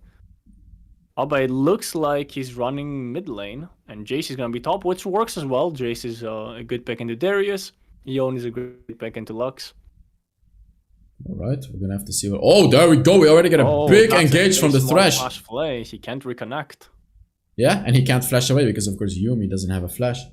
So, yeah. Both are summoners. Not bad. We get aggression from the red side team already. They're taking some punishment for it, though. You're not going to be able to do much there, right? It's Ziggs Yumi. They're just going to AFK farm, and there's nothing you can do the entire time. Yeah, and slowly but steadily, they're just going to heal up as well. Since, of course, Yumi just heals up her ally. And it was a nice try. It's the right thing to do. But it just didn't work out, unfortunately, since they're both only level 1. But he has the right attitude. That's the good thing. He has the right approach with Thresh. This is what he has to do later on in this game to kill this Ziggs. He can't just play it safe because he's gonna get bullied to death by the Actually, Ziggs. ghost Kazakhs, by the way. That's really interesting. I noticed that as well. He seems to I want think it might to be play better, around his third honestly. ability. Yeah, because you're gonna be playing versus these bruisers, right? Your flash not gonna be too useful. It's not like you're just assassinating and getting out. But that's the point of Kha'Zix. That's why we were questioning the pick a little bit, right? So Yeah. it's gonna be curious to see what he's gonna do. Is he gonna go for maybe? Oh, there we go. There's the catch. They keep catching that Ziggs, but are they finally gonna be able to pick up the kill? Still It's not. not enough. And there's no reason for Ziggs to walk up there. The wave is pushing into you. Just chill out. You're playing Ziggs, right? You can just relax, sit back, throw your bombs. Yeah, they saw the is there Volibear to as well. support them though, so it won't be an issue. But there's a gank mid lane. They saw him. They saw the Volibear, and they didn't even see him as a threat. So they're pushing even though they know Volibear is there. Volibear wasn't here. This would have been dive, I think. So it's good that Volibear is there. Oh yeah. 1v2 for the Jace. Darius hooks him in though. Grabs him. He has ult. Should be able to pick up that kill. Ooh, yeah, there it is. Oh, that was so close. That's actually a huge kill, by the way, because Jace is very strong early game, and when we approach later on in the game, Jace will start losing against the Darius. So the fact that Darius just killed him already, shoved a wave, and he didn't shove the whole wave though. Oh, there we go. Okay, so the minions got a small couple. misplay from Jace. I believe his phase rush was on cooldown, but he didn't know that. That's why he comboed Kha'Zix, hoping to get his phase rush, but it was on cooldown, so he wasn't able to escape. Then he barely got caught by the Darius because of that. Pretty funny how that works. This is actually going to be a big turning point because now Darius will be able to win this 1v1, which kind of negates the whole value from picking Jace. Yep. So that's why, like, that small little kill, it's not as small as people may think. It's actually pretty huge for Darius. And I'm not a big fan of the Volibear in the jungle either because he's not really able to gank the Lux, which is what you should be focusing on in the early game. If you're able to stun her, Yon can ult on top of it and it's a free kill, but you just don't really have that capability with Volibear. You're not really going to be able to get on top of Lux. He can ult the turret, he's just not playing aggressively. I think that's the only lane he can actually gank reliably. Ganking this Darius, he can still kill the Darius. Bot lane is a bit difficult since Ziggs by himself is not going to do enough damage to reliably get a kill onto that Zeri. Because Zeri can jump through walls as well. So mid lane is really the only lane he can actually do something at. There we go, that's another Thresh hook. This Thresh is landing those hooks pretty well. But they just don't really have enough damage to get kills yet. Which is okay, like there's no rush. No need to get kills yet. But the one that does have a rush is the Volibear. He really needs to use that ultimate very, very soon to pick up some kills. And the issue with Darius getting so far ahead is that now you lose the 2v2 in the top lane, right? So it's very hard to gank top lane. And if Kha'Zix is there, you're going to lose the entire game. You're just going to get destroyed. So the only real lane that he can do something is mid lane. But Lux is just going to play it safe. She's going to sit under her turret. She has exhaust. Kha'Zix is always going to be near mid lane somewhat, so she can always react to it, especially with Ghost. Oh yeah. So this is going to be a tough early game. I do think that they have the advantage later on into the game with the Yuumi Ziggs combo. However, this early game is going to be very rough now. Yeah, it'll be very, very rough. The only thing that's going decently is the mid lane just being safe. I don't think he's going to kill him. He's going to tornado away. He's going to try with the Ghost. Or not even uses the Ghost. He's just going to try, but it's just not quite enough. Oof. Wow. They used everything on him right there, but they were still not able to kill him. And now the Yoni has to be a little bit careful, since the Lux has a flash, so you can flash combo with her first ability and all of that. But she chooses to leave him instead, and they're gonna go for the Rift Herald. They're not gonna get either objective here. They're gonna get the Rift Herald very easily, and then they can rotate and get the Dragon as well. Honestly, feels like this Volibear is sleeping a little bit. Volibear is a strong early game champion, and he's not really making anything happen as of now. He's just farming. And the issue now is that you're behind and the enemy team got Dragon, so how are you ever gonna get a Dragon to stop the Soul? I guess they're gonna group and not allow this Dragon. Yeah, they don't want to give the Dragon. You can see. It's probably the correct play, but they're in a really, really tough situation here. So another type of way of playing that blue side could do is to go for sort of a hyper carry Volibear, with a Yumi, it can be really, really good. But then the problem is, like, Darius just counters it because he's still gonna outdamage you when he gets his full stacks. And of course, Zeri will do a lot of damage to you. So the likes of Kha'Zix and Lux and Thresh are gonna be useless into this hyper carry Volibear. But you have to be able to take care of the Darius and the Zeri, which are the two only champions on the red side that can really deal with a Yumi Volibear. So I feel like maybe that's what blue side is actually planning to do. To play a hyper carry Volibear. Although he does not have Conqueror, which really negates the potential of it, right? Yeah, I definitely think Conqueror would have been a lot better. Zeri has no mana. She flashes away, okay. Volibear has an ultimate available. Is gonna potentially look to do that. There we go. Ziggs misses his ultimate completely. Ooh, forced to use his barrier. That was not the cleanest gank, but they were able to get a kill. A few people in the chat said that Kha'Zix, Yumi does counter Kha'Zix and you don't get the isolation. Let me check. Which I'm definitely sure that's how it works in League of Legends, but I believe that's how it works in Wild Rift too. Oh, Kha'Zix is kind of trolling. Oh, he lived.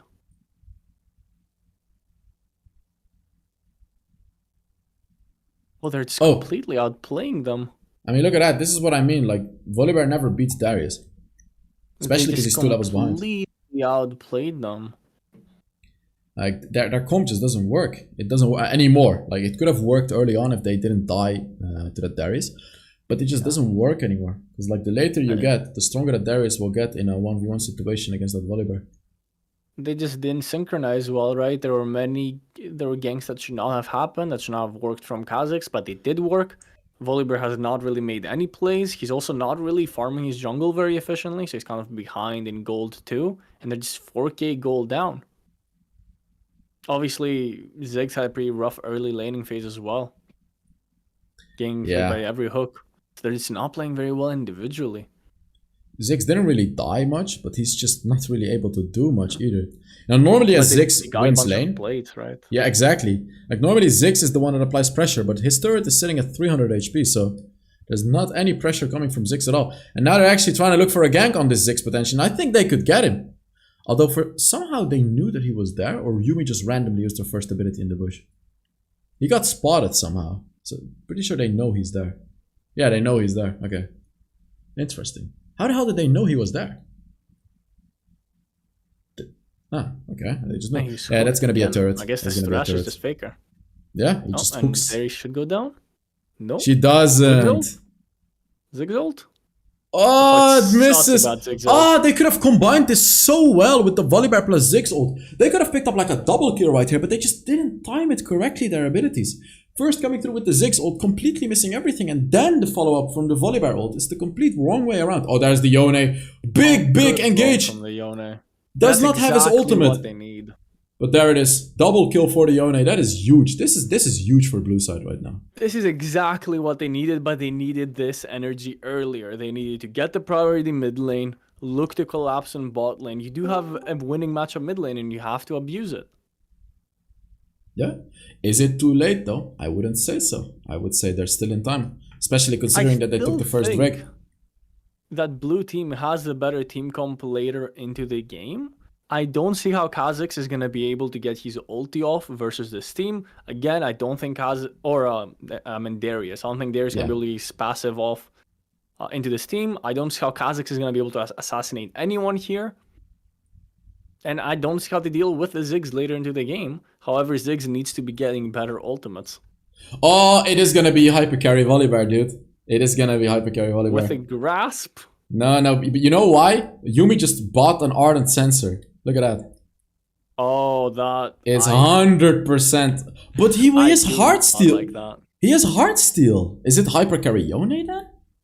I mean, Yone has the most the goals. Most fed champion. Yeah, he's the most fed champion in the game right now. It's not going to be hyper carry Volibear. Hyper carry Volibear does not build Heartsteel. I mean, so, like a grasp either, right? And not a grasp. So it's 100% going to be a hyper carry Yone. That's what they're going to play around. I still think that Yumi should be focusing on the Ziggs. Well, however, not with the Ardent Sensor. Consistent with his ults. Yeah, not with the Ardent Sensor. He should have gone staff, right? Yeah. They're gonna force this dragon. Darius is not there. I guess it's they're the just right giving call. it for some reason. Yeah, it's the right call to do. If Darius is not there, you just get it for free. They're I honestly don't fine understand why giving up a they're not. turret for that. Like they don't. It doesn't really matter that they give up a turret. They just got second dragon, which potentially sets them up for another dragon soul, right? So they don't mind. Yeah. Like they don't mind giving This up is pressure. weird macro from the red team, and they have been the better macro team on the last game. So I'm surprised they're kind of not getting anything for that dragon. Kazakhs did not invade the blue side. Darius did not get the turret. They just kind of allowed blue team to get another dragon. And I think now the game should be blue team favored after all of this. Oh yeah, and there it is. The Darius engaged though. Picks up that kill on his ultimate, and now he's dangerous. You can see Volibear. Okay, so there it is, Volibear Yuumi. I'm so confused this game because if he had a different build and different runes, Yuumi Volibear would pretty much run down the comp of red side, but he just doesn't. It's another individual mistake from Jace, right? He has flash up. He should never be dying to Darius in the side lane like that. He should be able to kite him away with phase rush and worst case scenario waste his flash. Like he definitely should not be dying there. Yeah, and it's happening over and over again. He's died twice already to this Darius, so he has to be a little bit careful because a Jace that falls behind is not a good Jace. He's gonna be pretty useless later on in this game. Unless he's able to somehow recoup you. He actually died 3 times, by the way. So, yeah, he needs to be a lot more careful in this game. The one issue with relying on damage Yone is that he's not really building tanky at all. He's going full damage Yone. So he's very easy to one-shot for Kazakhs. Obviously, with the Yuumi, it's going to be a little better if the interaction works the way I think it works. However, it's still very risky, right? The Yone is a risky pick, especially when you don't really have a lot of good setup for him, which they really don't. The only setup they have is Volibear engage. Yep. I just don't think it's... I don't know, this is so weird. Their approach is so... Like, okay, Yone has 10k gold, but like... Darius counters Yone late game. Like, Yone Yuumi is not gonna kill Darius. Even if Yone uses his third ability, Darius is just gonna pull him in, heal up, and he'll be fine. Like, he'll be fine. He'll be okay into the Yone. And then he stacks up fully. He'll be fine. Like, I just don't see a way where the Yone can carry this game against this Darius. He's 4-0 as well, right? And interestingly, Kazakhs is going full lethality. He doesn't seem to be interested in taking care of the bruisers. He just wants to do as much damage as possible. Playing around the Darius. I don't understand why they keep playing around the Darius. He's the strongest champion in the enemy team. You want to be avoiding him. You want to be playing in the other side of the map, or you want to be doing something else. This is the only lane where you're hard losing, so I don't understand why they keep playing on the Darius. It's very interesting indeed. And now the mid lane turret seems to be falling. Red side picks up the mid lane turret, which is a very, very important turret for them, by the way. Because yet again, you're not allowing that Ziggs, that safe damage under his turret in the mid lane. Baron is up. The next dragon is going to spawn in the next couple of minutes. This is rotation that should have happened way earlier, right? Ziggs should be mid lane defending that turret with his life. And now it's too late. Side lane. Now it's too late. They've already lost it. It's actually going to cost them a lot here, losing that turret. Like it's a really important turret. They need to have Jace defending Darius in the side lane, and then Yone in the other side lane and playing around Yone. I think that's the best play for the blue team. Play away from a Darius, play for Yone. You should be able to get mid lane prior with the Ziggs. You should be able to easily rotate to the Yone and make plays there. You know, interestingly, spawning in 40 seconds. You know, interestingly, the Yuumi is not on the Yone. She's been on the Volibear all the time. So like, I mean, it's okay to chill on the Volibear before there's any fights. However, Volibear should be playing around the Yone, and the Yuumi should be ready to hop on the Yone when the time comes for the fights. Yeah, but the problem is 20 seconds for Dragon, and there's zero setup from the blue team. And Ziggs gets picked off by the Kazakhs, by the way. I don't agree with the way blue team is playing here. You know, you're split pushing. Sure, you want to apply pressure, but you want this dragon. This is your dragon soul. It's not just a random dragon. This is dragon soul. And how are you gonna get this now without your main damage source, which is the Ziggs? You're probably not. Like you said, Yuumi being on Volibear ended up being a mistake. If Yuumi was on Ziggs, that wouldn't have happened. Ziggs would have been able to be safe. Yeah, there it goes. They're not able to get a dragon. There goes a win condition. And I guess this is what we've seen throughout the series. The red team just has a way stronger macro than the blue team. It's like every time they sort of recoup in the game because of their macro. Every single time is the same story with them. Just such a strong team. So even if they mess up the draft, even if they mess up early game, somehow, some way, they always make it work. By just having better macro, better team play, and denying that Dragon Soul. So now that's one big win condition that's gone from the blue side team. That's also the Frozen Heart on the Thresh. That's going to be making Yona's life even harder. He does have a lot of damage. Yona has a very heavy damage build right now. And look at the Lux build. He's doing the same thing as he did last game on, I believe he was on Ziggs. Yeah, he's going for the same items. He's just skipping the Rabadon. Yeah, me neither. Like, Infinity Orb is just going to do less damage than Rabadon, so there's a third item. Yep. It's only going to do slightly more damage when they're low, but like it's not even significant. Yeah, and on Ziggs doesn't matter as much because you're a poke champion, but with Lux you're a combo champion. You want to be one-shotting with your spells, right? Yep. 100%. So he's gonna miss out on a lot of damage because of that build. So here we can see something interesting again. Oh, the Yone, the main carry, gets caught on the side lanes by himself. How does that happen? The thing is, I don't even think this is Yone's fault. You need to be playing around Yone. Yuumi should be on Yone. Your team needs to be playing around Yone. He's the only one fighting your team. You can just let him sit versus Darius and get ganked by the Kazakhs. Yeah. Like, again, they seem to try to play Volibear hyper carry, but the setup is wrong for it. They're neglecting the Yone, which is the only one that can really carry this game together with the Yuumi. Zeke's Convergence even gets picked up. So, like, this is a full-on hyper carry. Full-on hyper carry. We don't see... Wait. Oh, she built it, but she sold it back. So, maybe she disagreed with Zeke's Convergence. What? I mean, you might as well finish it now. No, yeah, she built it and then she undid it. So, I mean, what else is she gonna build with those items? I have no idea. I have no idea. I mean, in my opinion, from the beginning, the Yuumi should be playing around the Ziggs, but she hasn't done that. So now it's a little too late. Yone is your carry, so you have to be playing around your Yone. They're not playing around Yone either. And it's again the exact same mistakes as last time. They're not playing around their win conditions. Agreed, for sure. So, like, I want them to play around this Yone now. Hopefully, Yone is not going to split from his team during his Outer Dragon. He is split up right now. So, this could be a potential fight. The portal. Oh, he's not getting, he's just walking. Okay, yeah. So, this is what we want to see, right? Like a big 5 versus 5. Where the Yuumi jumps on the Yone. Hopefully, Yone going to get this red buff as well. And then, together with the Yuumi, potentially carry this team fight. Don't see how they're gonna win this team fight, to be honest. Like, the enemy team is just too tanky. Yone won't have the damage right away, and the enemy team will just have too much damage. Ziggs needs to be poking, but somehow he's the one getting poked. They could look for a steal with Volibear ult and Ziggs ult combined. So the potential for a steal is really, really high. The red team should be looking for a fight instead of just finishing the Elder. It's funny how the blue team is actually getting outpoked while they have the Ziggs, right? Red team is just doing such a phenomenal job poking. Oh, there it is! There's the Kazakhs! Oh my lord, the Kazakhs ultimate just completely catches out the Ziggs. Yuumi still on top of Volibear, by the way. Yone actually doing a ton of damage. And now, like, imagine if the Yuumi was on top of this Yone, he would have been able to kill this Kazakhs as well. But it's gonna be Volibear with the Yone. Is he gonna be able to pull off the 1 versus 4? It seems like not. Unfortunately, he's doing a lot of damage, but now it's only the poor little cat that's getting caught off guard. She cannot do anything. She can only buff her teammates, and that's gonna be everyone killed on the blue side. She didn't have the Ziggs Convergence during the team fight, unfortunately. And honestly, red side can just... No, they can't end the game quite yet, but it's very, very close. If they went right away, maybe they could end, but it's too late now. At this point, you just get Inhibitor, you get Elder, you get Baron, but the game is pretty much guaranteed. Yeah, I mean, it's the same story, right? Not playing around their win conditions, either not understanding their win conditions or intentionally not playing around them for some reason. See, if the Volibear had a different build and a different rune setup, this would have worked. Like, I'm pretty sure they would have been able to win fights.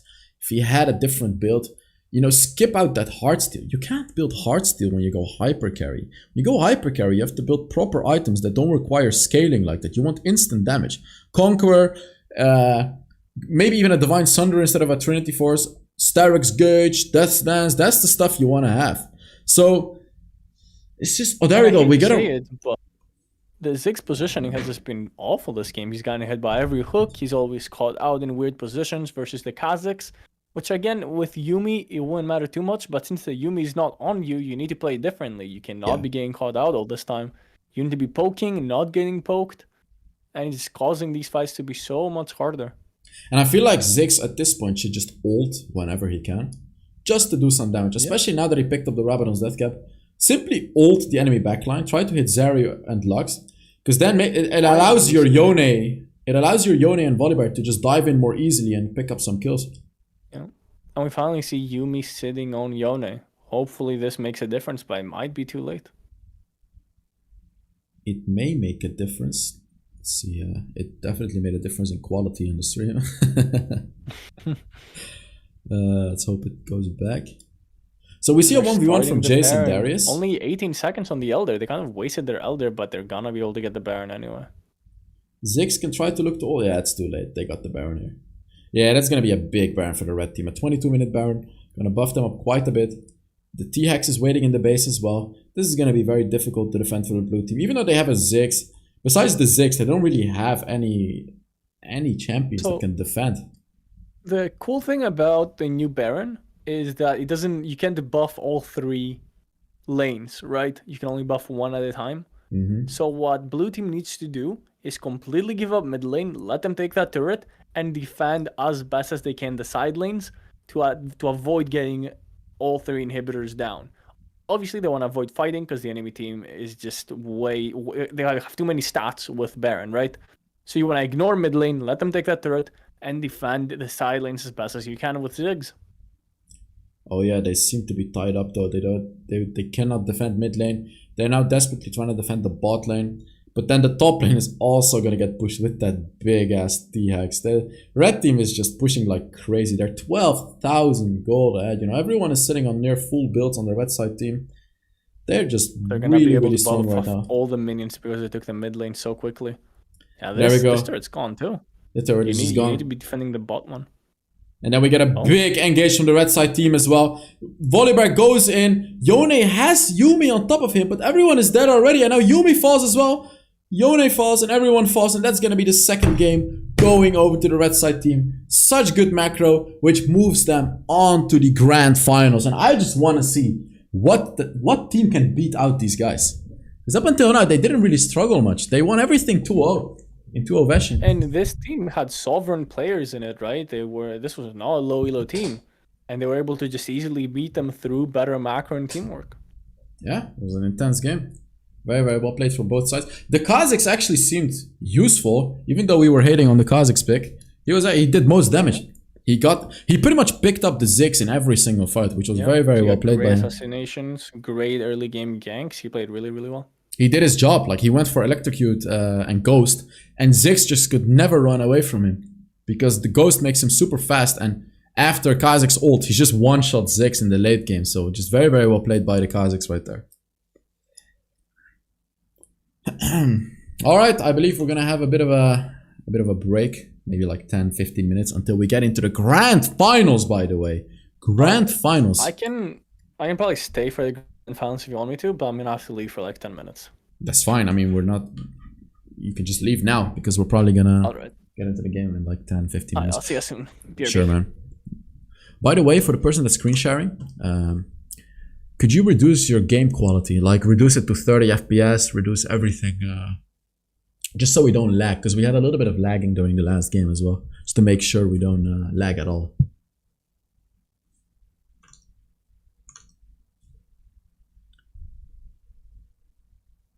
It's already on 30. So yeah, I mean, just go to custom. You should go to custom so we can customize the settings a little bit more. In graphics, and then all the way up, and then custom. And then we can just customize it a little bit more. So 30, yeah, so there we go. So graphics quality, just put it all on medium. Should be good to go then. Floating text is fine, dynamic resolution off. Okay, yeah, that's fine. That's good. That's good. All right, so I'm gonna be right back. I'll stop sharing your screen. And then yeah, grand finals, don't leave. It's gonna be very, very soon. We're gonna see this team play in the grand finals and see who's gonna win the $250. So be right back, guys.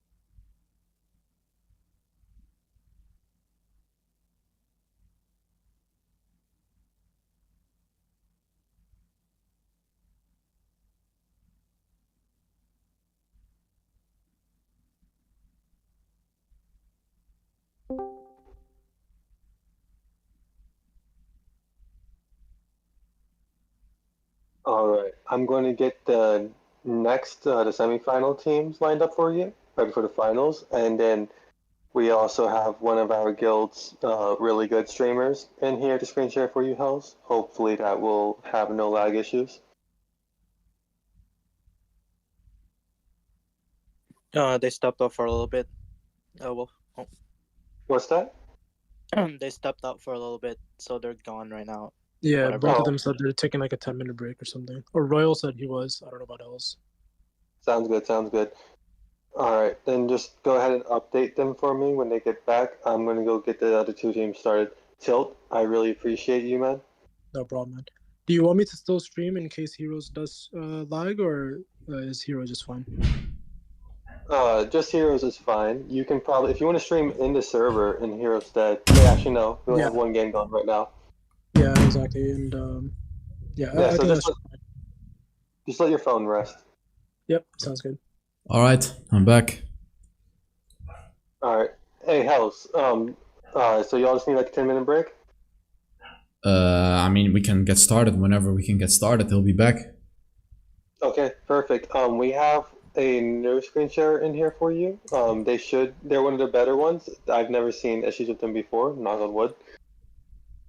Just make sure to and then- reduce the quality if the phone is not very good, because the phone will heat up. Screen sharing. Absolutely. I'll go ahead and get the lobby set up for y'all. Perfect. Sounds good.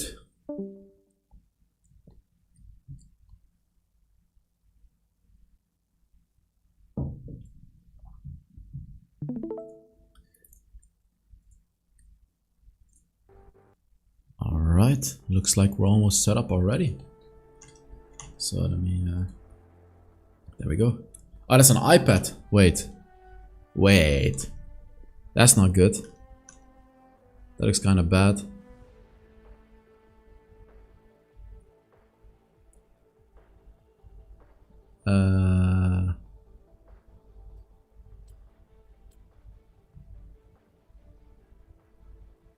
I mean, preferably a phone would be better, if that's possible, because this messes up with the aspect ratio of the stream.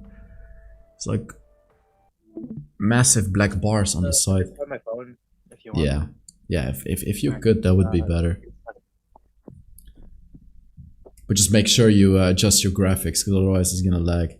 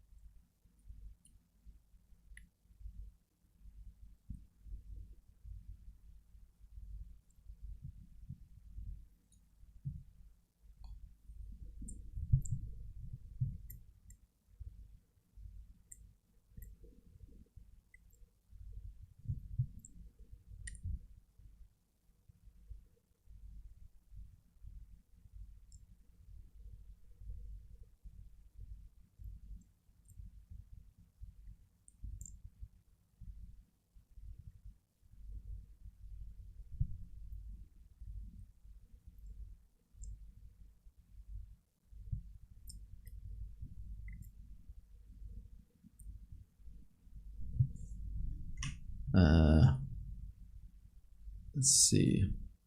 We should shortly be getting into the grand finals, by the way, guys. It's gonna share in my Discord soon.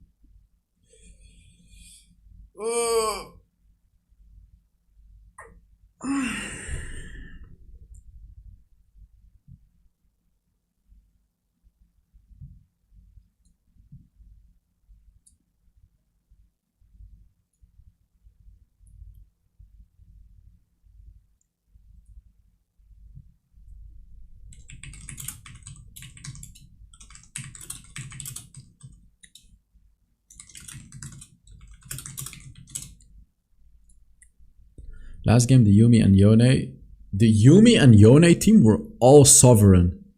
And the other team only has GM and Master Peaks? What? The team that won 2-0 only has Master and GM Peaks? And the team that lost 2-0, the team with the Volibear jungle and all of that, all of them were sovereign. That's crazy. That truly shows you that like having a good team synergy is a lot better than being skilled individually. That is actually crazy. Wow. Damn. Wait. The chat is yapping about AP misfortune. Great. Great. That's exactly what we want to see.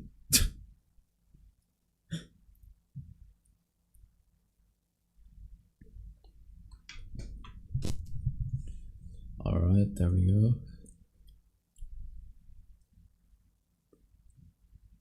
So this should be the grand finals, correct?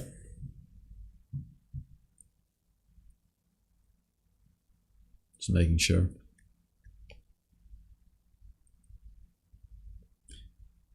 What is this? It's a community tournament, Garnick. And now we're in the grand finals. These are like all sovereign. These are very high elo players. So the games are very good. So let me start sharing my screen with you guys again. There we go. There we go.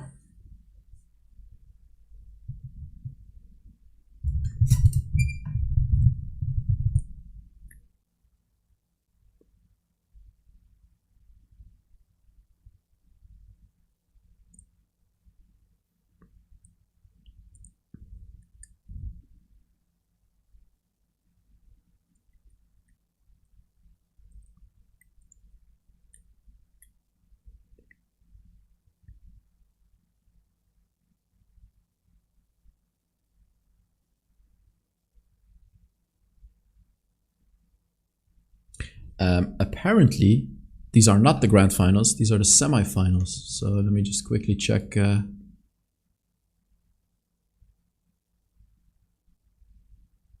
these are the semi-finals. So after that, we get the grand finals. All right.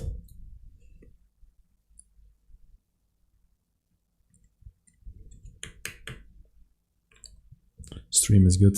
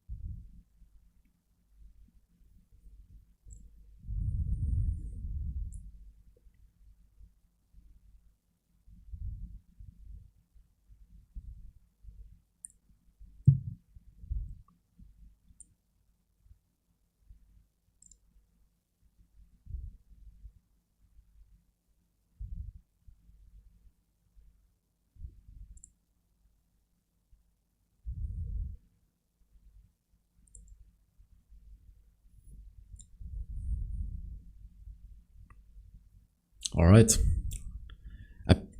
Apparently, this is the semi-finals, not the finals that we're about to go. Yep. I think there's 5 rounds then. I was told 4, but it's 5. No worries, it's fine.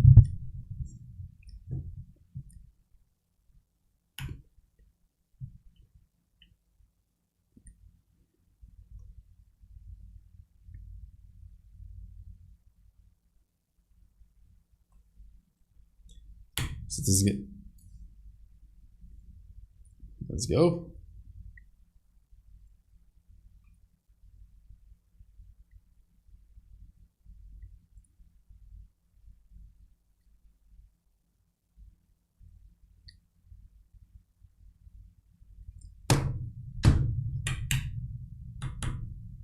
Apparently, by the way, the last game, the team with the Yuumi, Yone, and Volibear comp, all of them were sovereign, And the team that won against them, all of them were Master and Grandmaster peak. So that's pretty crazy how like a full Sovereign team just lost 2-0 against a team. They just played more like a team, yeah, that's it. Like it shows you that team synergy is just so much more important than having individual skill in a game like this.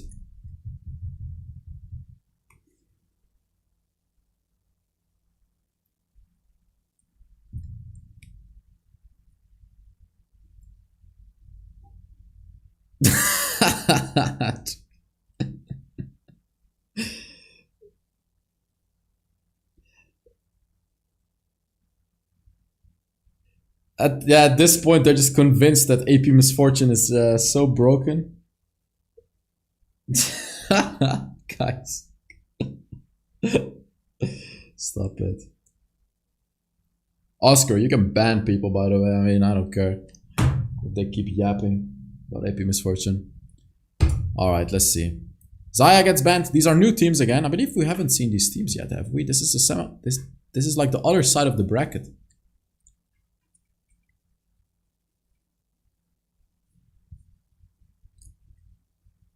So it's gonna be like maybe a completely different draft from what we've seen before, because each team has different priorities. We've seen that team with Oriana, Amumu, and all of that. We've seen the team that prioritizes Yuumi, but Ziggs seems to be a priority all across the board. So, like, look at that. Even Riven gets banned here, which is 100% a target ban, by the way, because like Riven herself is not.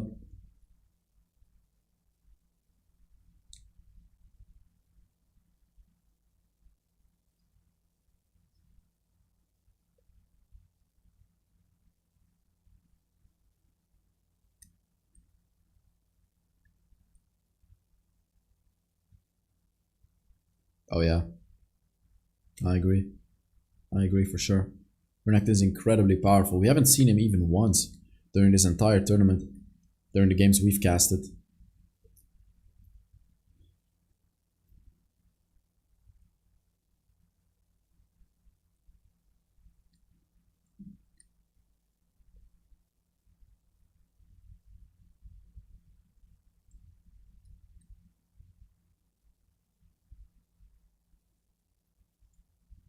Yeah, he was banned last game. Oh, I can already see where the blue team is going. I can already see where they're going. Yuumi is open, Lulu is open, Shen gets picked, Hyper Carry gets picked, right? Like that's the idea behind it. Well, yeah, Zeri hard counters Shen, of course. But Ezreal's not too bad into Shen either. He can, of course, kite the Shen very easily. So Ezreal is okay too.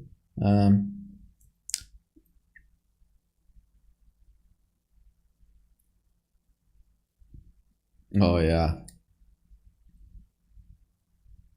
But then again, Vi gets picked as well, right? Vi gets picked to counter that out. Like, Vi is a good counter into like a hyper carry composition, because obviously she can just ult that hyper carry. So that's the idea behind the Vi pick on the red side. So they do know what's coming. They're anticipating what's coming. Oh, there's another champion that can protect really well. That's a Braum. Now I'm just wondering, who are they gonna hyper carry? Like, which champion is gonna be the hyper carry? Sion?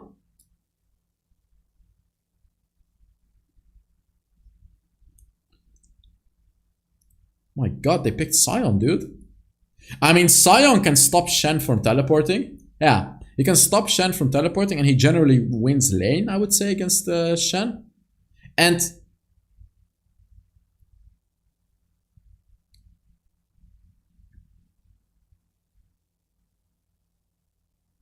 oh yeah. And now we have these two champions being open, you know, Lulu and Yuumi. I think both of them are gonna be left open. I don't think they're gonna be mainly a priority. Yeah. Yeah, of course, that's not gonna happen. Yuumi could get banned here, because Yuumi Ezreal is a little bit annoying.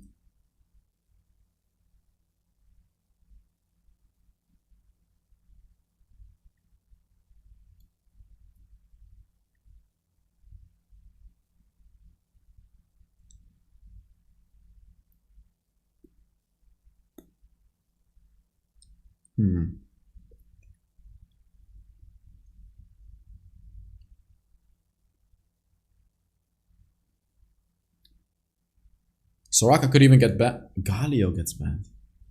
So Yumi is open. Lulu is never gonna get picked, but Soraka is indeed also a potential pick. She would make Sion even more unkillable as well.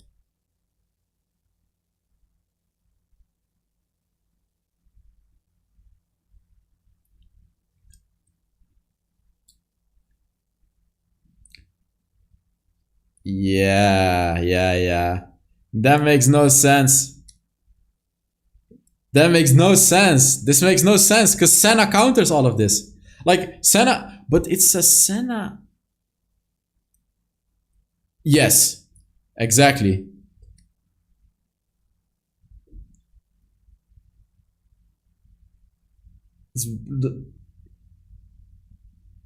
It's really good into those picks, yeah.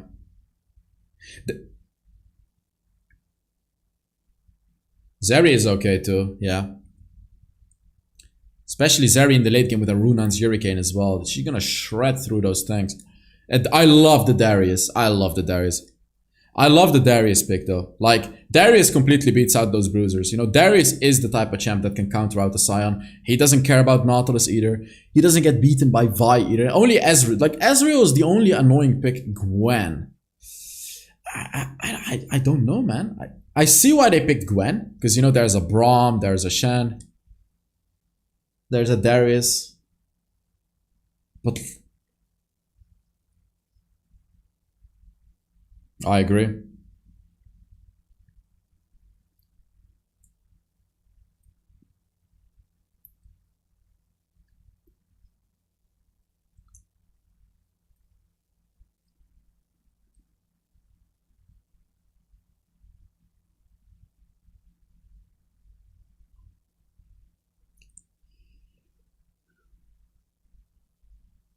And there's no enchanter to support Ezreal in carrying this game as well, so it's gonna be him by himself.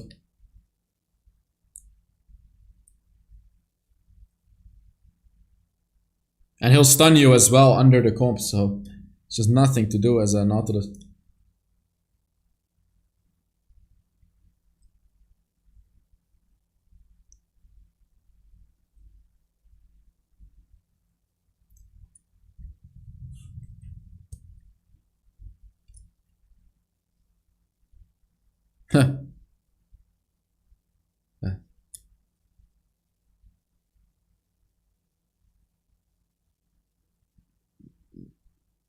What? That would be really... What? That makes no sense. I've never seen Sion mid.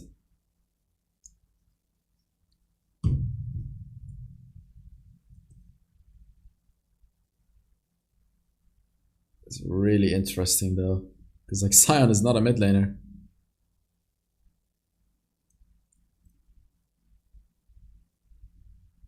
No, okay, so Sion does go top. It's Gwen mid. Very, very interesting.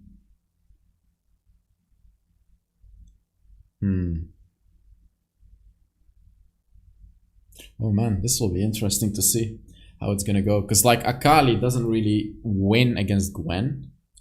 She can do, like when she reaches level 5, she can kill Gwen. But before that, you already lose early game into that Gwen. So it will be a little bit of a difficult matchup as well. Just like the Akali did get shut down a little bit by this composition because of the Nautilus, the Sion, the Vi, the Gwen. But like it's just not enough to shut down an Akali if the rest of the composition is going to be good.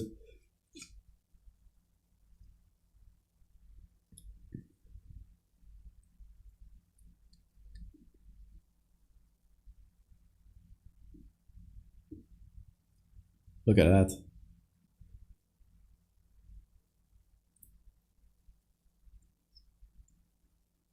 There we go. Bit of an engage from the Nautilus.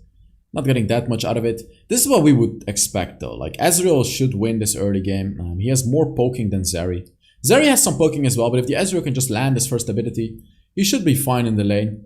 But then the later we get into this game, the more difficult it's going to get for him to go through that Braum. Because Braum will get very, very tanky.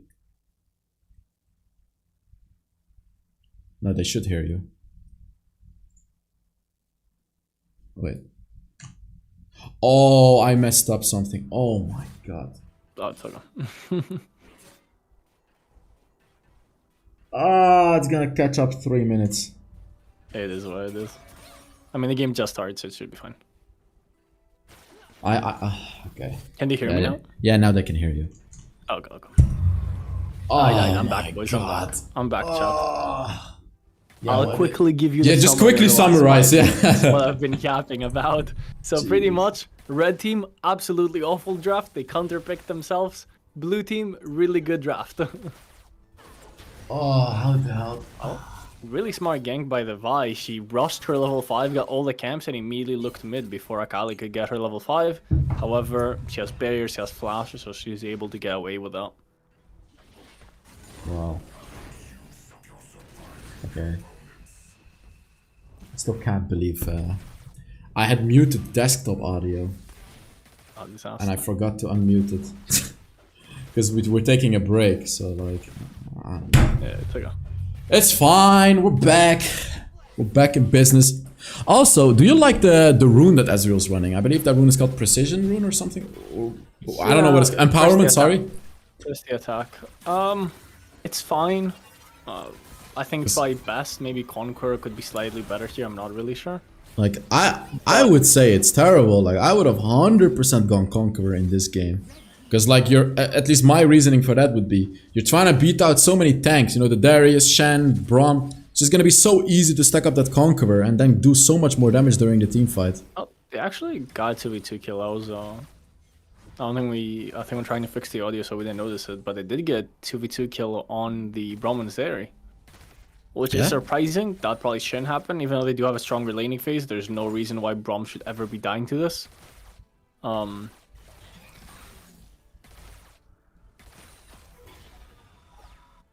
That's good though. Like that's what the red team needs to do.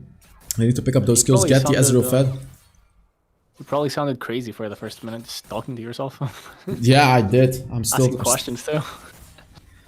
I don't want to remember it. Like there's probably like 1.5 more. There's probably like 1.5 more minutes of it catching up. It is what it is. Oh, they're actually looking for a 3-man play top, and Darius has not seen this. Darius did stack up fully though, but it's gonna run out. Oh, look at him! Look at the Scion! Oh no my way. God! I don't think they're gonna kill him. I don't think they're gonna kill him. Oh, he falls himself. Oh my God! Does she die? He's gonna die, yeah. She dies. Oh man, that is tragic. That was probably the worst executed gank I have ever seen. He broke their ankles. He absolutely destroyed him. Oh, the Gwen is turning on to the Akali right here. Akali has ultimate available. She's not using it. And both run away. Didn't she? No, she didn't. She didn't use anything. Oh, that's really weird. I She think just Akali didn't ult. Probably won that. Yeah, Also, she it's would've really weird killed that the Akali's running barrier here. She definitely needs Ignite versus Gwen to stop the healing, and also you only beat Gwen by bursting her down. You're not gonna beat her in the long fight. Yeah. The barrier is an odd choice.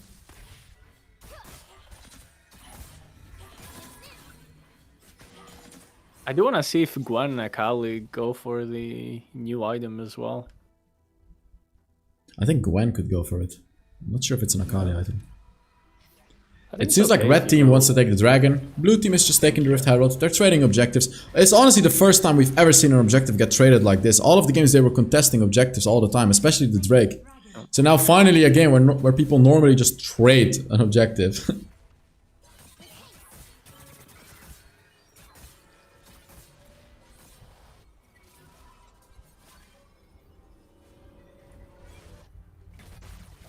Yeah, it's interesting how this game plays out. The one win condition I do see for red team is Gwen getting really fed, because he's able to just do insane amounts of damage to any bruiser, any tank, any squishy, right? She's gonna be hard to deal with. Her second ability will kind of allow her to be safe, even though it's not too useful against 4 melee champions, right? It's But that mainly could just be the one champion. condition. Her ultimate and the true damage and the healing and all of that. Just does so much damage if she does get to the late game.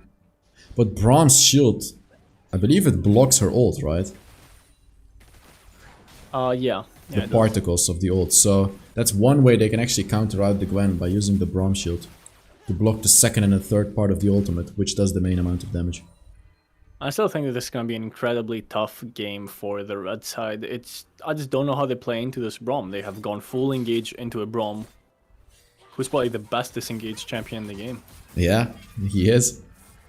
Besides him being able to protect his allies, he can just stun you when you engage. So it's just incredibly difficult to engage against the Braum. And then for them to double down on the engage with the Nautilus is just so crazy. That's what I didn't understand. They had a chance to back away from it, pick a Karma, get some poke, get some utility, and Karma, I keep stressing, but he's so good versus Darius, he's so good versus Akali, she would have been the perfect pick here. This game is actually going pretty even as well. They both have even amounts of gold. No team has lost any turrets. They're both just scaling. They're both just getting to the late game and I not do much think Blue happening. Team has a slightly better late game, mostly because of how the team comps are gonna play out. However, Gwen is one of those champions that if you let her get too many items, she can cause problems. Just by herself, she can turn around the whole game. And here we can see, like, Sion just can't do anything against the Darius, unfortunately. And it's actually him that's gonna get pressured under the lane. I'm surprised that he hasn't gotten more plates, to be honest. This is probably a mistake from Shen as well. They should have looked for more pressure on the top side. This is Shen ultimate on the Akali. Bit of an early ult, but they do pick up a kill. Looking for that second kill too, but Gwen barely survives, uses her ultimate. Oh, and dodges out that Braum ultimate too. Shit, they're gonna lose the mid lane turret. And Gwen is gonna lose her life as well. Boom! There we go. Massive rotation by the Darius. They're gonna lose the top lane turret though. Sion is gonna push it. So was it worth it? I would say yes, because they got two mid lane turrets. Definitely worth it. The two mid lane turrets open up the map. Even the one mid lane turret opens up the map so much. They could have gotten two though. They could have gotten two. Probably. They probably Not got sure gotten what two. they did. The thing is, the mid lane turret opens up the map so much, and since you already have winning side lanes with a Shen jungle, it's gonna be super easy to eventually get both of these side lane turrets. What I really want to see is the Zeri rotating mid and the Akali going in the side lane, which is what they're doing. It's the first time we see it. Finally. First time, yes. The teams are making the right play. And now it's so easy for Shen to play around either lane. He can be ulting bot lane, he can be ulting top lane. You already see the Akali beating the Gwen in the side lane. Barely, by the way. With the Shen ulti. Yeah, the Shen ulti I think saved them. Yeah. Oh, the Azure ulti misses. And now they're going to be able to get the side lane turret. Darius is going to be able to easily get the side lane turret. So I think overall that was definitely a worth it play, because these side lane turrets are going to go down no matter what. Yeah. However, with Braum and Zeri, you can keep defending the mid lane turret indefinitely. And Braum is rotating as well, not allowing the red side to really do anything here. They tried to gank them, but Braum was just ready to collapse on them if the gank would happen. So honestly, the blue side team just showing very, very good macro. Even though both teams have similar amounts of gold, I would say the blue team is just getting themselves to their late game power very, very smoothly in this game. While the red side team is just kind of seeing what's happening, not really losing anything, but also not really gaining anything. And you don't want to do that as that team, right? You want to be proactive. Oh, the Sion is coming in with the ultimate. The Sion is coming in with the ultimate. They're gonna have a big engage right here. He misses. The train doesn't hit anyone. And there it is, like, how do you engage here? You can't. The Nautilus just gets Look caught. at Nautilus. This moment with Nautilus has been completely useless in this comp. Oh, Darius can't get his first ability. And Akali is not there yet. Akali did not rotate. That's a double kill going over to the red side team. The Gwen just doing way too much damage. They made a bit of a mistake. Badly played. After they got the free kill on Nautilus, instead of just backing off, Darius and Braum just overstayed. A bit of an early Shen ultimate, but a good engage. Focusing the Sion, which is not the one you would want to focus normally. They do pick up the kill on him, but they fall for it as well. And unfortunately, Zeri gets caught off guard as well. Forced to jump over the wall, uses her flash. And it's gonna be the red team that's gonna look for this dragon. And they should be able to get it for free. Despite the very simple win conditions that blue team has, they're just not playing around them. They're making too many individual mistakes. Oh, that was close. And there we get another engage. And again, you can see the Braum is just frontlining everything. Oh, there's the Darius. There we go. Oh no, there's one ult from the Darius. What's going on? 2 kills down. Ooh, there's another ultimate for the Darius. Exactly what they need to be doing, and I don't understand why they didn't do this earlier. You don't want to be overextending and chasing versus Ezreal and that team, right? You want them to run into you, and you stun them with Braum. You don't want to be the one chasing. You want to play to your side lanes, you want to play for Darius, you want to play for Akali, and let them engage onto you, and then win with Braum. You don't want to be chasing. That's right. That's exactly what they've been doing the last 2 fights, but they did lose the 2 dragons. So that does set them up for the for the soul dragon. Although I don't think it's gonna be like a game-winning soul, since it's not Inferno. Not gonna be like a big difference and maker. I doubt they're gonna get it, to be honest. Yeah. Blue team should start at this point winning pretty hard. That's right. But they should fight with the Akali. They cannot start a fight without the Akali anymore. Akali has that big amount of burst damage that they're missing. They have a lot of sustain, they have a lot of tankiness, but they're only missing burst damage. Just to make life hell for that Ezreal, really. And for the Gwen. Like, honestly, mainly the Gwen. Because the Gwen can just do damage freely if the Akali does not dive on her. Even if she doesn't do anything, just the threat of Akali being there it gives more space to Darius, right? Because they need to be thinking about the Akali, and Darius has more space to be able to get his passive and get some big ultimates. That's right. You can see the Baron is up. Both teams are just trying to take as much farm as they can from all the sides of the lane and jungle and whatnot. Blue side is doing a bit of a better job at it. You can see Sion is actually starting to split push a little bit. The Akali should be able to just stop the Sion. While she cannot kill him, she can just stop him. He can't tank her damage forever, so... Yeah, I don't really like the lane assignments from blue team. They want to put the Darius against the Sion, right? Darius should be the one in the Baron lane right now. Darius can beat Sion, like he can actually kill him. Yeah. So while Akali can stall him, she can never really just stop him. Full on stop him. Darius should be able to win the side lane against Sion, right? And he can get the free turret top lane. So I don't understand why they're sending Darius in the bot lane. A very late Heartsteel from Vi, by the way. Seems to be an item that a lot of people like to build, but I feel like it's a bit of a stretch to go for it second item, 13 minutes into the game.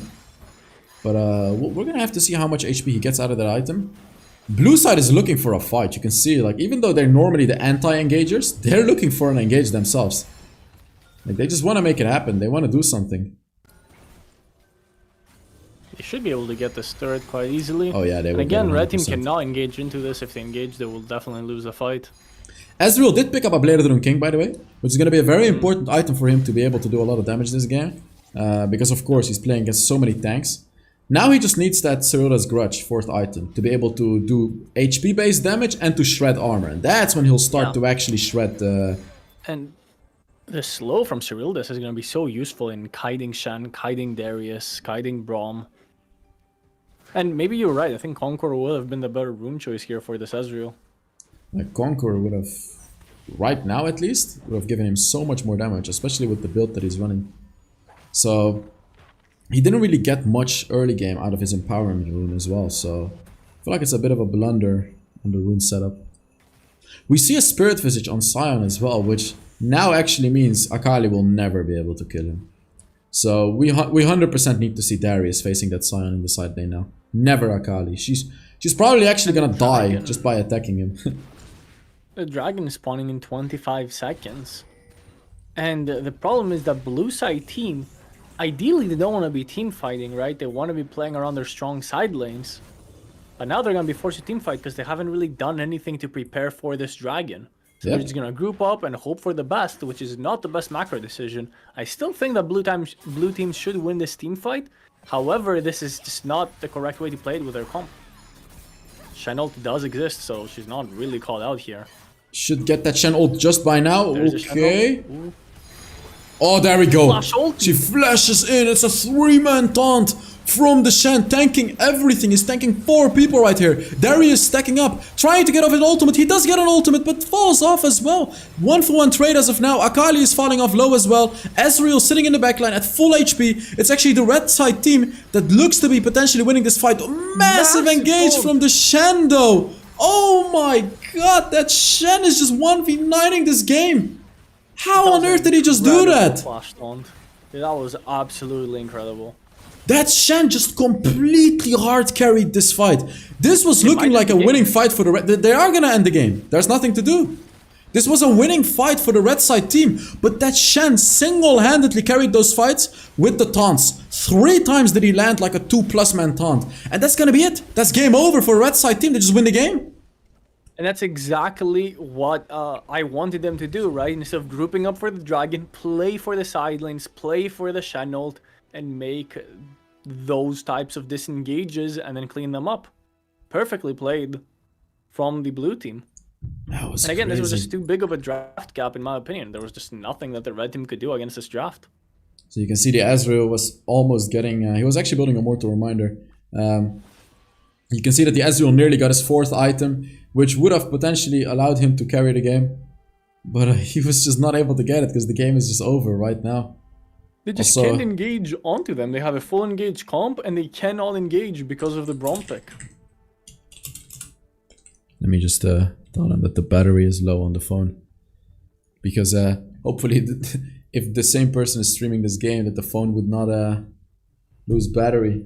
It would be pretty awkward. Wow, what a crazy ending though to that game. Yep. I really want to see some draft adjustments from, well, they were red team before, but they're going to be blue side now. From Nom Nom Nom's team. I definitely want to see some draft adjustments. That Nautilus didn't do anything. Like, let's be real. The Nautilus, the whole game he didn't do anything. Not a single He can't play, really play nothing. the game. Like, whoever he engages on, Braum just immediately jumps with him, shields, stuns some Nautilus, and it's over. The chat is still talking about AP Misfortune, by the way. Come on, guys. At this point, I'm kind of curious too. I wanna see it too now. Someone should just pick it for fun in the tournament.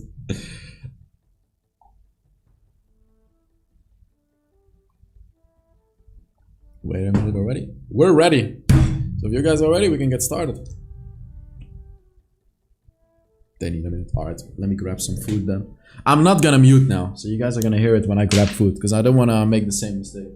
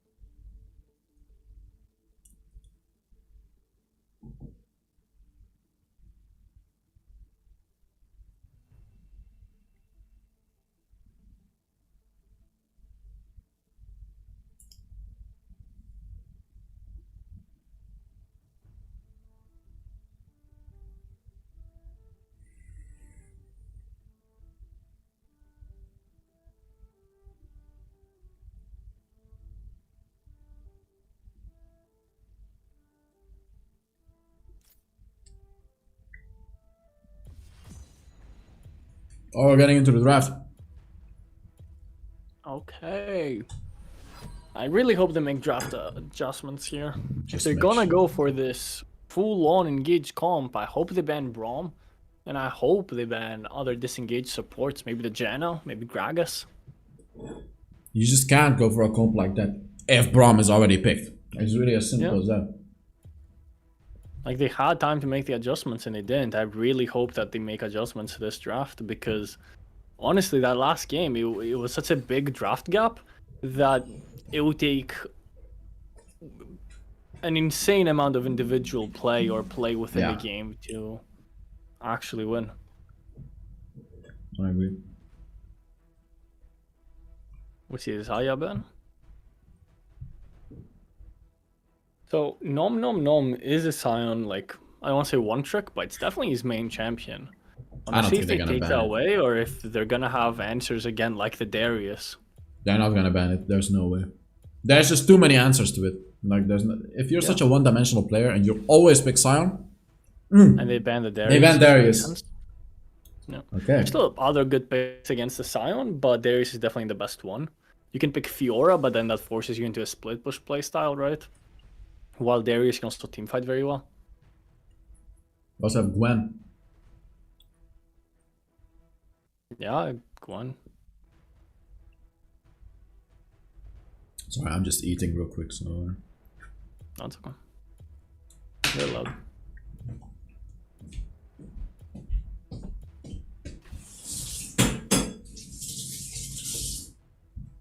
Akali won't be the only one getting fed.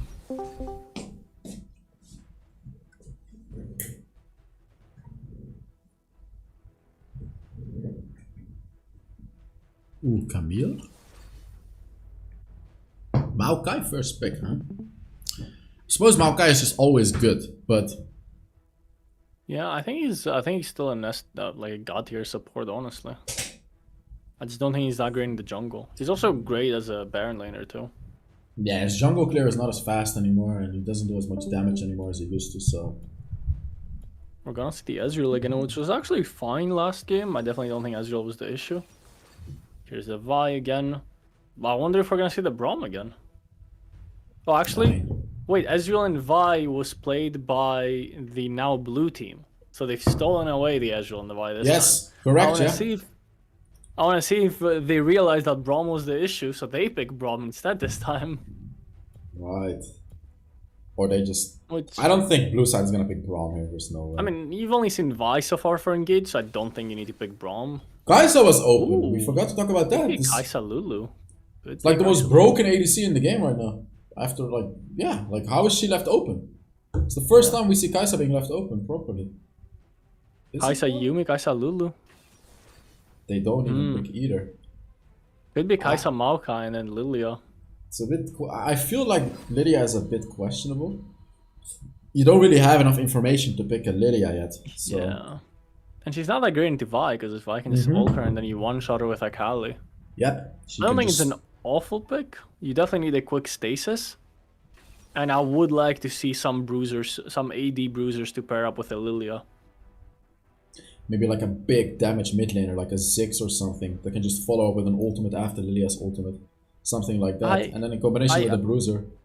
With AP junglers like Lilia especially, I do prefer having an AD mid laner. So I would like to like a Jace, which is very good into Akali.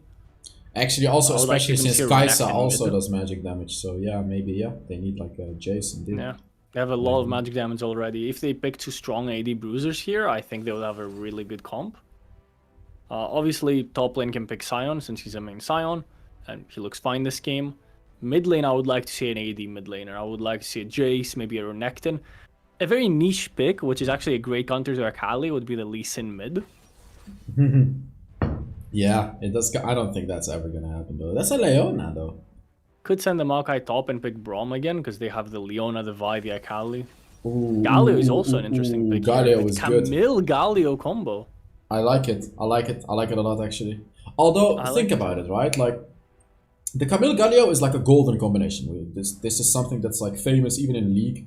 Obviously, you Camille ult and then you Galio ult. But then you have to ask yourself, does the blue team have a proper follow-up for this? Because normally, You follow this up with a Ziggs ult, with I don't know, like a Katarina ult, with like you have a follow up to this. But if I look at Blue's comp, they don't really have proper follow up. You do have a Maokai ult. Kai'Sa can always ult in there as well, right? Well, not into Lilia that comp. with just flash. Lilia with flash can be very deadly, right? Lilia flash first ability, AoEing everyone, and then ulting and stasis.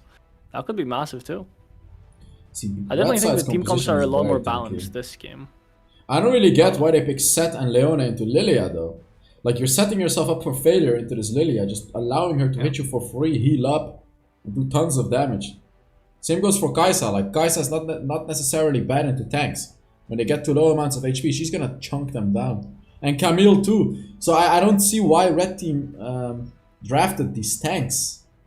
Probably should have... This is actually kind of interesting. The top laner is covering the Maokai, so I guess it's gonna be Maokai top, Galio support, and mid lane, Camille?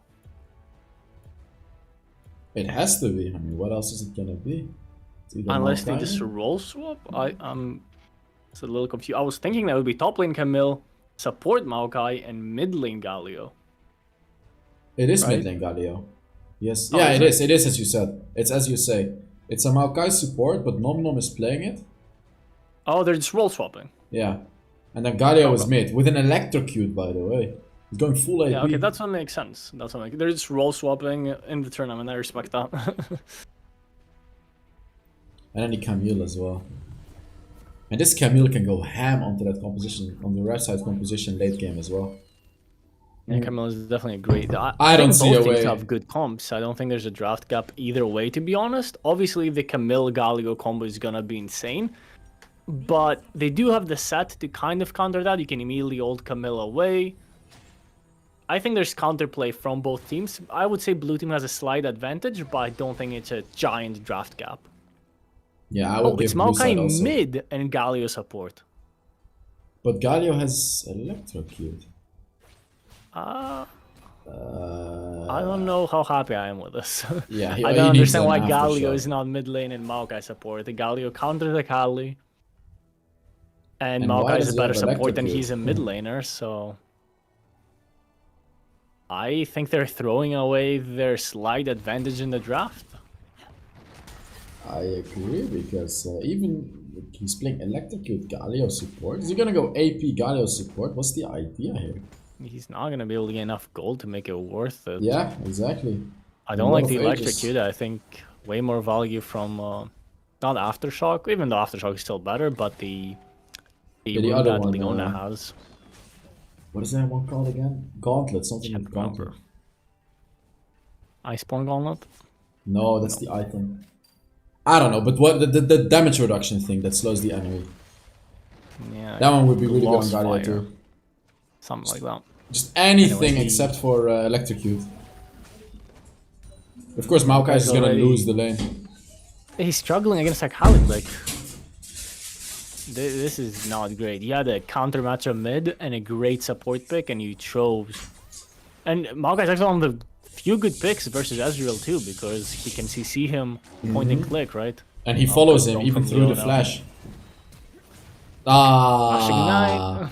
Knight. Okay. And he's gonna miss the entire wave. I just don't understand what the blue team is doing. This is the second time where they're just trolling their draft. This mid lane is over. Like, it's not necessarily the game that's over, but mid lane is over. Like, that Maokai is never gonna be able to recover from this one. He's just always gonna get destroyed by this Akali.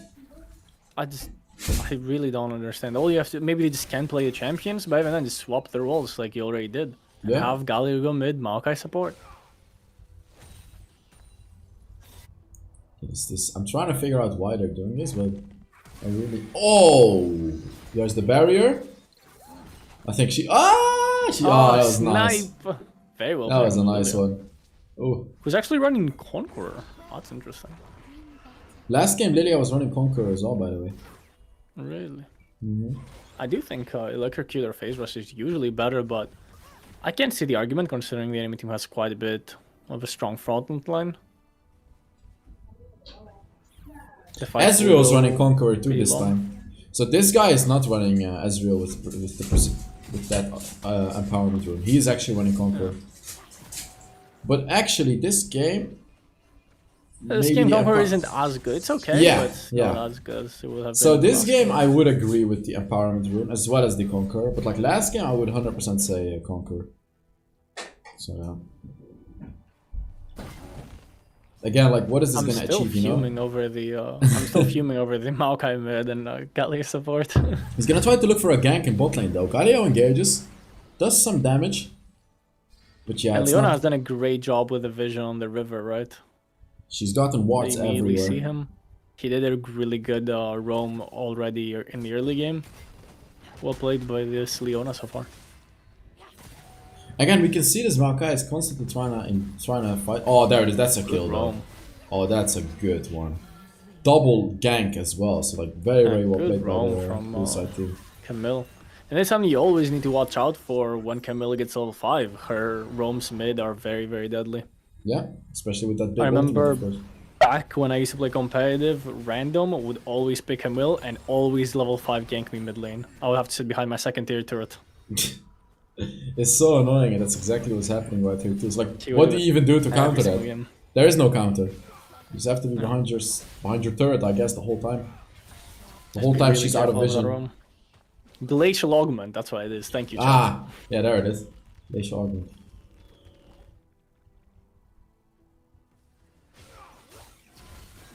Man, this Camille is destroying the set, by the way. Like, look, the fight is not even close. Yeah. This is a decent matchup for Camille. If you don't die in the early levels, so you just outskill him. Even this early on. Like on first item, you're already stronger. I'm curious if Camille is building Divine Sunder or Trinity Force. So we could pull up the builds. I would expect a Divine Sunder. Trinity Divine's Force has, quite better. yeah, Trinity Force has a bit more I pushing wonder if she power. gets the new item as well, Sunder Sky. But she could. Oh, she's not even building towards anything. She has a lot of gold in her pocket. Yeah, now she's gonna go back, so we're gonna figure out the moment she goes back. I think it's gonna be Divine Sunder though, like 95% sure. Yeah. Okay, so the blue team got the dragon, but they're also trying to get the herald here. Who got it? Oh, they Okay, got the my Rift God. Herald. The red team has gotten the Rift Blue team is Herald. being very greedy here. Akali going a playing little their bit too Herald. deep, allowing the Camille to do a lot of damage right here. Man, this Camille is gonna be a menace to deal with. I'm telling you that already. She's just not gonna die. Oh, the Leona catches her, but it's just not quite enough. Okay. Yeah, I mean, well played from the blue team, right? They immediately rushed the dragon while also threatening the herald. They tried to get both, they didn't, but they won the fight, and that's what's important. Yeah, Kali definitely overcommitted. She didn't have the damage for what she went for.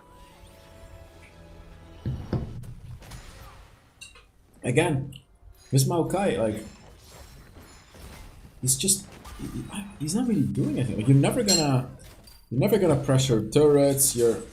I'm trying to figure out what the idea is behind this pick. Like, is it a counter engage pick? You know, Leona ults your team, you as Maokai counter ult. Like, he doesn't win anything. He's just gonna lose against this set. Oh, She outplayed it. hey, never mind. I don't necessarily think that Maokai is bad. Like, overall, their team comp is still really good with the Galio and Maokai. I just think it would be way better if the Galio was mid and the Maokai was support. However, in the late game, it will still be similar, I guess.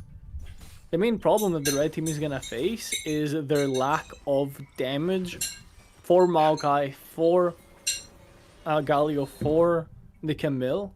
They need to be able to shut down the Lilia as well, right? There's just so many threats from blue team. And Yeah. considering that blue team already has an advantage in the early game, I think they definitely have the advantage.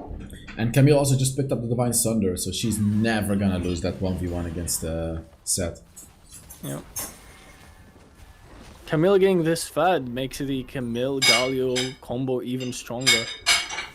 I definitely think blue team has the advantage when it comes to the game right now. They're just slightly ahead, 2,000 gold ahead in the game. They got in the Dragon, they got mid... well, actually now they are, they got... oh no, they didn't get mid turret, sorry. Yeah, so they're really not that ahead. It's just like a slight lead. Oh, the Ezreal's gonna fall. Oh, Azure was called out, he's dead for sure. There we go. Give it Gives to the kill to the Kai'Sa. Kai'Sa. Love to see that the Galio does not pick it up. And there is the engage, right? We see Maokai Galio. Maokai, Galio engage and do a lot of damage actually. Nearly picking up that Akali. Akali showing us why she went for barrier, by the way. She survived twice already because of that barrier. Super well played from the Lilia in the backline too. There you They're go. playing these fights individually so much better than red team. And even without the Camille, they just win the fight. So it's not even the Camille that's the winning factor. All of them are. And there we go. Camille also wins the 1v1 because she has the Divine Sunder. Was like not even close. She's nearly full HP, so she's gonna get a free turret. She's gonna go back, gonna be on her way to her second item, which is likely gonna be like a Starix Gauge. And I believe at this point, like red team is in big trouble right now. They're in big trouble. Definitely. And just to go back in the draft, I'm just realizing how weak this Leona pick is, right? Like, who are you engaging into? Galio, Maokai, like, You can't, you yeah. have no one to engage. Like, every single time you engage is gonna be a bad engage.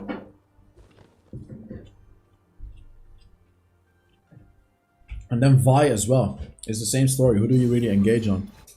Because And if you we- kill Kai'Sa, what does it do? The Camille is still gonna destroy your lineup. The Lilia is still gonna destroy your lineup. So, We like, talked about the strength of the Camille Galio combo, right? Which is just a late game powerhouse, but you can't be losing the early game versus these champions. Camille has a weak early game, Galio has an okayish early game. You definitely don't want to be losing the early game against those champions because they're gonna dominate you late.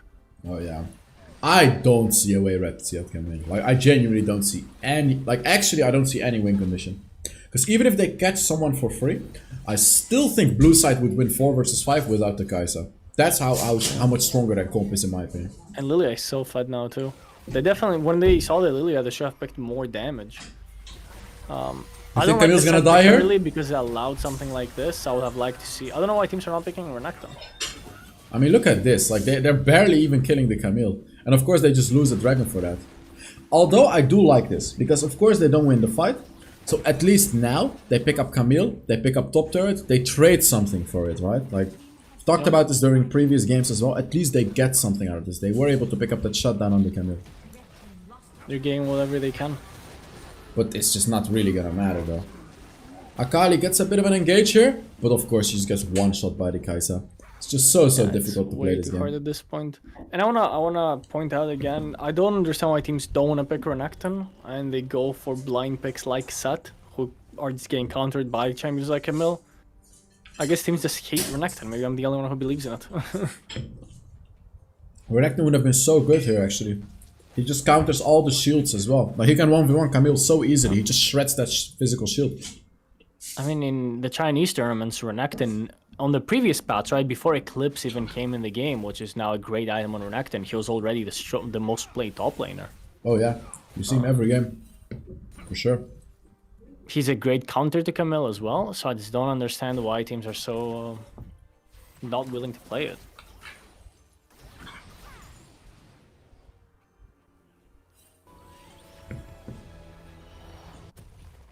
And the red team did win the last game, right? So we'll go to game 3. Yeah, yeah, they did. They did. They had Most the likely, Braum we'll pick. see. It's 100% gonna be a game 3. The first series that I we'll go just to think game that they 3. get outscaled and they're already 5k gold down. They're gonna get the Dragon Soul as well. It's looking real tough. I mean, the Akali is losing 1v1 for Maokai. Yeah, if you lose a 1v... Oh yeah, she okay. misplayed. Okay, She was good. barely able to kill him. At Like, least the barely. Akali's winning the 1v1 against Maokai. Right. The fact that it was so difficult already shows how much they're struggling in this game. Should not be difficult for her to kill the Maokai. Like in the long fight, Akali should always win against Maokai, right? Especially with Riftmaker.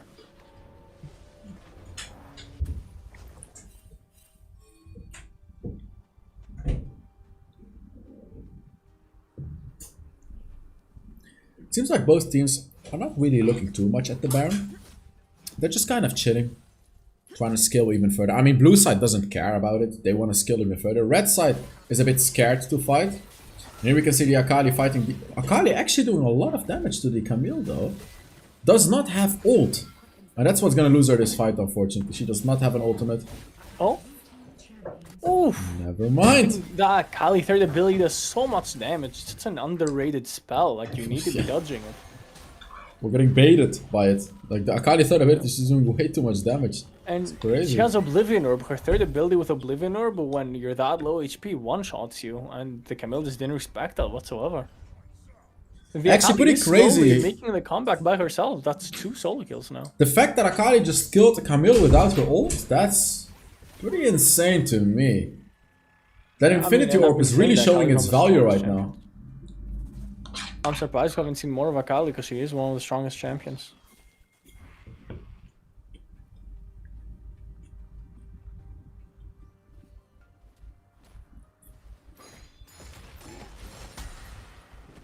The next dragon is that... Wait, what? No, it's not up. Because the mountain dragon, it looks a little bit like the same color that the map has, but it's not up yet. It's gonna be up very, very soon. The Camille is falling to the Akali again, by the way. Camille is 1 HP. She just nearly got blown up by the Akali in the bot lane. Camille didn't use her ulti though, and Akali used her ult. Dragon is spawning at 45 seconds. I believe the Akali ult will be up in time though. Mm-hmm. It's gonna be close. It's gonna be coming up around the same time as Dragon. But like, as the red side team, how do we win this game, right? What are they supposed to do to win a fight? Obviously, huh? Even though the Akali is playing these 1v1s really well, I just don't see what she's gonna do in a team fight when Galio is there, Maokai is dead, or Maokai is there. Especially Galio, because when Galio ults, he gives everyone that magic shield, which is heavily countering Akali's engage. So it's just so difficult to get a catch like she did during those 1v1s if there is a Galio ult coming through as well. The only way that I can see them winning is they need to kite back with Ezreal.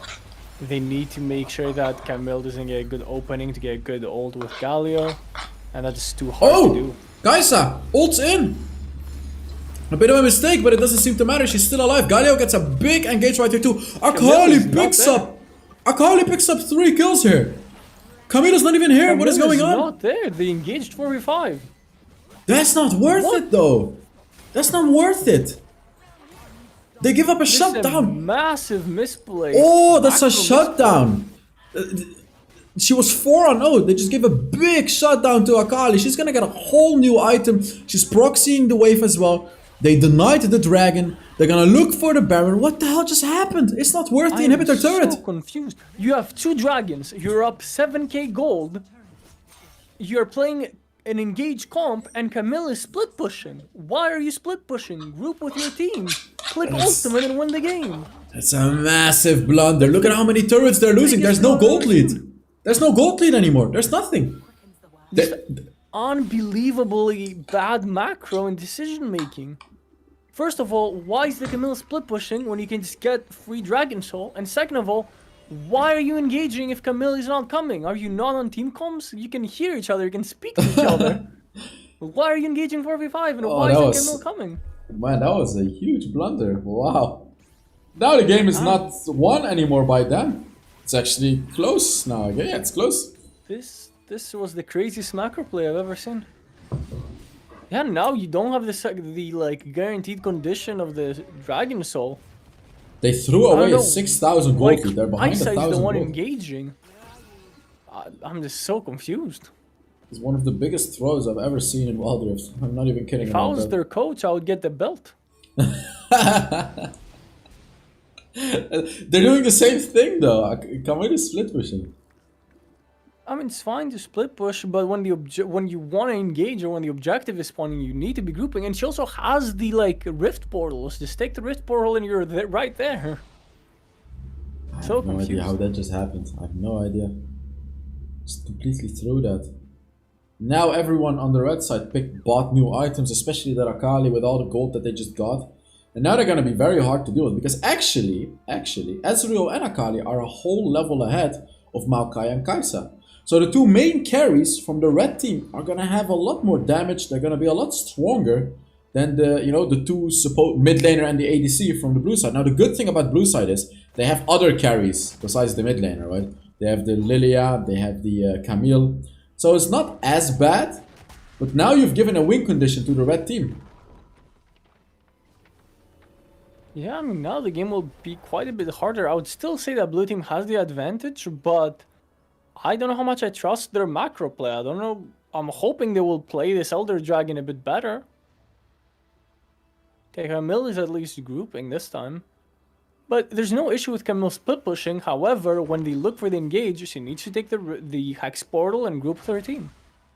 I feel like players are just not very used to playing around the Hex portals yet. Because it's still quite a new thing. Players are just not very used to it yet. Look at that poking, by the way, from the Kai'Sa and the Lilia. Ezreal sitting at 40% HP already, by the way. Fight hasn't even started yet. Picks up the honey fruit, heals up a little bit, and Camille is split pushing again, dude. They're doing the same thing. Camille I is really split hope pushing. the Hex portal is on cooldown right now, but when he goes off cooldown, I hope he takes it. Now the question is, does Akali win 1v1 against Camille? I actually don't think so. Even though she won the last 2 fights, I don't think she wins this one. We get a big engage in mid lane while Akali is fighting the Camille though. It is a 4v4, so it's not Akali that bad. wins! Akali one-shot her. She wins regardless, and now it's a 4 versus 4, which actually looks a lot better for the red team. You can't fight without the Camille. Kai'Sa is doing a lot of damage though while I say it. She ults in the back, but Akali is coming. Akali is coming. Is she gonna be able to turn the fight around? Too. Man, the Kai'Sa is just doing so much damage, but the oh, the Galio! Oof. That Lilia damage actually saved them the game. If Lilia did not get so much damage there, the game would probably have been over. Kai'Sa went on hit, by the way. She didn't go for AP, she went on it, which kinda makes sense, because it will destroy the Leona and the Set and all the frontliners. Yeah. Now they're trying to take this objective, which is a little bit risky though. Vi goes Vi's in. right there, Vi's can steal it. Oh, she did not doesn't. get it. Oh, okay, Akali is gonna fall as well here, no?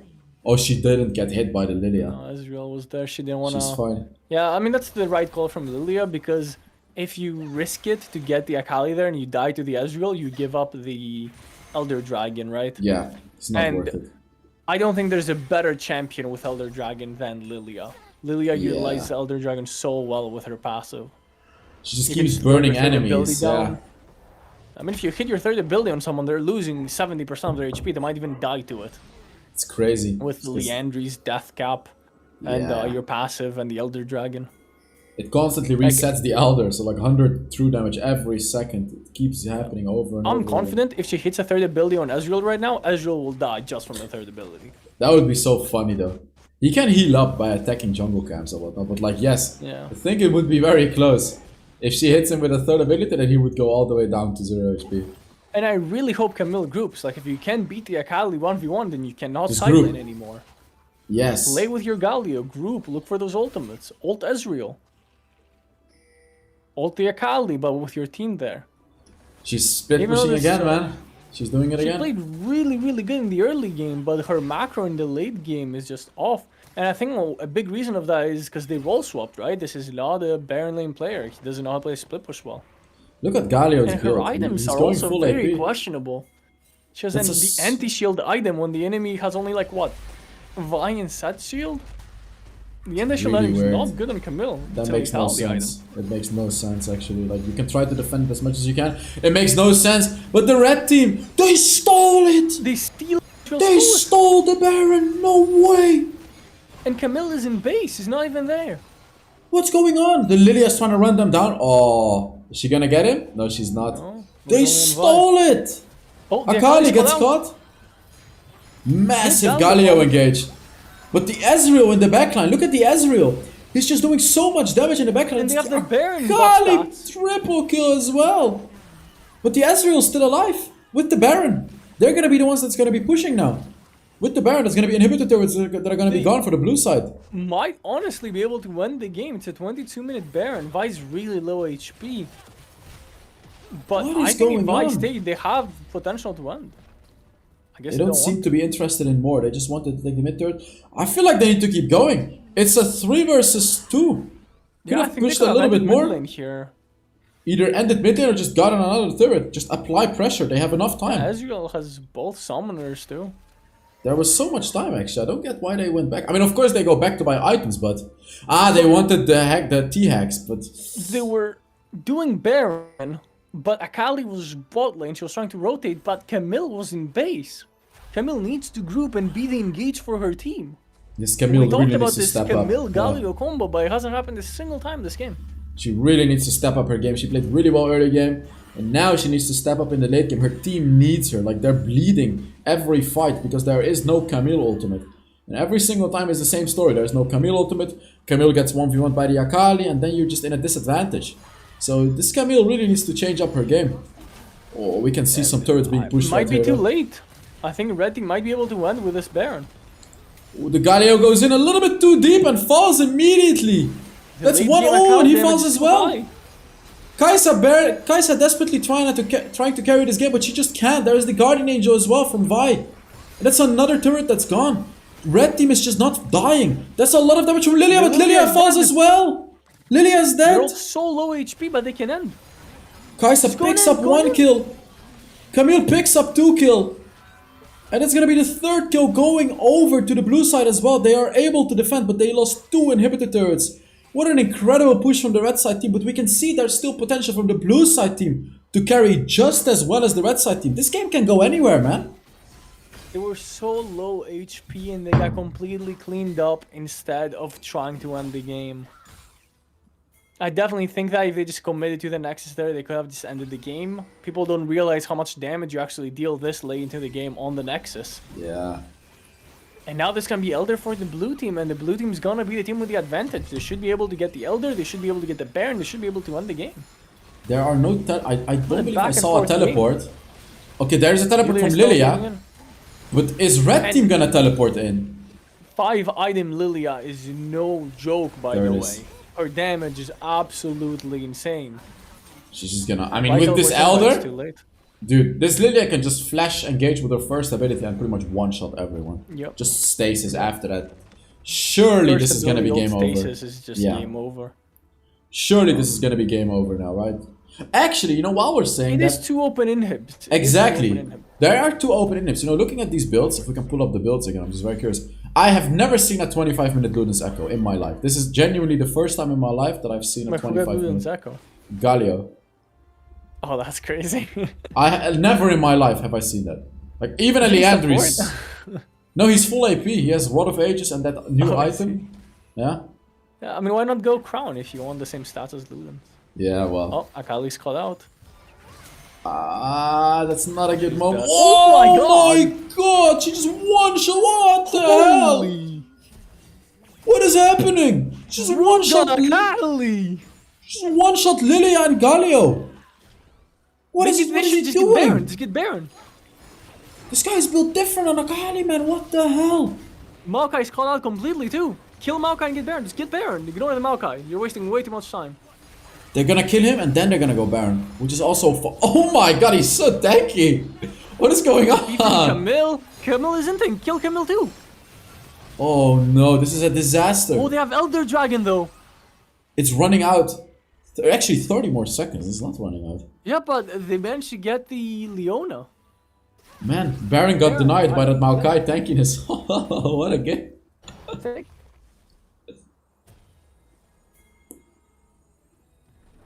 But the Elder is gone now. Clutch play from the Akali, saving the game. At this point, like Loki, I want to see Seth split push that top lane turret. I want him to suicide. Not suicide, but yeah, exactly. Zoom in. He deserves it. I want that top lane turret to be gone on blue side. I still believe the blue team should be able to win the game. Like this late game Lilia, if she doesn't just get one shot like that, is just too big of a threat. But they need to be careful of the Akali. Akali late game damage is no joke. Wait, can we pull up the build again? Did I just see a Force of Nature on Lilia? She went Force of Nature. She just sold an item and went Force of Nature after getting one shot by the Akali like is that. definitely wrong, by the way. He should be getting Crown. Crown will protect her more than Force of Nature, Yeah. honestly. Yeah, it does. I think you're still gonna get one shot. Even with Force Or of if you Nature. want to go magic damage, I would even say it's better to go. Hey, what's happening? Vi and Akali are bot lane. Oh, Vi takes the portal. Vi took the portal. All the way in the are back they- line. Seth Akali's falls gonna win the already. game if no one stops her, by the way. Camille cannot stop her. Camille's is gonna get one shot by Ezreal's full HP as Lilia is well. basing.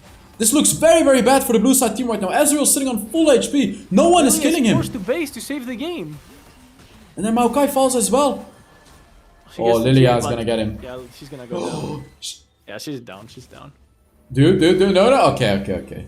If Akali This had was like a third very ability, over aggressive. If Akali didn't die there and she just backed off instead of trying to get the Camille GA, they would have just won the game right now. But she my got too God. greedy. This is Now it's such back a to a volatile 3v3. game. This is such a crazy game. It can go any way. Any way. I think blue team just gets the Baron here, honestly. Lilia does so much they damage are to it. stronger. Blue team is way stronger. Red team needs to play for the split push like they did, but they can't just die like that. They can't get Baron though, because look at the base. This is so Yeah, I guess difficult. it's fun. This is Red so team needs to difficult. play for the split push.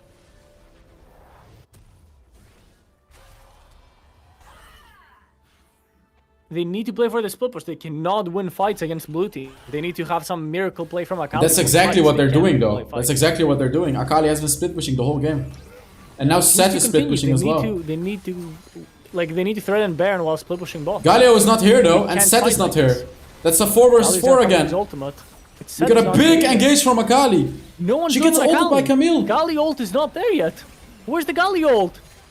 Camille Where is is... he stuck on the wall? Galio is stuck on the wall. No way! Galio was stuck on... No way. They're really gonna lose the game. Oh my god. They lost the Cameraman, game. can we get a replay? Can we go back a few seconds and see what Galio was It's doing? not that team fight? possible. Oh wait, it is!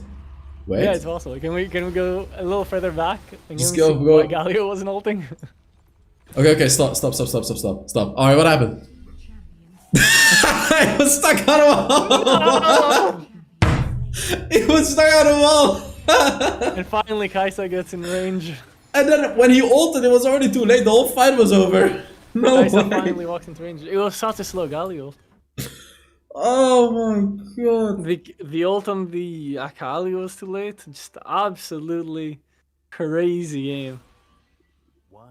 Wait, so now it's 2-0, isn't it? They won 2-0. I guess so. We thought it would be... Absolutely crazy game. They won 2-0?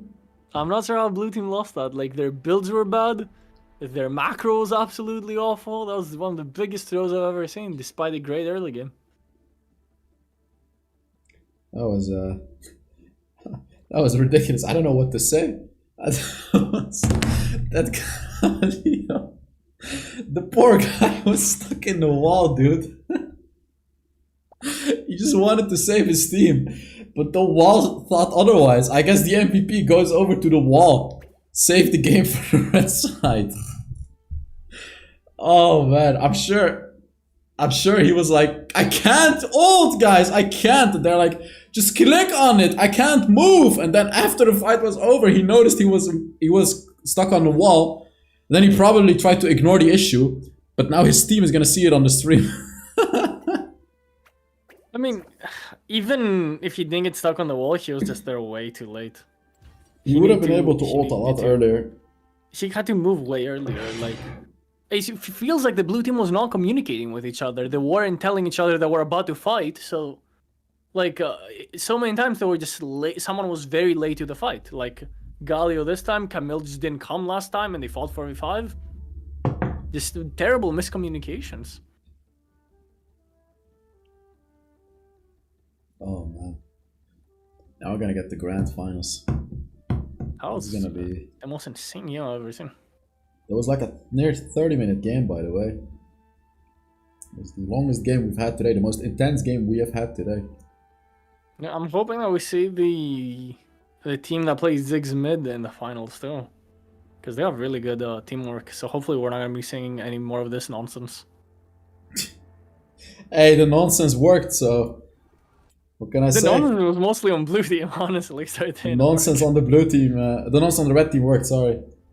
Yeah, the Akali just 1v9 in the game.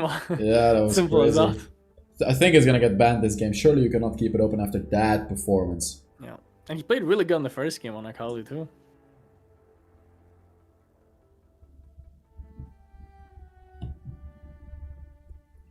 Let's see.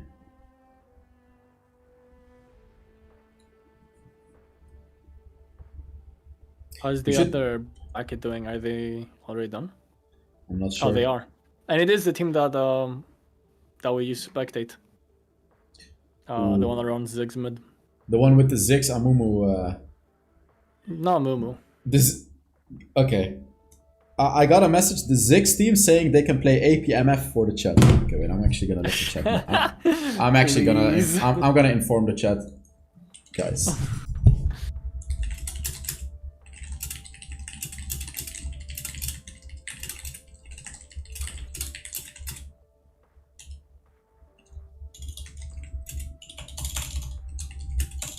Okay, if we get enough.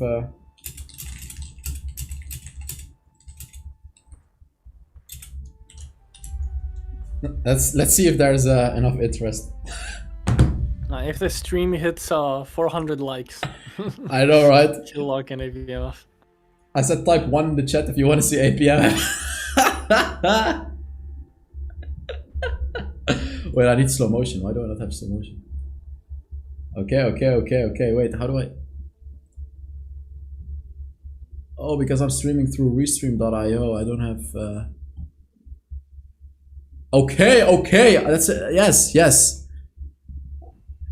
Law of one, I don't know. How do I turn it off?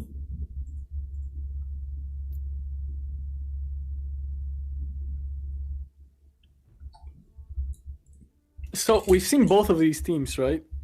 Who Yes. do you think has more potential to win? I think this team, and for the reason that their individual skill seems a lot higher. I think the other team has a better team play, but the individual skill on this team is just too high, in my opinion. I think they're gonna. They're just gonna. Individual skill is too high. Obviously, these guys are all sovereign. Like some of their players are currently in the top 10, right? I think Shadow, their ADC, is currently in the top 10. However, I am gonna pick the other team, Oh, okay. the teamwork team, because the main reason that these guys won, even though their individual skill was higher, is because the enemy team made a bunch of macro mistakes and draft mistakes. So they won by punishing mistakes that this team, at least so far, we have not seen make. Their I think you drafts have been forgot. solid, and their macro has been really solid. And I think they're individually good enough to not get stomped. I think you forgot one important little detail. They're likely gonna play AP Misfortune mid, bro.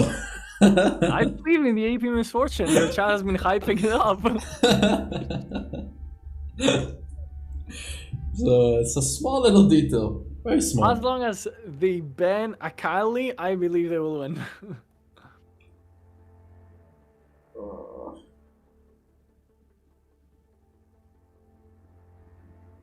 Because I just don't think that the individual play will be enough versus a team that is cautious and doesn't make mistakes.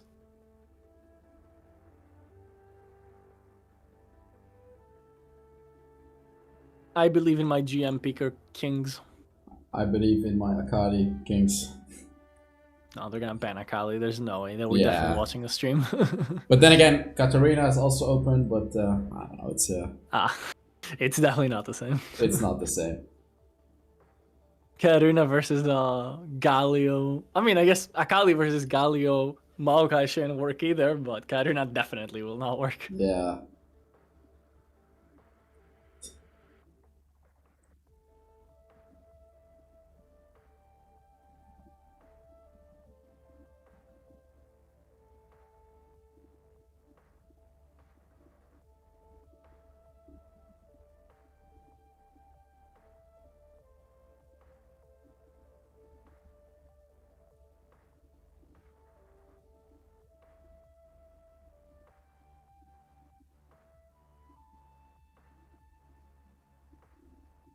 Is that your AC?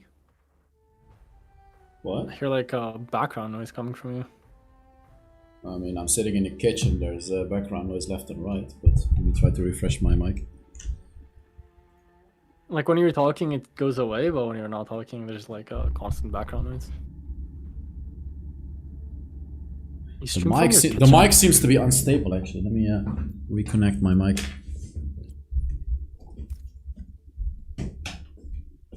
Dude, this guy's making eggs while casting.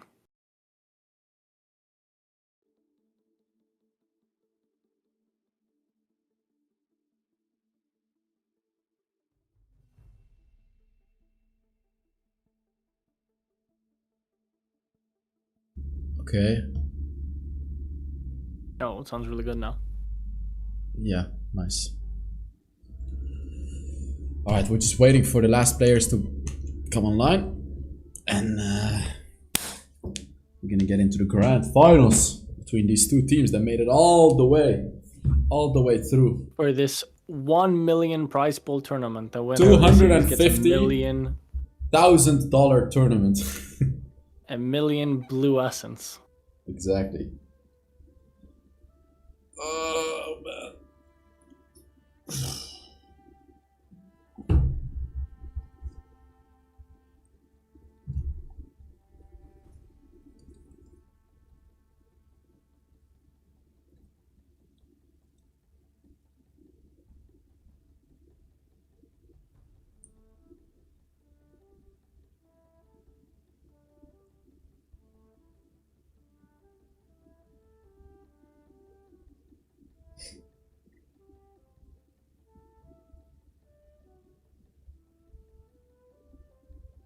Can't wait to see this guy play Akali versus AP Misfortune. Oh my god. There's no way they're actually gonna pick it, right? I hope they don't, honestly. Like there's no way. I mean, they do play champions, like they play the Ziggs, the Lux, like they play... Right, yeah, they play these types of champions, so... It's not too big of a stretch, huh?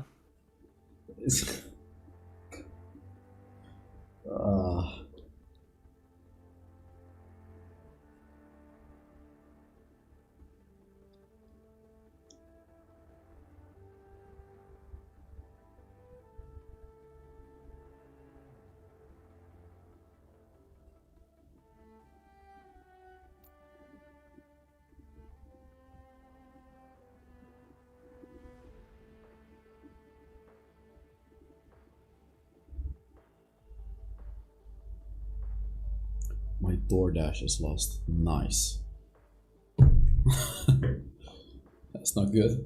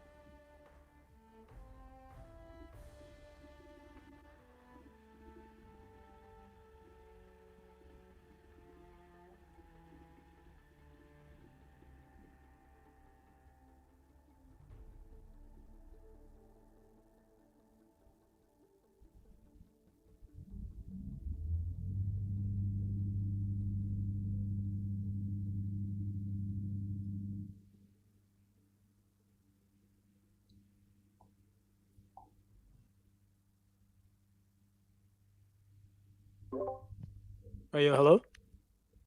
Hello? Yo, so we're waiting on the team that has like Ziggs and whatnot. Their top laner had to leave, so they're waiting for their sub to log on. It'll take approximately 5 to 10 minutes. Alright, that's fine. I thought they were just debating the Misfortune pick. On God, bro. Hey, they're saying they'll do it, bro. He plays it a lot. I play with him, so I know it's pretty fucking solid. Oh my god. On God. Well, if they're swapping someone on their team, maybe my prediction will go out the window. I don't know how good this new guy's macro will be. They're pretty interchangeable, and if anything, actually, they've played more games with this other guy, surprisingly.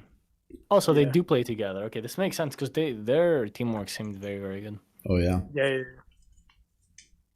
They easily had the best teamwork from all the teams today. Like, Yeah, that's my one lord. thing we can give them.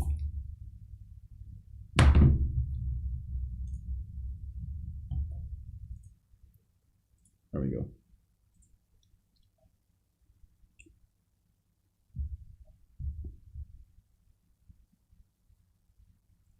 Also, by the way, in that game where the Ziggs team played like Maokai jungle, I don't know if you guys remember that, and they had an Aatrox top where everyone like swapped low roles. Actually, what happened was last pick, he was supposed to pick Kha'Zix for the jungler, and he wasn't able to, and it auto picked him Aatrox, so they had to last second swap all the roles. Oh, yeah, that's Oh. hilarious. Yeah, Yikes. Damn. against the Sovereign team. It's hilarious. They made it work, so. They did. I mean, the Sovereign team kind of trolled with their Lilia. She was running in and anything. And the Aatrox pick was actually really good.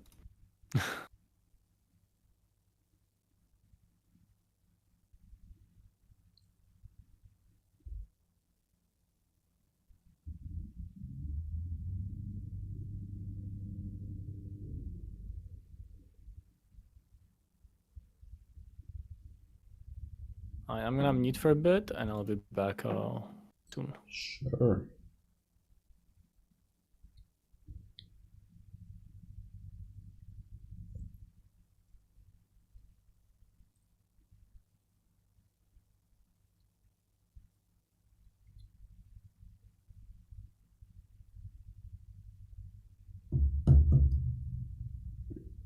By the way, in case you guys are wondering, we're just waiting for the last team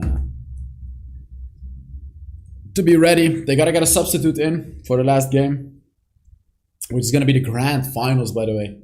What we've been waiting for the whole stream.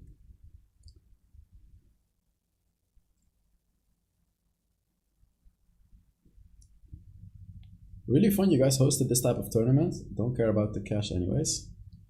Well, yeah, we're having a lot of fun as well, and hopefully you guys are too.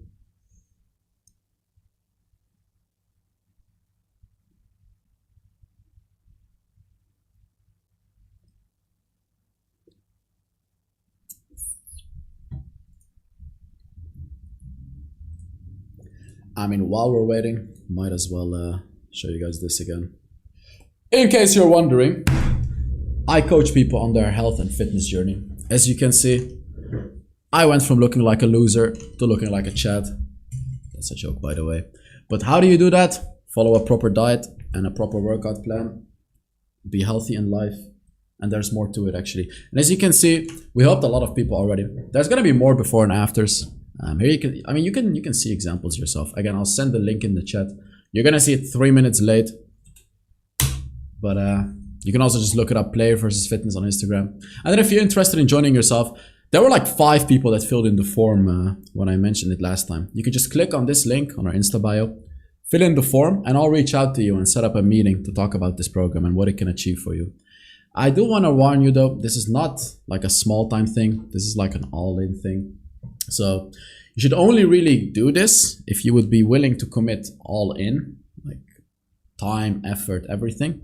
But you're gonna get adequate results for it. Like, you know, this is the head coach. You can see it's not difficult to make a transformation on paper, but you just gotta do the right thing. Sorry to interrupt, but the teams are ready now. All right, let's go. Let me watch the stream. We're about to get started, boys. Let me see, is everything good? There we go.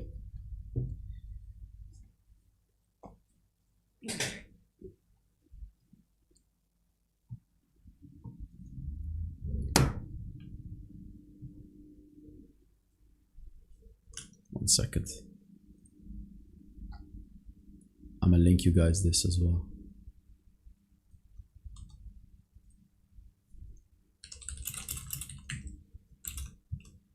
There it is.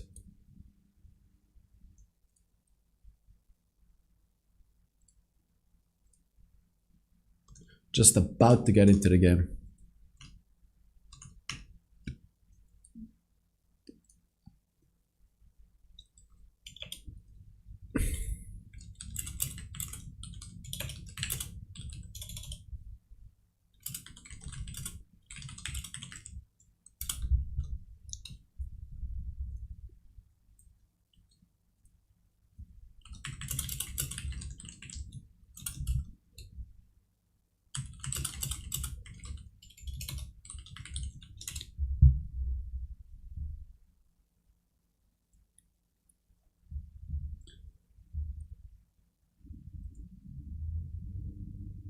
We're just waiting for the last player to arrive, by the way, guys. And then we're gonna enter the finals, the grand finals.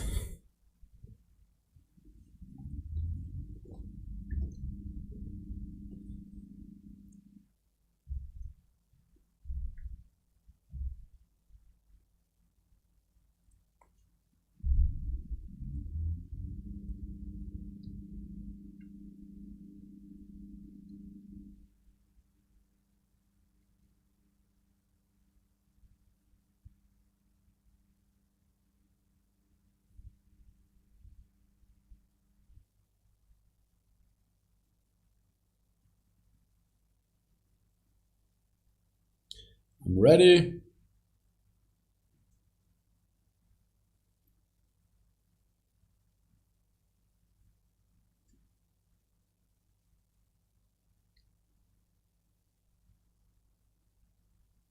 I am ready. I'm very much ready.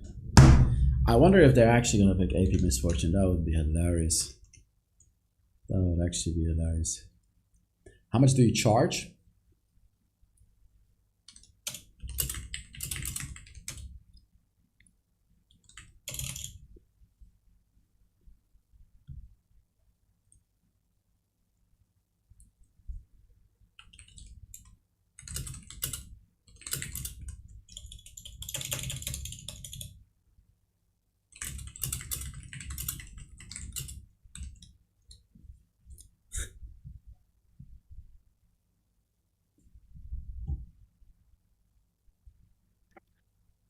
I'm back.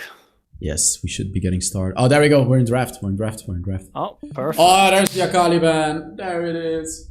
Of course, there it is. I Perfect. mean, what else did we expect? Of course, the Akali gets banned. There's no sound, by the way. I'm not sure if you can turn it up or something like that in the game. At least we don't You know have what's sound. interesting? The MF has gone unbanned so far. Man, that's not interesting. Come on. Oh my god. The Ziggs is not banned, so the red team is Ziggs is not banned and Amumu is not banned. So I wouldn't say they're disrespecting them. I would just say they don't see any threat in their pocket. I don't think picks. they've picked a Mumu, have they? Wasn't this the team that picked? Yeah, there's the Ziggs. No, it was an Amumu Oriana team. Oh, this was the other team that picked Ziggs, but they didn't pick it Yeah. with Amumu. I see. Yeah, they didn't pick it with Amumu.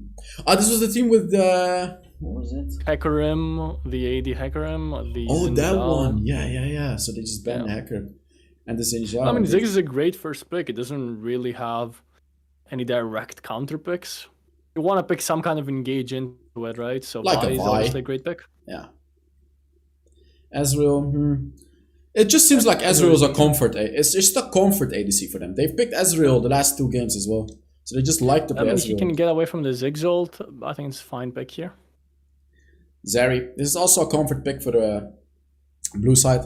And it seems like, unfortunately, we're not going to get an APMF. See, look, this is my personal opinion. But I really think Thresh is terrible against Ezreal. I've never liked the Thresh pick into Ezreal. And I never understood it myself. Like, in my eyes, whenever I play Ezreal, it's just so easy to play against Thresh. Now, I don't know if that's just me or That's true. if you agree with it as well. Because like, I don't get this Thresh pick. That's what I'm trying to say. I definitely agree with you. It's definitely not good into the Ezreal, but it is a very versatile pick, right? The Lantern gives you a lot of options. His roams are really good. So even though it's not great against Ezreal, I don't think it's like a terrible pick. I think it's fine here. First time we see Lissandra as well, by the way. Excited to see what this team is going to be able to do with her. So far, Lissandra Vi is a very, very solid engage into the Zeri. So I'm liking the red team draft so far. Yeah, me too. I'm liking it a lot. And I feel like the blue team has counter-drafted themselves, honestly, with that Thresh pick. Thresh just doesn't do anything into any of this. I definitely want to see what jungle choice they go for here. Volibear gets banned, Jax gets banned. Kha'Zix is open. I don't... you know what? Kha'Zix, does that make sense? First, Lissandra, it's going to be so hard to execute Kha'Zix. Like, most carry junglers are just completely shut down by Lissandra. Then I what don't do really you know pick, then? what would be good here, to be honest. Oh, Camille Could as see an well. Amumu. I think Amumu might unironically be the best pick for them. Urgot, what the hell? Orgon. Urgot? Very, very underrated champion. I like Nah, that. but he got nerfed so hard. He's so much weaker than before. He's quite strong, but did? like, yes, He's got a very stable top laner, and you only need 1 kill in team fight to pop off. like he got nerfed like 2 months ago. It was a massive nerf. Yeah. Well, it was actually a revert of his buffs. So I still think it's a good pick. He has a very strong laning phase. The Zinzao is okay. You again don't have many options. I would have liked to see an Amumu, but I don't know if that's in his champion pool. I do like red team's draft quite a bit more. I would give this to the red. Huh? Sorry. We're checking to reset the stream, so we can probably fix the sound real quick. Reset the stream. Just the screen share. Oh, I yeah. need to reset it. Wait. Oh. Because you'll say there's no sound, correct? Yeah, there's no game sound. All right, we're going to reset the screen share and hopefully that fixes it. Yeah, that's fine. All right, apologies. Continue on.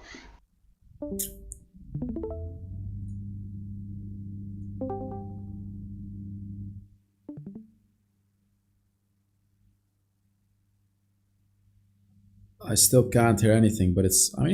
It's not the end of the world that we can't hear anything. It's just we can't hear the game sound, that's it. But again, it's just like, it's fine. It's okay. That's a Rakan, by the way. What the hell? Rakan? Rakan? Rakan? It fits with the theme of their hard engage, but I feel like there's just a better hard engage champions. Like Nautilus is open. Alistar is open. Rakan. I mean, I'm not a huge fan of the Rakan, yeah, but I don't think it's a neither terrible. am I. It's just going to be very interesting. It's going to be the first time I see Lissandra being played in a competitive environment, so see what she can do. Yeah. Ruga, I that's do the think Akali Red Team guy. has quite a bit of a stronger team comp. Is he going to be able to do the same thing he does on he did on Akali on the Lissandra? He was oh, there we go. I got sound now. It's back. I got sound back. And while I do think that the Ziggs can be a difference maker like he was in the previous series that we've seen him, it's going to be a lot harder versus the strong engage of Rakan, Vi, and Lissandra, right? Yeah. Extremely, extremely difficult. You can't even really stasis against a Rakan. Like, at least, okay, you can stasis before he uses his second ability, but right after that, you're already too late. Because you're just gonna get one shot by everyone the moment you get hit by the Rakan engage. So that's what's probably gonna be the way to play for the red team, is they just wanna hard engage quickly with the Rakan, with a Proto Belt, Flash, any of that, just to not even allow a stasis enchant to come through from the Ziggs. And the fights are gonna be very snowbally, right? If you get a kill with Lissandra, you get her passive, which chases down the enemies, slows them, does more damage. If you get a kill on Urgot, you're gonna get a massive fear, right? So it's gonna be very snowbally team fights. Whoever gets the first kill will probably end up winning the whole fight. As long as they can get the Urgot ultimate or the Lissandra passive, right? Lissandra started with her third ability. Oh no, she's already level 2. Never mind. Yeah, she's level 2. That's why.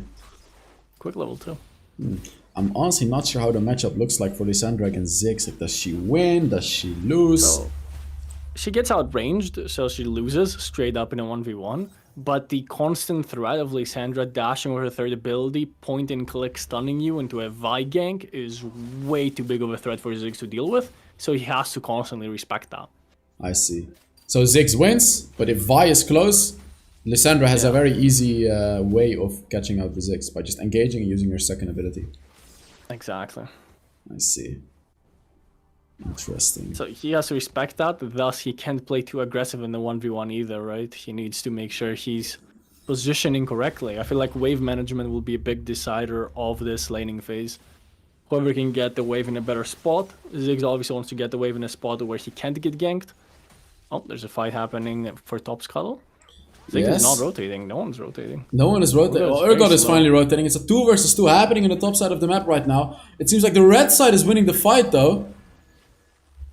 Yeah, Urgot is very slow in the rotation. There we go. Double kill for Vi right there. And now Vi can invade. The blue buff is up still. This is the tragedy for blue side.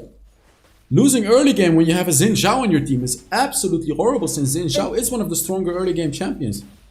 We criticized on the first series, we criticized the Mumu for doing this sort of weird clear, going for Skull Crab level 3, and we praised the Xin Zhao for countering it, and now he makes the exact same mistake that he punished before.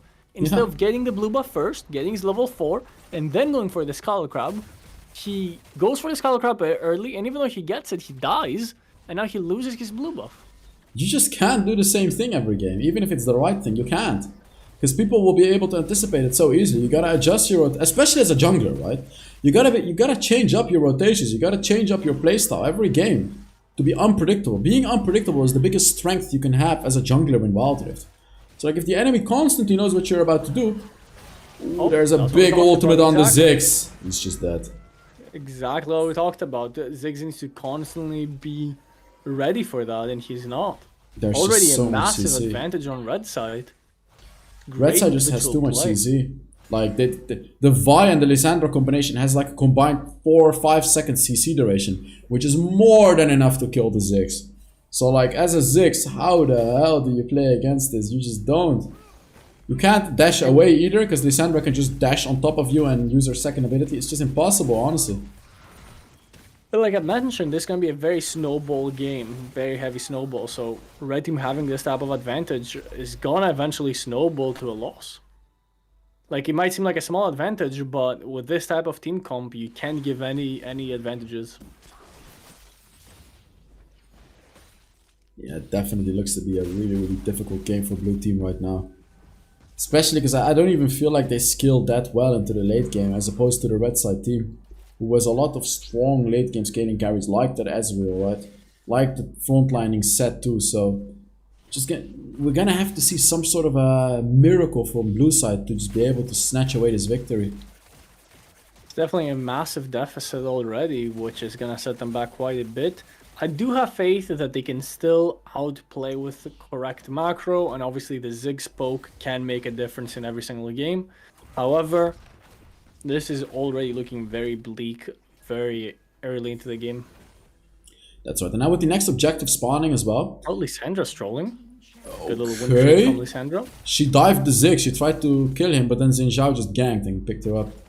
Nah, she didn't even manage to ult in time. A bit of a mistake. She could have ulted Again, herself. this is the over-aggressiveness that blue team is hoping for, because they're not gonna win normally, but if red team goes over-aggressive, makes end plays like this, there's definitely a chance. And again, she's completely called out. What is going on? He's dead, he's just dead. That's Nothing exactly that what I they was can talking do. about before the game started. That, like, while they're better individually, their macro and their decision-making and their teamwork is not there. Vi's invading by herself. Lissandra is diving by herself. Oh, there we go. That's a big engage from the set though. Lissandra goes in, but ults herself. And I feel like she should have ulted someone else, but meanwhile, they're still winning the fight. Xin Zhao looking for that Rift Herald. He's getting the Herald. Picks it up! Oh, he picks it up with no smite. He did not have a smite. And they actually somehow, some way pick up the Herald, win the fight, and get away safely. Overstay here. They get away safely. Oh, the Ezreal ultimate comes through, picks up the Xin Zhao. Oh my god! The comment! The Stop comment! walking into the mines! The comment picked him up. That was disgusting. Oh, and now it's gonna be the red side looking for that dragon. It's gonna be the Infernal Dragon though. So that's a good first dragon to take for the red team. That was a massive throw, in my opinion, from the red team. They lost the Rift Herald, they gave up shutdowns. The gold went from a 3k gold lead to less than 1,000. Oh yeah. And they still have the little Rift Herald. Yeah, the thing little used to get some rift light. balls that push turret. Yeah, Yeah. get played. Rift balls, I guess. Yeah. So there's still a little extra gold the blue team is gonna get from that. Definitely a massive throw. They're just going for solo plays instead of teamwork, and again, that's the strength of the blue team. While they might not be as good individually, they do have way stronger teamwork. You have to respect that. Like, you honestly have to. Ah, there we go, dude. This Ziggs can just not do anything. I feel so bad for him. Like, he's playing it safe, sure, but it's not enough. It's not I have enough. no idea why he's running Ignite either. Ignite is just not it right now. You need Should to have had a barrier, or yeah. Exhaust. Probably wouldn't have mattered in these two cases, but Ignite is just so disrespectful. Yeah, running Ignite in this situation is just crazy. And you need all the defensive stats you can get.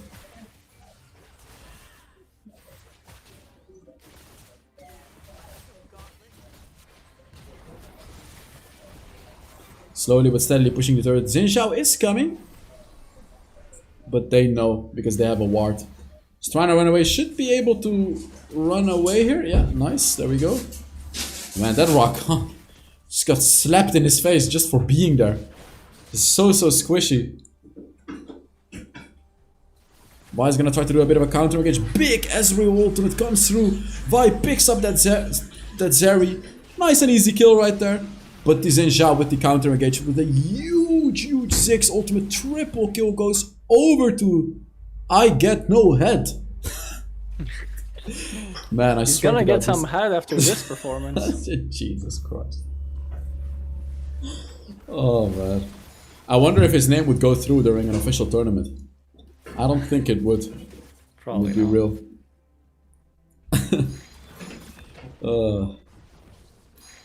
Both of these players are just chilling in the top lane. You can see Urgot and Seth trading here and there.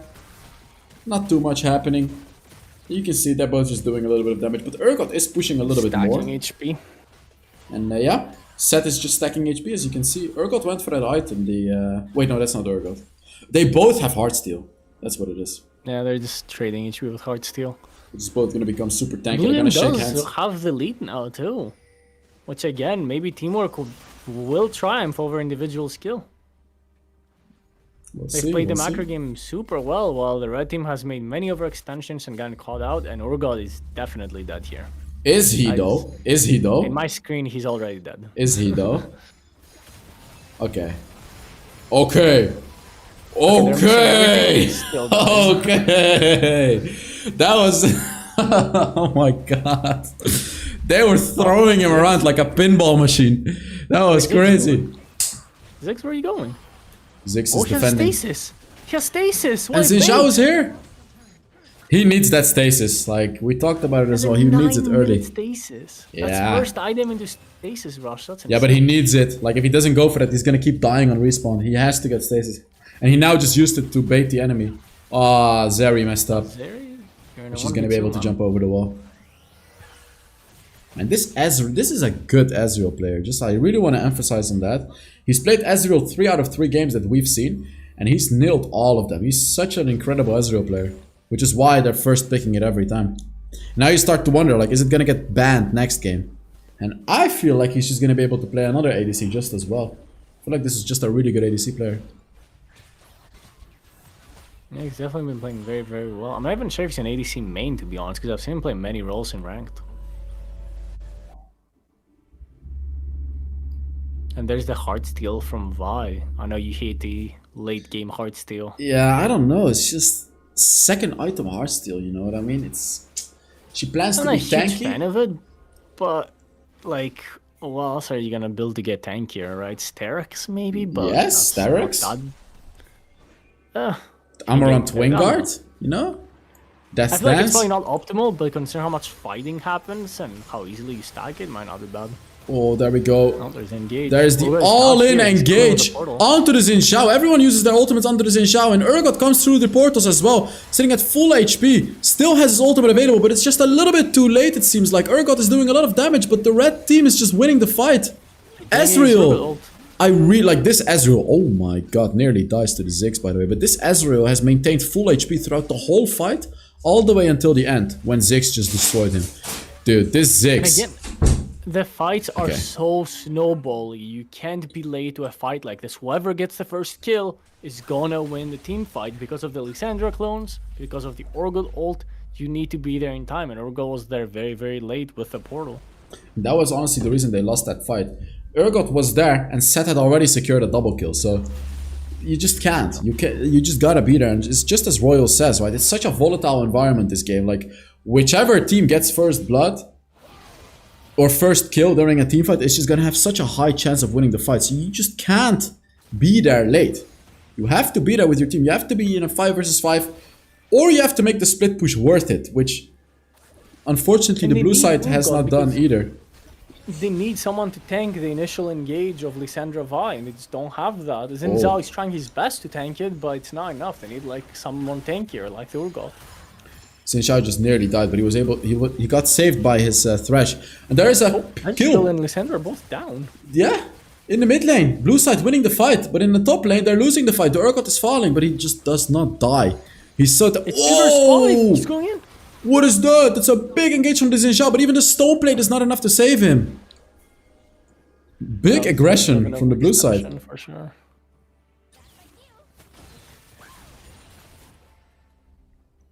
Now blue side is gonna look to pick up this mid lane turret. Should be able to get it for free. The thing is, after the Vi ult goes out, after the Lissandra ult goes out, after the Rakan ult goes down, if they haven't won the fight, they're probably gonna end up losing it, right? Very consistent damage is insane. Ziggs bombs are gonna be insane. So what blue team really needs to do is just survive that initial engage, and they should be able to win the fights afterwards. Now Ziggs has a stasis to allow him to survive it a little bit more easily. Zeri can of course jump over walls and whatnot, But it's still gonna be a bit difficult to survive it, because there's just... It's so much damage, right? The Vi has 12k gold. And see, this is where I would have loved to see the Starix gauge, because she has 12k gold. She's very much ahead. If she had a Starix gauge, she would have had a ton of damage right now. She would have blown up. Sunfire Aegis. Bro, he's cooking. I mean, he's 8 on 1. I'm not 8 on 1. He's 8 on 1, so... Hey, bro, he's cooking. I'm a big fan of Sunfire. I just don't know about Sunfire on Vi. And third item, like Especially generally when, you want to... Thunder Sky exists as an item. Generally you want to build it as your first item. He goes in! Forces the Ziggs to stasis early on. They should get that turret very quickly. 4-man dive under the turret. No one dies from the red side team. They pick up 2 kills and they pick up the turret. They don't even care about it. There's the Lissandra ultimate as well. Oi, oi, oi, oi, oi. The red team is just demolishing the blue team right here. And it's an ace. No one dies. No one dies. Everyone is alive. Ace. How did that happen? What just happened? Massive dive. The Urga and the Xin Zhao were both base. And they found the angle to get the dive off. And then... Dude, look at how they're pushing this Baron. Sorry for interrupting. They pushed mid lane, they pushed bot lane, they get Baron. They're getting everything right here. Yeah, that was super well played from the red team. Very well executed. And again, it's the individual play. They're so good at these fights, at playing these fights, finding the angles.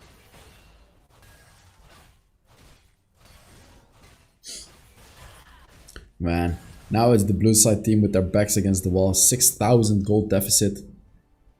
And also the next dragon they have to steal away. Because that's going to be an Infernal Soul, which is another win condition. Ezreal with Infernal is insane, of course. Oh yeah. This is so difficult for blue side team as of now. They're just not strong enough to have that big damage from the Zeri and from that Ziggs yet. And of course there's always this threat to get one-shot by the Lissandra and the Vi combination. Vi is level 14 by the way. She's going to be absolutely unkillable in this game right now. They do have good wave clear to kind of defend this Baron push, but the dragon is going to spawn in 15 seconds, and the red team is going to rotate to it in one shot before blue team can even do anything. Yeah, and look at how much pressure they're applying on every single lane. Oh, they try to engage though, which is exactly what they need to do. Lissandra with a beautiful ultimate, but the counter damage is big. Lissandra does fall. Very low though. They're very low. All very low, yes. So yeah, you can see the Vi is just slowly rotating to the dragon just to secure this victory. You know, they could maybe get more inhibs, or they could just maybe get more pressure, but they just want to get that dragon, honestly. Yeah, once they get this dragon, the game is most likely over. Oh, shut down. Yeah, they got every turret. They're gonna get the dragon. No one's going to the dragon. Maybe Zeri can do a miracle. She got it already. And she killed Zeri, so... yeah. This looks to be game over. I feel like Xin Zhao had to do a desperate attempt for a steal there. I mean, at this point, this game is over. There's nothing you can do. I mean, after Infernal Dragon, I mean, we saw some crazy games today.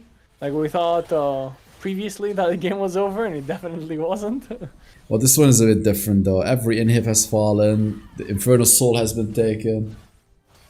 I mean, who knows? But... you never know. However, it does seem very likely that this will be a red team victory. What they're now just gonna do... they're probably gonna backport one more time. Pick up some items. While I say that, by the way, Lissandra just one-shot Ziggs. She flash engaged on him with her second ability and just one-shot him. Oh my god, the Urgot. Doesn't matter though. I think it will be game over right here. Zeri is gonna try to do something. But like all of the minions are just pushing in. It's gonna be very difficult for blue side team to defend. They actually do have their bot lane inhib. I didn't notice that one. So it's not as doomed as I thought. No, they're gonna play it slow. They're gonna wait for the Elder and the Baron. Oh yeah. Yeah, they should. Like, there's no reason to take a risk for no reason. They can just easily play it slow. That's completely fine. 5-item Vi, by the way. That guy is gonna be an absolute menace during these team fights. Yeah. Like, look at just look at him. Just look at him. Like, how are you gonna kill that? Was the right play. I suppose it was. He's very tanky. Like, he's unkillable right now.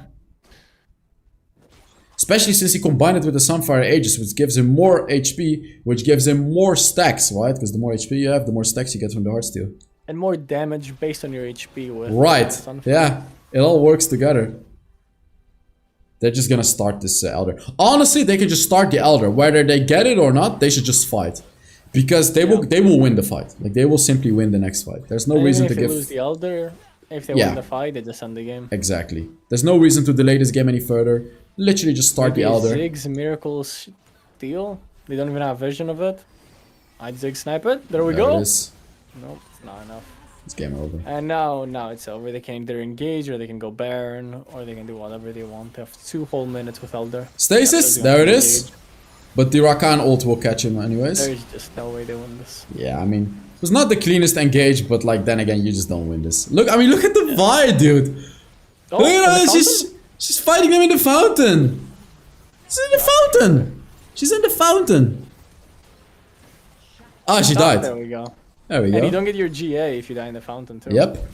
I mean, she can't Actually, because Rakan trolled too, and they can wave clear this. They're not gonna be able to end the game now. That was like a bit of a troll angle there. Because now they have to go for a Baron, which is not easy to take versus Ziggs, by the way. Elder doesn't really damage you or doesn't decrease your stats, so it's very easy to take. But Baron is different. Baron decreases your magic resist, it does quite a bit of damage, and it's very hard to take versus Ziggs. Because Ziggs' ult is gonna melt you all in the pit. So... Look at that, look at that. Oh my god. Never mind. That Lissandra, man. Oh my god, what the hell? Never mind. I was gonna say maybe there's a chance blue team wins, but no. Oh my god, what is that? Dude, he just killed everyone. Give him the penta. Ruga is definitely the MVP of... It's the same Akali, remember? Oh, Yeah, penta, penta, definitely penta, MVP of the penta. tournament. Penta There's the kill, penta baby, kill. let's go! Oh my god, this guy is the absolute MVP. Ruga is the name of the game. This is Team Ruga. I'm calling it Team Ruga. I'm not sure if this tournament has an MVP, but if they do, it's definitely him. It's Ruga, 100%. He's carried his team on his back. He's so good. I'm not saying that because the rest of his team is worse. It's just he's been the difference maker. Like last time it was Akali, and now he's just making the clutch plays every single time. I was gonna be right back to the bathroom while we wait until the end, until we enter the next game.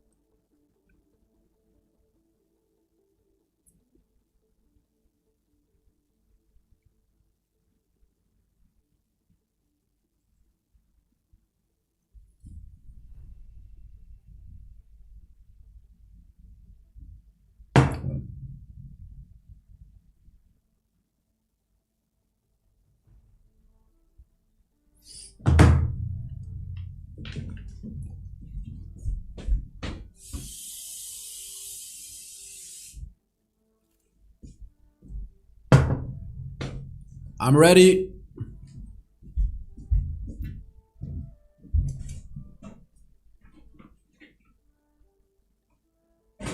Let's get it.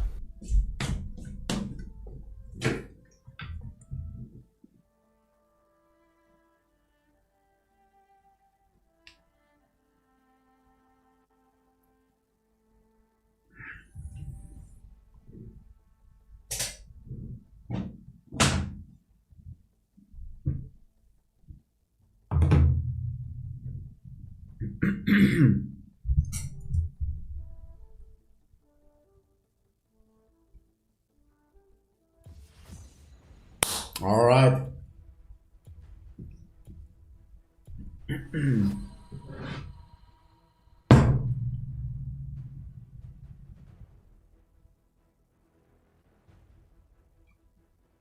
I don't even think they're gonna try to ban against Ruga. This guy's probably good on everything, so you just can't. You just I have to think deal so, with him. huh? Yeah. I don't even what think the they're gonna plan ban the is now. Akali this game. Like Loki, I don't even think they're gonna ban Akali. I mean, I definitely think that they need to change up the draft because they did look quite weak on the draft. Maybe the Ziggs first pick is not ideal. They need to make sure that they're able to secure a good jungler while I think they should ban Lysandra, to be honest, because it seems like I Can't Get Any Head is mostly a carry jungle player and he doesn't want to play these tank junglers, and Lysandra completely shuts down the carry junglers. I don't like the Akali ban. It's just not doing anything. I would prefer Lysandra ban, to be honest. I think they're gonna ban Lysandra as well. Because if they don't, it's gonna be first pick 100%. I just don't think 100% that he's gonna Lysandra play ban. jungle versus Lysandra. It's gonna shut him down again completely. Oh, they did. And then- Surely you just pick Lysandra here, right? I wouldn't be surprised. Thing is, if they see the Lysandra first pick, maybe they adapt this time. Viego. Viego. Forgot he Viego was- has gone through. Completely First forgot about time. him too. First time, huh? I feel like Red Team just forgot. Because like they took a while to pick, you saw? Like maybe they forgot about Viego. Yeah, I mean, the banned Lysandra, so they definitely wanted to ban Viego. I mean, if they get Lysandra Viego, that's gonna be an absolutely insane combo, by the way. And they picked Ziggs again, which is not necessarily a counter. You're just asking for Lysandra again, aren't you? If they go Lysandra Viego, that is unstoppable because Viego, all he needs is one kill, and Lysandra is so good at securing the first kill with her ultimate, and Viego will just get his resets after that. Again, I'm pretty sure we're just gonna see Lysandra here. There's no way. Maybe No, Ruga no, wants no. to put up a show and play something else. Because I don't see Maybe any enough. other reason. I don't see any other reason. Yeah, I guess he just Oh. wants to put up a show. I mean, Yasuo is fine too, but Yeah, I mean, it's still a good pick versus Ziggs. They do have the Ornn to pair with it. think about it. They have no magic damage. And what magic damage is going to be good? Lilia? Lilia doesn't really work well into Ziggs and Nami. You have Gragas. Gragas I mean, could they get can't banned. pick. They've already picked jungle, right? They have Viego. Yeah, but Gragas mid lane. Oh. They picked Senna instead, so they still leave their options open. It could for be mid lane. it could be Ornn Senna in the dual lane, right? Ornn farming and Senna not farming. Urgot again. It's probably Ornn Senna in the dual lane. It could be, yeah. It could be for sure. And, I would definitely look for a Lysandra ban here. There it is. There's, mind you, by the way, Yumi and Lulu are still open. So they could still. I mean, be there's picked as well. many really good picks here. Camille would be a really good pick into the Urgot too. It's an okay match. Some of the few matchups are actually pretty good into Urgot. You're gonna free scale. It's a Varus ban. They're trying to get rid of the poke. Yeah, I'm not sure what ADC would go for versus the Senna Ornn. I suppose Ezreal again. Just have to go Ezreal. Ah, I get banned. They ban Ezreal. They read your mind. What are you supposed to go then? Actually, I mean, I would go Lulu with a hyper carry, I think. Dude, Loki, you can go just Lulu Jinx. Pull off Lulu the Jinx. Kai'Sa? Oh, Kai'Sa is a bit Jinx. dangerous against Senna, isn't it? Jinx is gonna get absolutely bodied by Ornult. Yeah. That's a Pantheon. Pantheon. So that's Pantheon jungle? Yes, we're I guess caught they off guard have Nami. by this draft. No idea what they're trying to do with the Pantheon. They could perhaps try to shut down the Viego early on in the game with the Pantheon, because Pantheon does beat him early on. I definitely want to see Kai'Sa as their ADC, to be honest. Or Zaya, maybe. Senna Nasus. That is a hard counter into Ziggs, by the way. Like, actually, Ziggs cannot do anything into that. Nasus will outpoke him. Mid Talon. Talon? I feel like they need more magic damage. Yeah, right. Like, I know Nasus does magic damage, but it's not that much. So I guess it's AP Nasus? Oh yeah, it is. It's like Rylai's Scepter Nasus, maybe even an Imperial Mandate. Usually and- they go like Rylai's and Frozen Heart, and it's like more tanky. Like, he does No, it's, magic damage, but it's not What that was the much. item It's like called? enough that you can kind of ignore. You go for that mana item, the Winter's Approach. It got buffed as well, by the way. So essentially, What you can is go for going on Rylai's here? Scepter, Winter's Approach on Nasus, and that's gonna be their only magic damage. So it's Ziggs APC bot lane with Nami, Pantheon mid, Yes. Urgot top, Nunu jungle, Alright. I guess. I guess. That's right. Hey, I would rather have this than a boring grand finals, so I'm not complaining. I'm not complaining. Oh, Oh, mama is calling. Gotta pick up. Niet maar de andere mama. I mean, both of these team comps look absolutely awful. I just don't think that red team has the damage needed to kill Ornn or Nasus. You know what? Especially with Senna healing. I think we shouldn't analyze. I think we should just watch this one. This is the type of game you shouldn't try to overanalyze. You should just watch and see what they do. To be honest, now that I have already analyzed it, I'm pretty sure blue team just hard wins this. Like, I do not see any way red team wins with this comp. He went Arcane Comet, dude, on Nasus. They It's don't like- have any. They don't have enough damage. This is so crazy. I mean, you have a Ziggs. How are you okay. Ornn, what champion is? I mean, Nunu? no, he's not. Nunu doesn't. They don't kill. have any consistent damage. There's no way they're ever killing Ornn. Especially if he goes for Warmog. How do you just kill him straight up? We'll see. We will I see. mean, I guess we'll see, but this looks. Wait, Nasus is AD? I'm so confused. What is that? What? With Comet, and I think he just picked the longsword because it was recommended. Why did he go longsword? He should have gone Ruby Crystal for sure. Yes. What? Well, what I are don't know, I we guess we'll see. watching? Wait, what is going on? It's Pantheon Nami in the duel lane. Is that a genius combo? I don't know. You probably don't know this. By League of Legends, there used to be a like meta where even in pro play they would play Talia. I don't know if you know what Talia was with Pantheon, because Pantheon has a guaranteed stun, and then Talia can do her combo. So Pantheon can get the guaranteed stun into the Nami bubble. So it could be a thing. I'm speechless. I don't know what I'm watching. I'm Like, if Pantheon immediately stuns Senna, and they pair the bubble without, she just gets one shot, right? Yes, but the Nasus is gonna be tanky as well. Like when you go for Nasus support, it's always like a You have mixed to kind approach. of ignore the Nasus and go for the Senna, I think.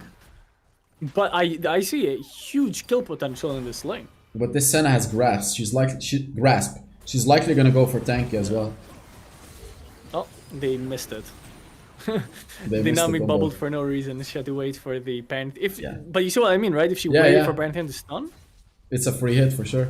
You time it correctly. Yeah, I think this is an actual legit combo. It's actually a really good combo. It's like 3 seconds of CC early on in the game already. That you can reliably land, even though it's a Nami bubble, right? So that's the whole idea behind it. The issue with Nami is that her bubble is so hard to hit. Yeah. And they're winning the 2v2 topside. Ornn is just not there, he's too slow. Oh, he flashed, but Flash, he's gonna live. he's gonna die. Oh, Talon coming. Oh no, Nunu, what are you doing? Forgot that Ruga exists. Oh, she has Ruga some wants ulti more. now. Is he gonna chase him? Oh my god. Oh, Yeah, he's she's gonna dead. get him.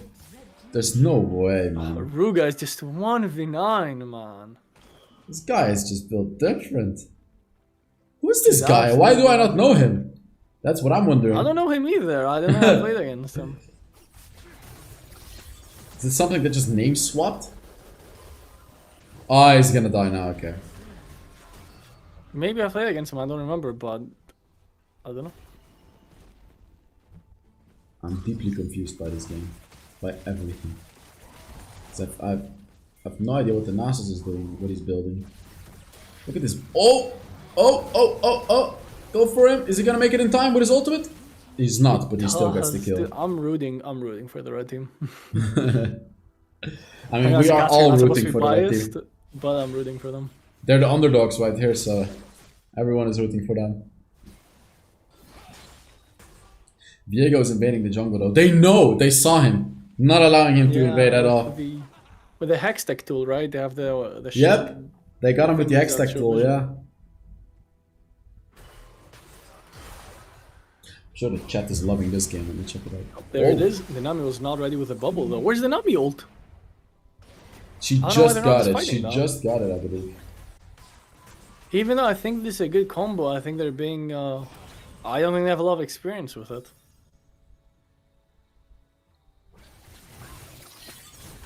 The problem with their comp is that they get completely outscaled. Like after a certain point, you can never kill Nasus and you can never kill Ornn.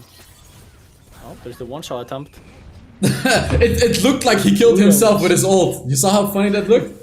He like threw his ult on himself and he died exactly at that time. Oh, that looks to be a kill on that Pantheon with the Nasus ultimate. Nami's not there. Their synergy is not there. I'm so confused on why they're not synergizing their abilities whatsoever.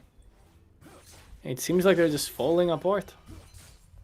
If they actually do start to synergize, they can pick up a lot of kills in this bot lane. Like With even this now, ult. they can kill this Nasus if they play yeah? it well. He doesn't have ulti. Just stun him into Nami bubble.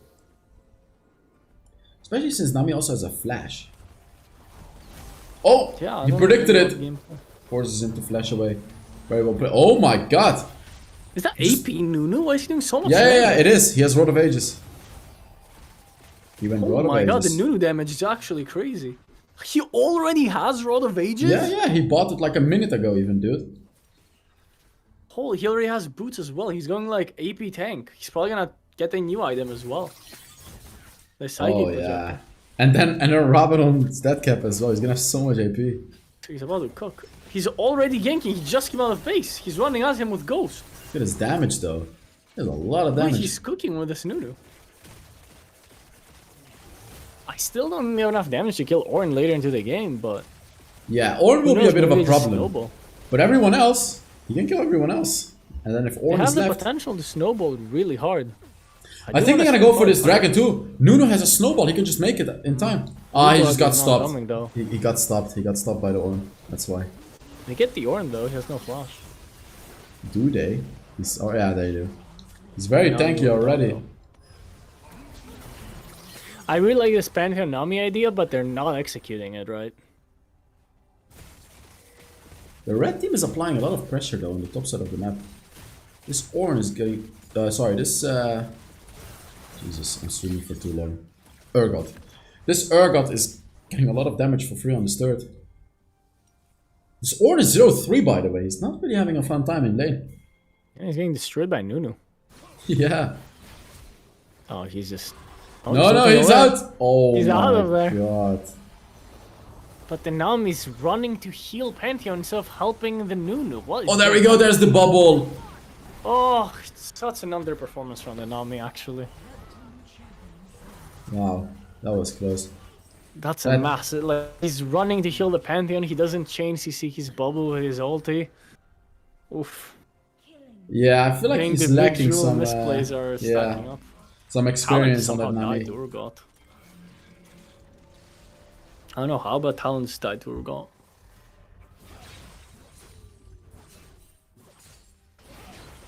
Again, all they need to do is just second ability into bubble, but they haven't done it a single time this game. Nunu's so far ahead. He's going for... Wait, can you show me that Nasus build again? He's going for Luden's Echo now. Okay, the longsword was just an accident. I think you were right. I suppose it was an accident, yeah. Probably Luden's Rallies. Luden's... I don't necessarily agree with the Ludens. Like, what I do on AP Nasus, I go Raleigh Scepter and then I go for Winter's Approach. They're desperately trying to kill this Urgot, which they will. They will kill him. And now they're gonna use the Urgot tankiness to kill the Nunu as well. Oh, the AoE damage is crazy. Oh, the Ziggs ult plus the Nunu ultimate does massive amounts of damage. And see, that's the good thing about their comp. When Nunu engages and he ults, he not only potentially does a ton of damage, he slows everyone, he pulls them in. So that allows Ziggs to hit his ultimate for free too. So that they have like a big wombo combo later on in the game. But they're getting caught so much over and over again. Ziggs is caught again. That's the thing. Oh, big ult from Pantheon. Snipe. Never mind.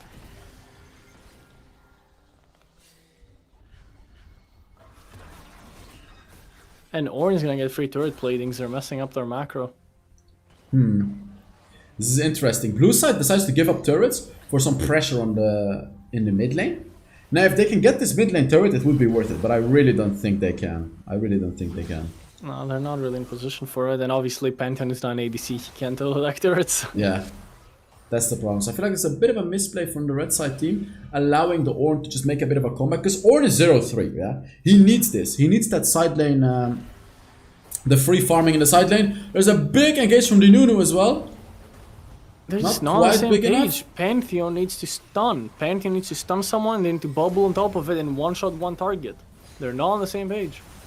Oh, the Nunu is diving very deep. Able to tank everything. Huge ultimate comes through from the ult. From the Nunu. And then the Urgot picks up the Nasus as well. Red side is very healthy while picking up that kill. Oh man. They're making it happen. They're behind 1,000 gold, but they're making it happen.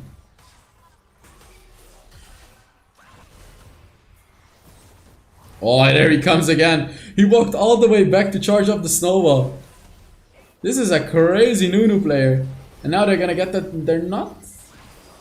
Oh wow, that was really close. The Ziggs will be able to get it very soon. Just a couple of abilities, and his second ability will be able to secure that mid turret. It's gonna be really hard for Ziggs to play this game versus a Fed Talon and a Fed Viego. Oh yeah, they're gonna dive his ass all the time. He already has a stasis, by the way. He already has a stasis. He's one item though, while Viego already has two. He's so far behind them. Yeah, but if he doesn't go stasis, he can't do anything. So he's sort of forced to go for that stasis again. It's the same story as last game. Oh, there's the bubble. But then he's lacking damage, as you can see. Not making plays. I'm just scared that they're getting outscaled. Ooh. They're very panicky and they're not playing to their strengths. They're gonna get outscaled like this. They're gonna try to engage onto this dragon though. They're gonna try to make a play happen.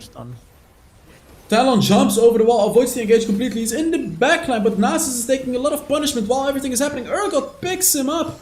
And that's one kill going over to the red team while they remain very healthy. Urgot still sitting at full HP. Nunu looking for a bit of an engage too. He still has that's another one. Another kill goes over to the red side. Ziggs still very much alive in the backline, dashing out that damage. Talon and Viego have just not been able to dive that Ziggs. They desperately tried to get to him by jumping over walls, but they just couldn't. There we go! And now they get the Ziggs. They still don't. Okay, he did die. Finally they were able to get the Ziggs, but they lost the dragon for it, which means they're not gonna get Infernal Soul. Very well played fight by the red team.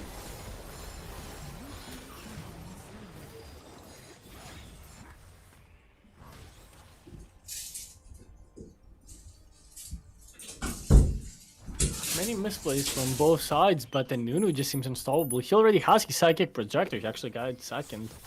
Oh yeah. And the question is he gonna go Ravenel's Death Cap next? That would be honest, crazy. I would like to see him stick to an AP build instead of going tanky. I like the armor boots, because if he goes for something like Twin Guard here, I think they're not gonna have enough damage. What do you say about those armor boots? Like, I like them a lot, the armor boots that Nunu went. I like the armor boots, but I think he needs to continue building damage, and they need to start snowballing. My main worry is that they're gonna get outscaled, right? So the more time they're wasting, and if they don't keep building damage, like here, Pantheon should be using his second ability on him, just stun him. There you go. Good. Thank you. You're getting It mad. feels like, yeah, I'm starting to get mad. It feels like Pantheon and Nami are playing super safe and they're not using their power spike, which is right now. This is as strong as they're gonna get. It's only gonna go downhill right now. You're not gonna outscale Senna, you're not gonna outscale Ornn, you're not gonna outscale Nasus. But there we go. There's the plays happening as you mentioned. Big Ziggs ultimate, big Nunu ultimate. That's gonna one-shot to Senna. There you go, big.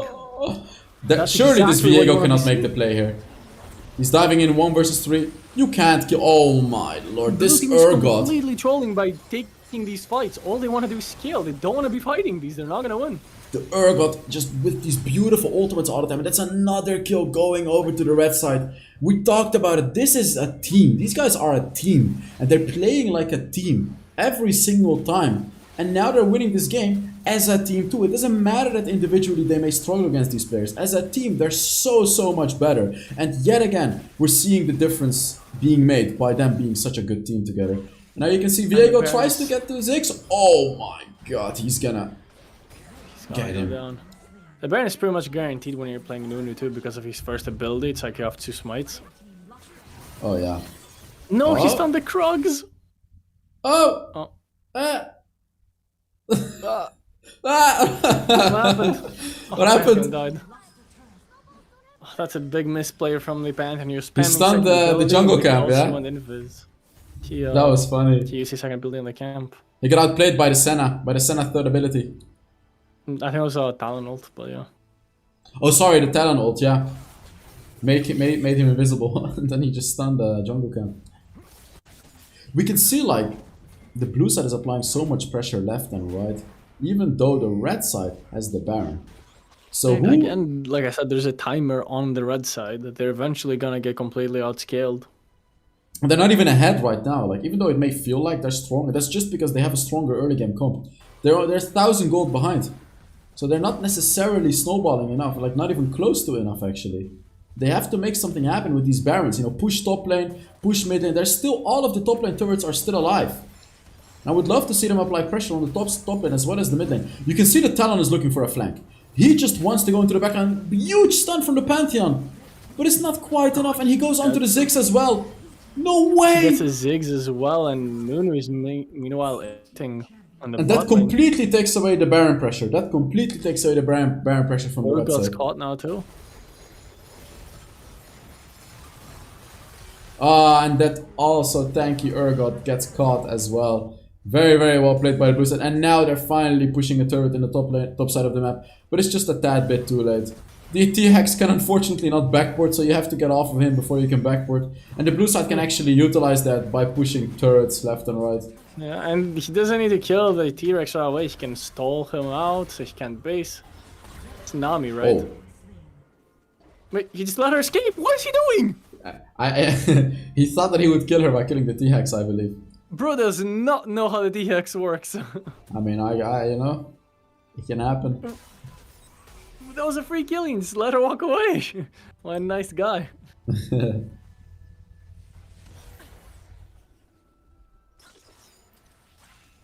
Both these teams are just throwing up such a good fight. Like, they're not going down without a fight. This is so amazing to watch. They both have their individual strategy of playing the game, and it both worked, clearly, because they're both in the grand finals, right? And now it's just the clashes of the individual skilled players and the team player. And here we can see the individual skilled move just absolutely destroyed the Ziggs right there, leaving him with no chance and just absolutely one-shots him. And even on the bot side of the map, we can see Ruga getting very much fed on this Talon right now and picks up another kill onto that Pantheon. There's a big engage from the Nunu, but it's just not enough because 5 people being alive on the blue side of the map is just a bit too much. They didn't utilize their window of power, right? And now the balance has shifted. Now they're behind, and with their comp, they definitely can't do anything from behind. That's right. The camera is a little stuck on the Urgot. It's interesting to see how Urgot lays there while he's dead. Dropping all his weapons. It looks like his gun has kind of fallen off. He has like a notebook as well. Yeah, it's a notebook. It's written in the notebook. It's like Can't really see. I see a graph. I think it's like a graph. I have no idea. Cameraman, Oh, the minions are stepping over his corpse. you can't do that. You gotta walk around it. Okay, there we go. He's back.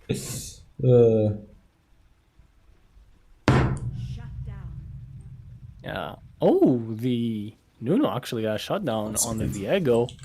They should go for Baron here. This could be a turning point. Oh, he's back. Alright, that's a collector picked up by the Talon as well. He's gonna be incredibly powerful right now. They're actually doing Baron, but that's not gonna work. Yeah, they caught Viego. It's 45. It's not gonna work. They have to fight. They have to make it happen in a 5 versus 4 right here. Beautiful Nami bubble onto that Senna. But the Talon dives onto the backline again. He one-shots Pantheon. He one-shots Ziggs. He one-shots the Nami as well. That's a triple kill on Ruga. That's a quadra kill. He's gonna pick up another penta kill right here. What is this guy doing? No way! No way! He picked up another penta. It is game over. It's game over. They won. They just won. MVP of the tournament. 2 pentakills. 2 pentakills and $250 is gonna go over to the blue team. And honestly, Ruga should be getting 200 out of those $250. Look at him. He's even just joking around with them. And that's gonna be it for everything. The grand finals, a 2-0 victory by the blue team. And Ruga just carrying his team on his back. And honestly, this particular game, they would have lost it if he did not play it so well. This particular game, he made the moves. And that's gonna be it. Ruga, Team Ruga, wins the tournament. Oh my god. Absolutely insane tournament. How did he do that? He's just built different. Look at that, like Ziggs was 0 on 8. He could not do anything into that Talon. Absolutely impossible. Talon and Viego, you just can't deal with it. And then that AP Nasus as well with the third ability. Like Ziggs just gets completely countered by this composition. So very, very well played by the blue side team. They were able to win against this amazing team that just played like such a nice team together with their individual skills. So very, very well played to them. And yeah, that's gonna be it. That's gonna be it for the stream. Oof. Well, thank you so much for allowing me to co-cast with you. Yeah, thank you for joining. I'm inspired to go play some Wild Rifties after this, so I'm gonna go play. Well, I'm inspired to go lay on the couch because I'm tired. I respect that too. All right, thank you for joining. I'm sure the viewers enjoyed it a lot. Thank you, Wolf, for organizing this. Thank you for everyone for you know, being an amazing cameraman, being an amazing tournament organizer, and everything. Even ignoring your mom for the greater good. You know, we put that on high regards.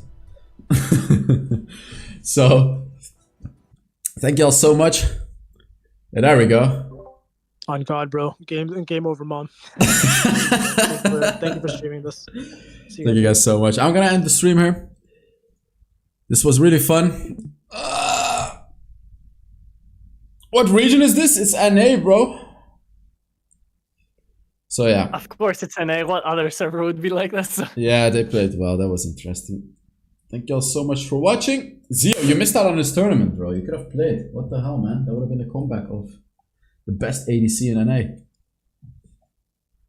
It was not me declining my mom's phone call, Keys. My mom was right in front of me.